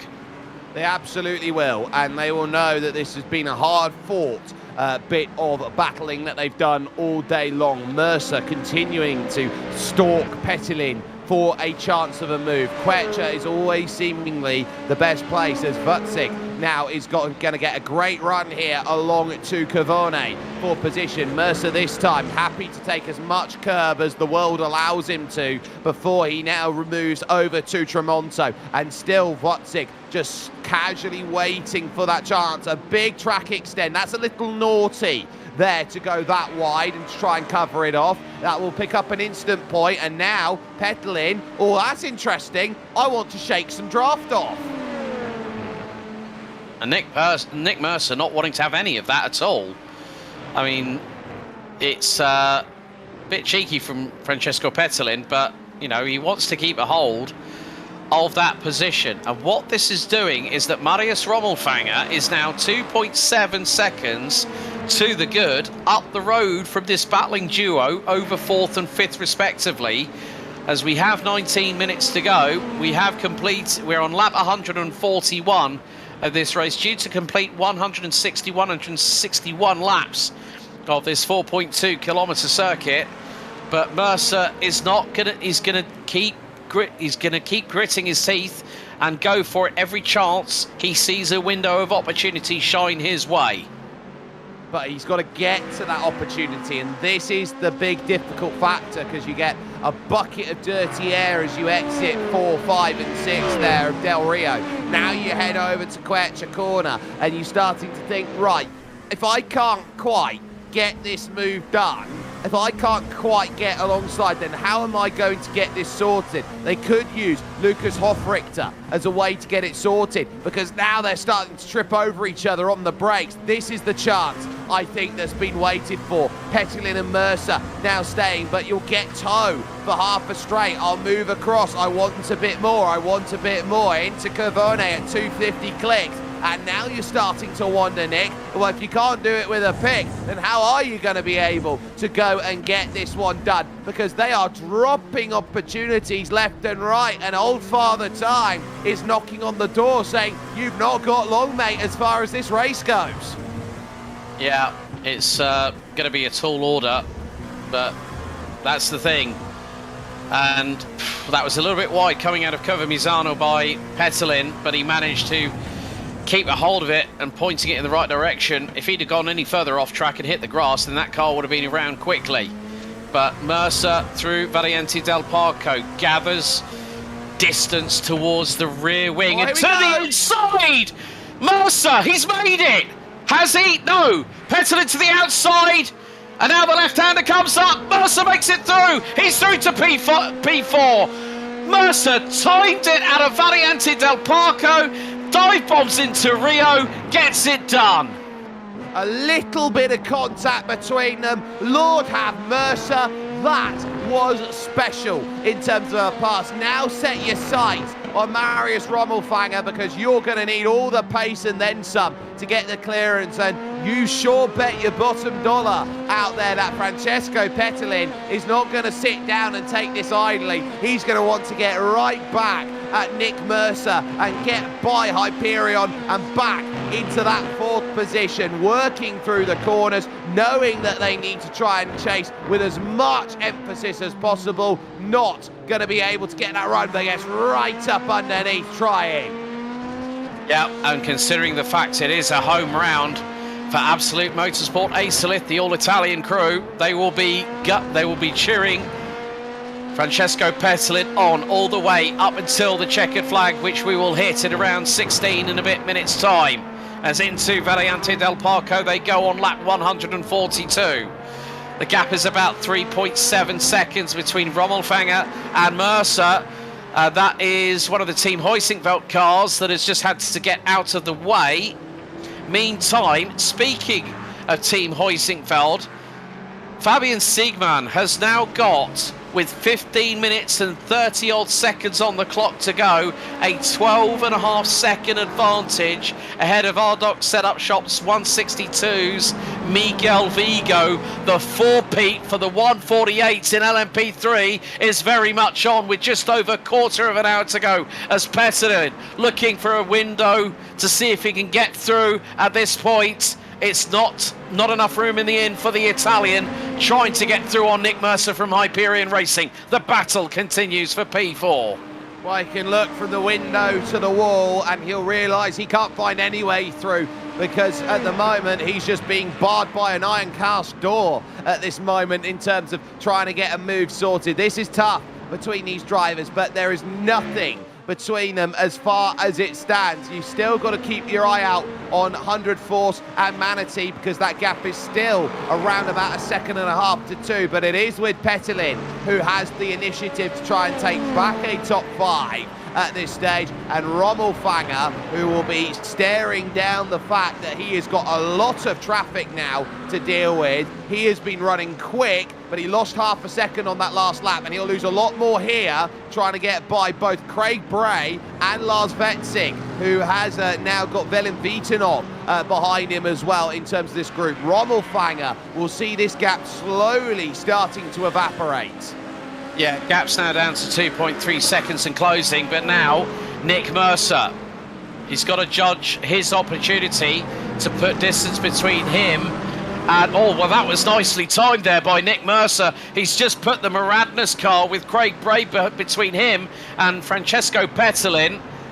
And now, again, Mercer just starting to eke out a little bit of a gap. It's now 0.8 seconds as round the outside he goes. And that was on the that was Velin Vitanov on the negative delta by SimGear.it 281 Mercedes. Mercer threw caution to the wind, threw the Hail Mary round the outside and got the job done very, very quickly. And Petelin got stuck behind another vehicle. And now Petelin tries to dive through to keep the gap between himself and Mercer very, very close indeed. And now that has allowed time to go back in the way of Marius Rommelfanger, who is now 2.8 seconds up the road. It was down to 2 seconds, and by what's just happened then, I was just about to say, Petelin's had a disconnect. I think he's had a disconnect.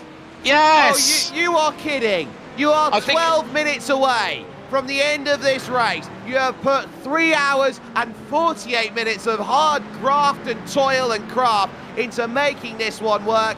And Absolute Motorsport Italy are out in a heartbreaking fashion. I hate it. It was going to be so down to the wire, but now that means there is no pressure on the shoulders of Nick Mercer. With Francesco Petelin no longer behind him, he can now start chasing down Marius Rommelfanger. But Leon Boeing, him and Maximilian Meyer for Jens Brothers competition, are now nearly 26 seconds up the road from Havu, with Ossi Peltola behind the wheel of the number 25, rounding out P2. And now Nick Mercer, last time around, was over 0.2 quicker than Marius Rommelfanger, was 2/10 down in sector 1, got about half that time back in the second sector. So now, what's Mercer's plan of action? Well, he's accelerating. He's trying to make up time wherever he can and look at the traffic in front of him. If he can use the slipstream through various parts of the track, get through the traffic quickly, that gap between him and Rommelfanger is now is now closing. It's closing big time. It's now 2.3 and closing, but Mercer's got to get through this traffic quickly. He's got to find a way by. There's 4 cars in between them at the moment, and they are as follows. Dan van Zutphen, leader of GT3 AM, Johannes Trauper for TSR Racing, Martin Schmidt at Team Hoisingveld, and Nemanja Radovanovic for the Jens Brothers competition team, who has struggled with disconnects over the course of this race. Rommel Fang will also have to clear the echelon car, and look at a fight to try and get by at this stage through Quercia. He'll have to now try and figure out whether he can get by Johannes Trauper with ease or otherwise, here as he now works himself through the Tramonto and along the back stretch here of this circuit. He's done pretty well, but pretty well hasn't caught enough with Rommelfanger in the background. Now you're going to have to take risk here, and you're not willing to do so because you'll only go too wide. And again, you'll only go too wide, and you weren't really risking 3 because you need the finish at the end of the day for the points for the championship. I think that's the telling moment of the race there, where I think you're just going to have to hold up the white flag and say, in terms of this one with 10 minutes to go, Marius, I surrender. Yeah, and with that, I mean, firstly, heartbreak, absolute heartbreak. And Martin Schmidt's coming for a splash and dash with 10 minutes to go. Oh, so that will drop them back. Now, how far back for Team Hoisingveld? That's critical. Only P8 at the moment. Oh dear, that is going to sting like an unfriendly hornet right about now, as Martin Schmidt makes his long trundle down the pit lane. This is not what he would have wanted at this particular point, but unfortunately, when you try to you try and chance it and try and 8th position would give him 47 points.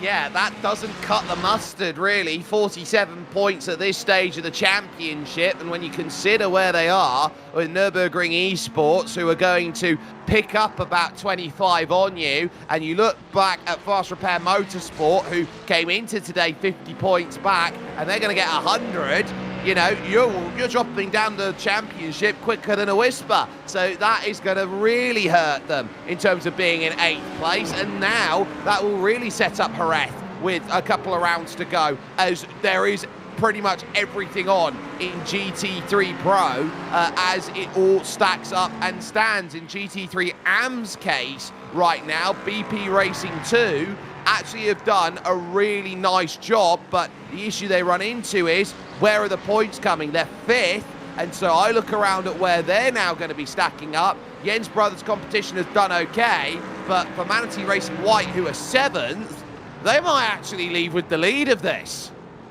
And probably with M&J downforce for Dash, with Lucas Hofrichter behind the wheel. Bearing in mind, they didn't race at Portimao. They won at Barcelona and Magny-Cours. They pick up 2nd. That puts them 5 points adrift.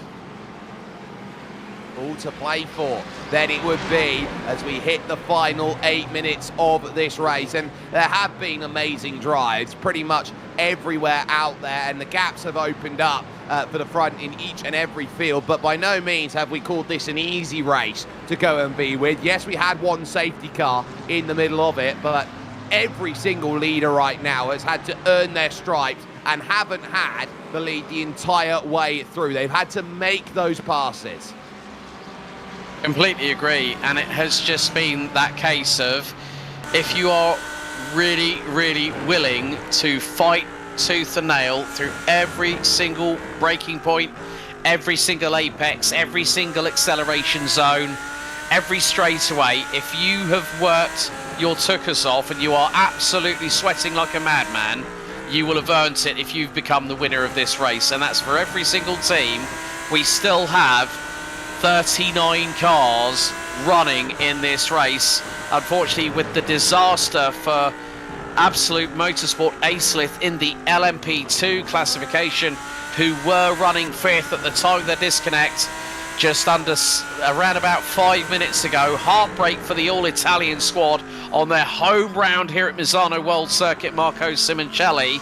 But meantime, I think at the moment what you said with Nick Mercer, yeah, I think it's game over for P3, but Hyperion, who started with Mercer behind the wheel nearly 4 hours ago from pole position two big incidents where they were on the receiving end. To come back and finish P4 is not an easy stretch to achieve.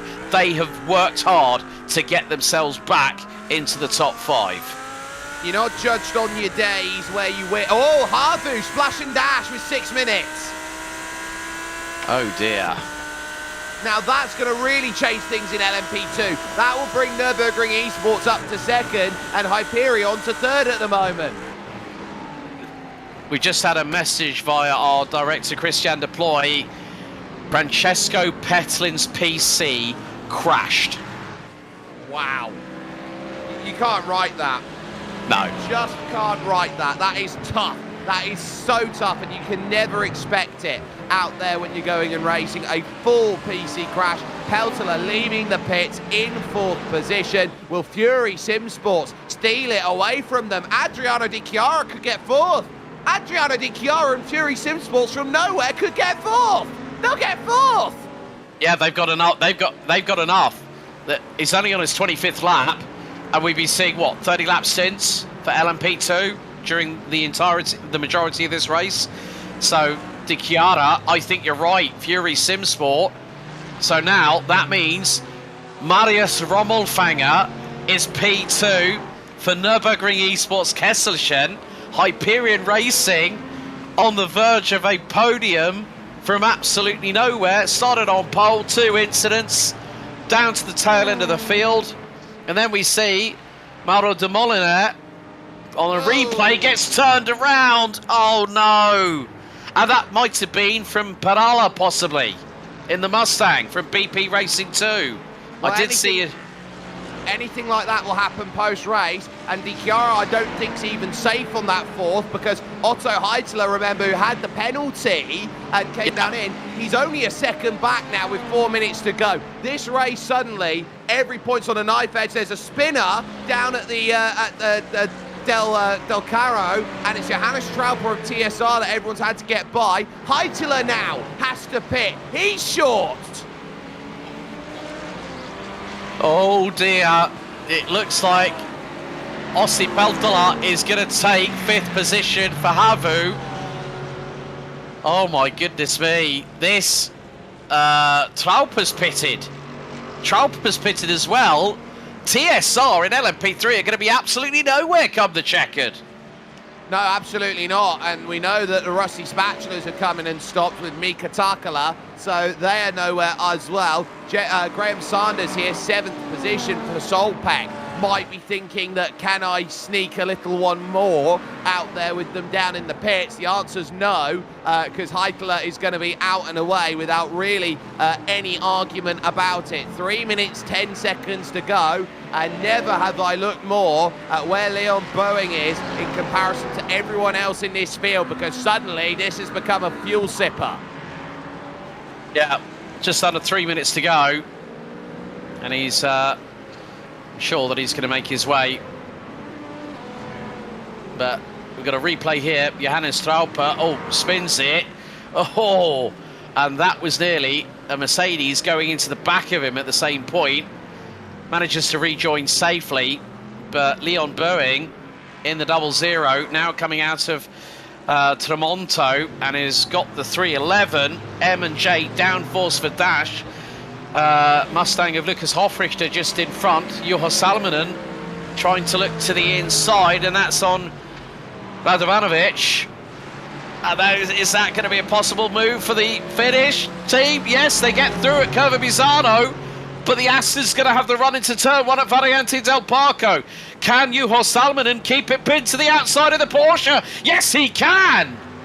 Yeah, and he's just going to get the drive, and well done. It's 2 to go at the line for Leon Boeing, and everybody just has a chasm-like just stare at Leon Boeing and how much time's left on the clock. They've got a gap of 36 seconds, or almost 40 seconds actually. They can stare at it and go, well, that's all we need to do, but they will go as fast as they dare go, which is I will win, and I will win by a lot. So looking at it right now, everybody's on notice, and they are tapping that fuel gauge going, come on, give me a little more, please.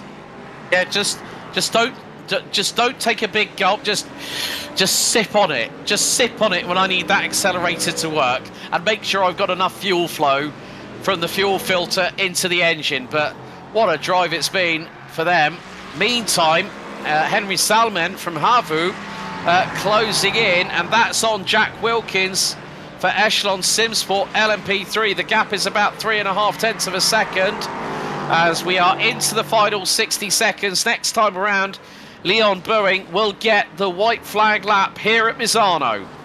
He very much will, and he knows he's only a lap and a bit away from picking that up. So as Henry Salman goes about his business, trying to take fourth away from Echelon and Jack Wilkins. Wilkins runs it too deep in, but he'll get good drive out of the exit here. Watch how early on the turn-in is there from Henry Salman. He'll get the run up here to Quercia on the final lap. He's going to try and go for a gap. There's contact. Oh my goodness, that could have been disaster. Back on the brakes, he's still there and trying to find a way through. He locks an inside front as he tries to get himself any sort of way through. They are not relinquishing anything in the final stages of this race. Up into Tremonto they go. Boeing, by comparison, has taken the final lap of this one, and so now it's about notice.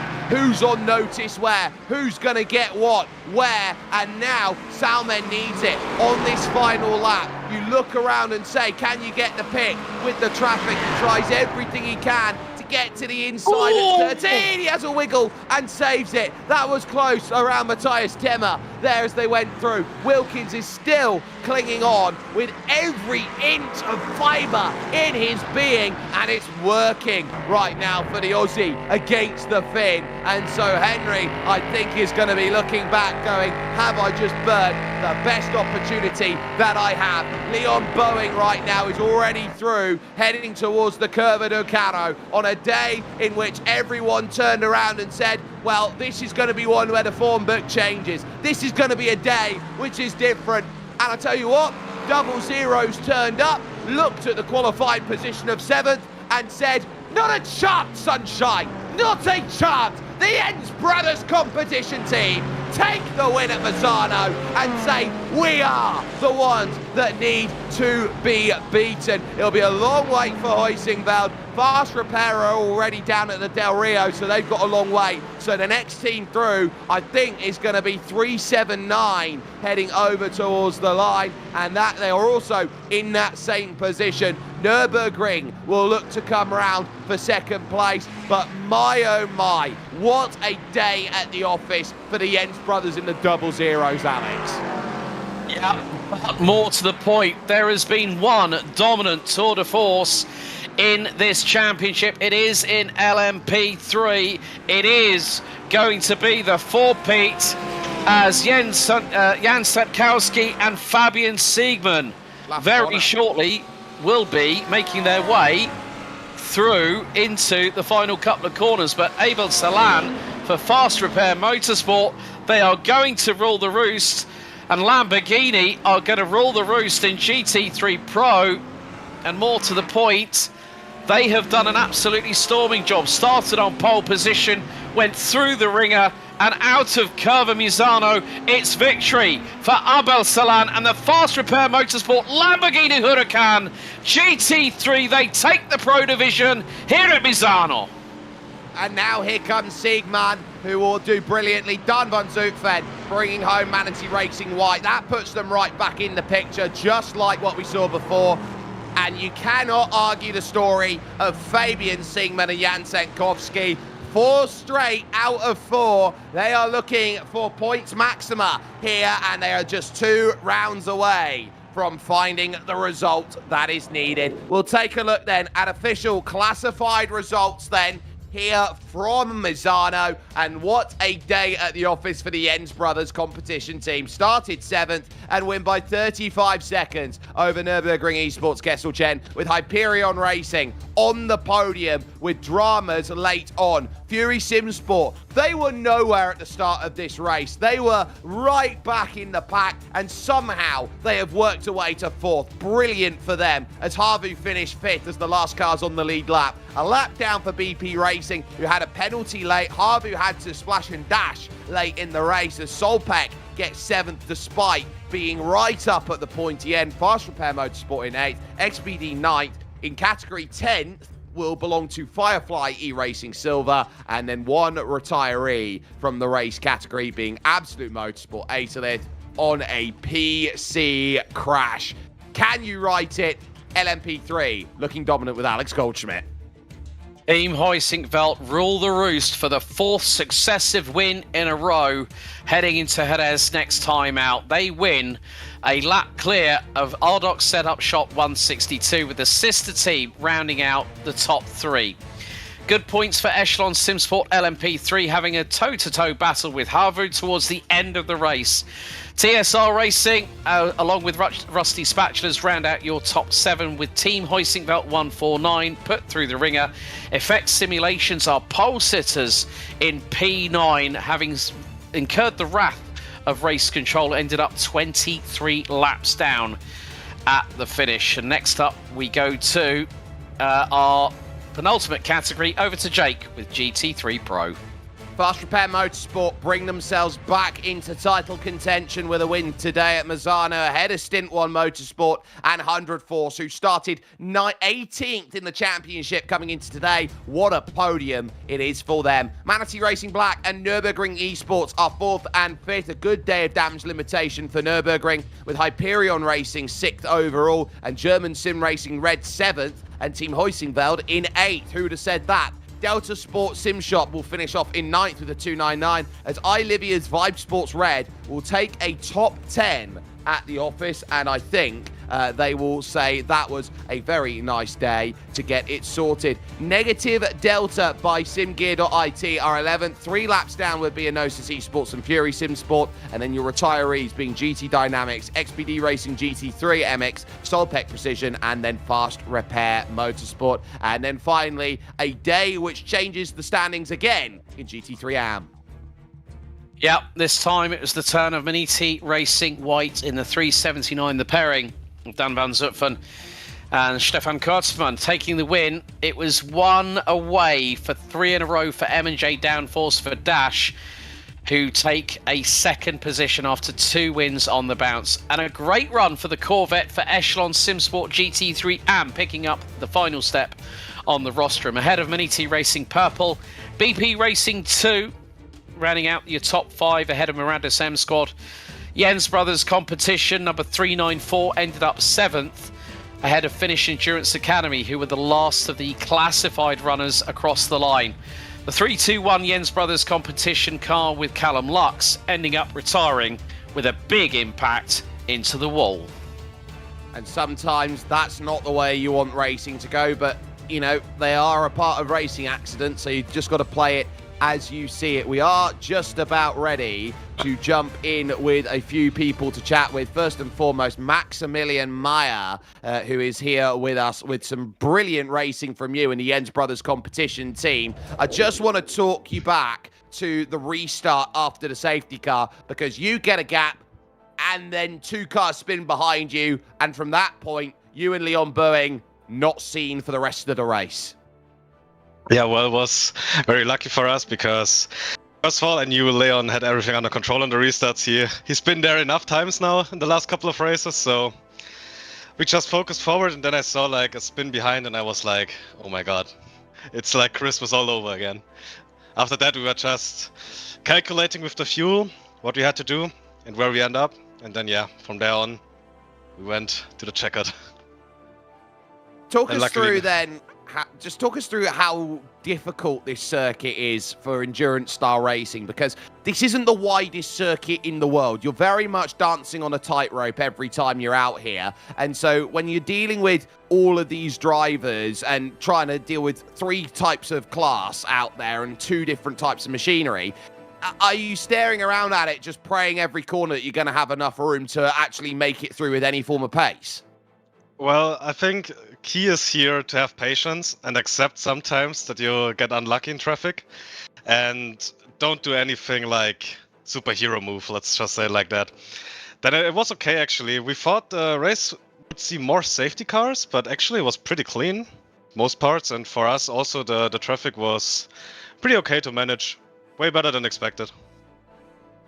Back-to-back wins. the team behind you has to splash and dash, and all of a sudden, your margin's looking up somewhere around 50 points as you head over to Jerez. So a commanding position for you. How confident is the Jens Brothers competition team? Well, let's just say we just take it race by race, try to make the most out of it, and let's talk about the championship after Spa.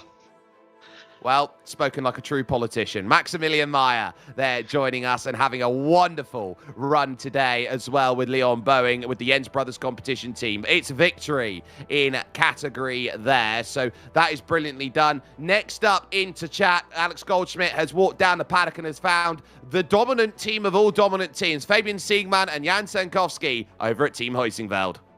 Thank you very much, Jake. Jan, firstly, let's go to you. A mega 2.5 hours behind the wheel. And even with that safety car, did you feel that there was any potential doubt that you were going to have some close battles later on in the race? Yeah, at first I was just trying to bed in the tires really nicely. And I think Daniel Harris just went away a bit. Then they had an unfortunate disconnect, as far as I know. So a bit sorry. I was hoping to maybe come back with the older tires, but the saved ones a bit. But after that, I just try to bring it through until Fabian can take over. Well, Fabian, let's go to you. You had to chase down Miguel Vigo very quickly indeed after the pit stop, and waiting for that window for when the tyres and the brakes were at their optimum temperature, and then you got through. You managed to pull a gap, which I think I understand was about 13 or so seconds by the end of this race. It was just all about just crossing the T's and dotting the I's, wasn't it, Fabian? Yeah, definitely. I just already told to Jan that it doesn't feel like I really did a lot today, because I had to overtake Miguel, obviously, but we were on a kind of different tire strategy. He always had fresh tires when I had used tires, and vice versa. So it wasn't really a fair comparison. And then I managed to sneak by, and then he also had to save a lot of fuel in the end, I think. So that's where the 30 seconds came from. But he had really great pace overall. And special thanks to Jan. He made it really easy for me today. Taking over the car at the front is always nice. Yeah, I mean, you guys, between the pair of you, have just scored another maximum. So that's 400 points. So that must be giving you all probably a little bit of a sigh of relief going into Jerez next time out in February. But still, a team never rests on their laurels, do they? Definitely. Oh, I don't think we can. We've seen the pace from the others today, so I think some part of the race always a bit misleading on the real pace comparison between quite a few teams here, I think. Yeah, well, guys, congratulations on your 4th straight win here in the SimRacing Republic Sports Car Championship. We look forward to seeing you back in action for the penultimate round at Jerez. Well done today on the victory. Thank you. Bye-bye. And whilst I've been talking to our winners in LMP3, Jake Sperry's done his own travels down the pit lane, and he's going to be speaking to Mr. Sanchez from Fast Repair, our GT3 Pro winners. Over to you, Jake. Jorge, I think with you and Abel Salan here today, and especially with how unpredictable the GT3 Pro standings have been, is this the race result for you and your team that says we are right back in this championship? Hello, good evening, everyone. I think we finally got the result we wanted. We have been really unlucky in this championship so far, so yes, I think now we can say we are back for now and for the next races.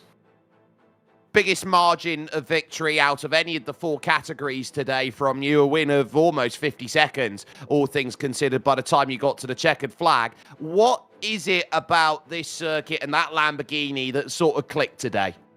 No, Abel is giga fast in this track. He has always been since it was released.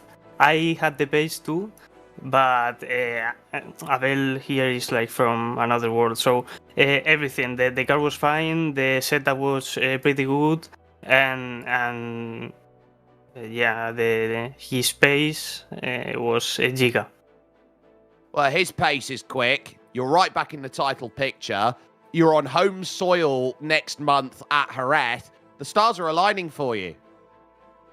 I don't know, because I've never driven the track. We will see, because I don't know if we will be fast or not. I hope we will be, but I don't know. I can't say now. I can't tell. Well, we hope that you still have an element of pace there when it comes to Jerez. Jorge Sanchez, they're joining us overall as part of the Fast Repair Motorsport team, along with Abel Salan, getting the job done. I think there's no better place to go than GT3 AM out there, as Alex Goldschmidt has found Marvin Bear, and possibly the most disguised AM ever in Dan van Zutphen.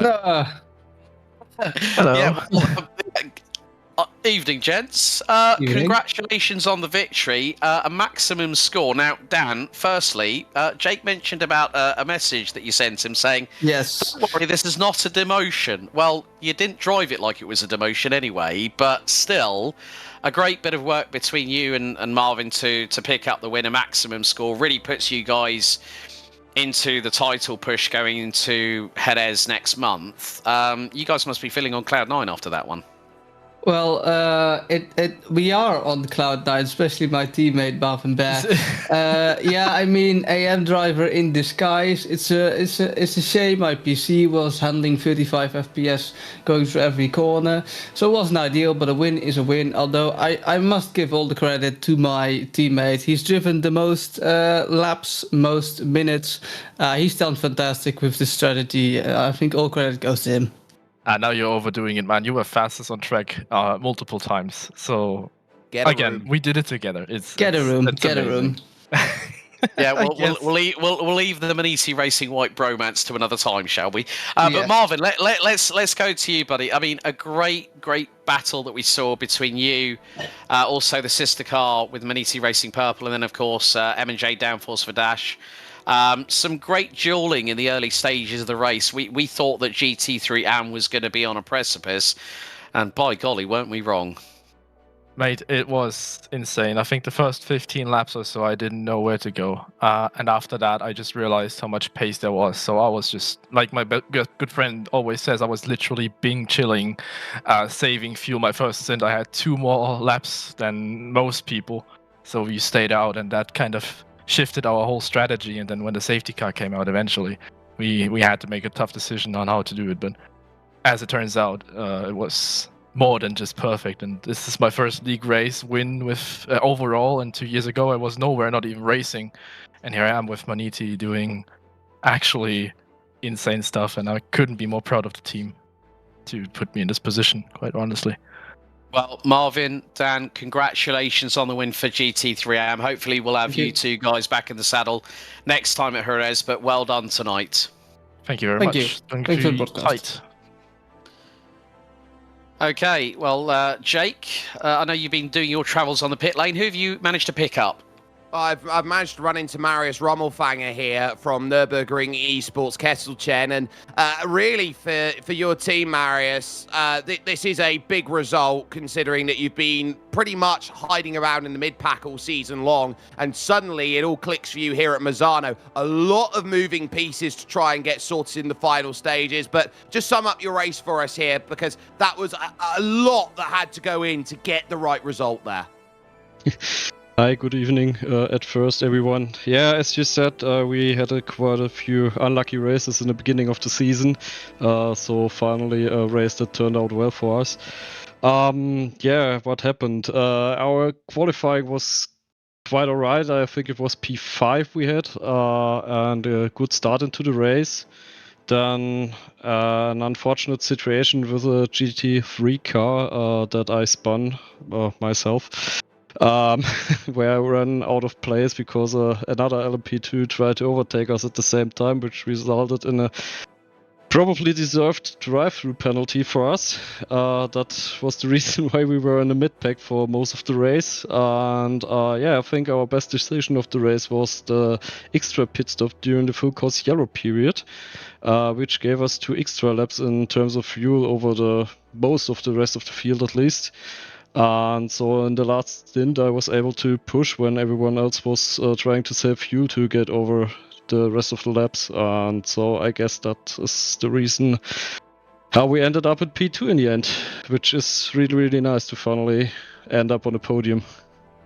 It's brilliant to see, and we'll wish you good luck when Jerez comes into mind, because very quickly we've also managed to grab Nick Mercer here, who was 3rd position for Hyperion. And with Hyperion today, Nick, needing a little bit of help out there to try and jump up, there's nothing you can do about double zeros. They were just lightning fast here today, but ultimately, your day comes down to 2 moments in the race where it just didn't fall the right way for you. So just talk us through how it went for you today. A very good 3rd place to recover back, but chances maybe left on the table here today at Misano? Yeah, a little bit. I think there was a couple moments there that Matt and I would have liked to have back, but overall, I think it was a really solid day. Another podium for the team. We keep improving each and every round of this championship, which is a positive sign. As well as just the qualifying lap, right? The pole lap that I was able to set was really good. Not testament just to me, but I think the entire team. That wasn't just me preparing to put the car on pole. But yeah, we're gonna need a little bit of luck. I think we moved up to 2nd in the championship, but we might need a little bit of luck to go get gens. They're on a roll, but we're gonna give it a full blast for Jerez in a month's time. Well, we hope that it works out for you. Nick Mercer there joining us then from Hyperion Racing number 4. And that will bring us to a close for racing action here today at the World Circuit Misano, Marco Simoncelli. It is always a place which is a home of great racing, but there's more great racing on the horizon here with us on the Global Sim Racing channel, including in this championship, because we are going to be back with racing in February 7th, when it is the moto layout of Jerez that will be taken. No tiny chicane there that they'll have to deal with of the center chicane. We'll have a full Alex Creville style corner to go and run through. I think it will race very similarly to what we've seen today, so it's going to be a very tough race to go and get in the back pocket. You'll definitely want to catch it with us as part of a Genesis Extreme production. And as well is the racing that will be coming up each and every side of our schedule, because Classic Lotus Grand Prix is here tomorrow from the Circuit de Spa-Francorchamps. That can't get more classic as they get themselves sorted. And of course, then next week we'll have on Thursday rather than Sunday, the Skip Barber Race Series over at Sebring. Over to Tsukuba for Grand Prix Legends for a very tight and twisty run. And how about a circuit that isn't even existing anymore? Oran Park then for the IMSA Vintage Series. I could argue it can't get more vintage. It can't get more vintage than a track that doesn't even exist anymore. So that will be key to watch at 5 p.m. at UTC, 12 p.m. Eastern for that. From the entire team that has brought this show over to you today, from Alex Goldschmidt, Christian Deploy, and Dougie Beard, my name is Jake Sperry. A day for many that they will look back and say, we had chances, we had opportunities, but we didn't quite execute on everything that we needed. For those, though, who knew what the goal of today was, to get back into the picture, we saw it with Manatee White. We saw it strongly with Fast Repair. We saw it that those also who have the form, who have the momentum, continue on it. Jens Brothers competition back-to-back here at Misano, but the day belongs once more to Team 148 in the LMP3s. Team Hoisingveld, 4 in a row. Can they continue to find dominance personified? The only chance you'll do it is see it with us on GSRC. We're a month away from the next round of the championship, and we'll see you in Jerez.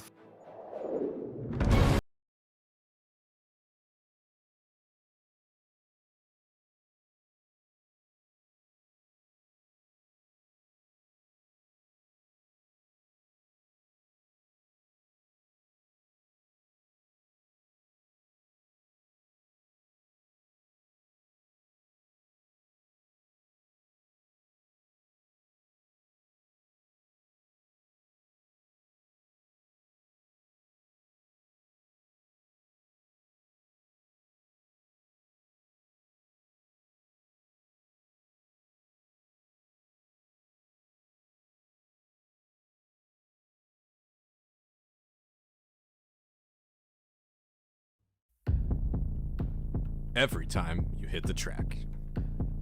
Every millisecond matters.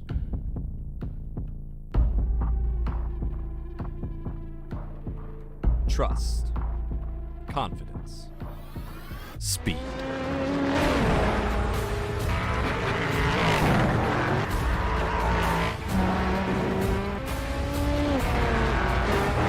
Built for every corner, every track. Built for you.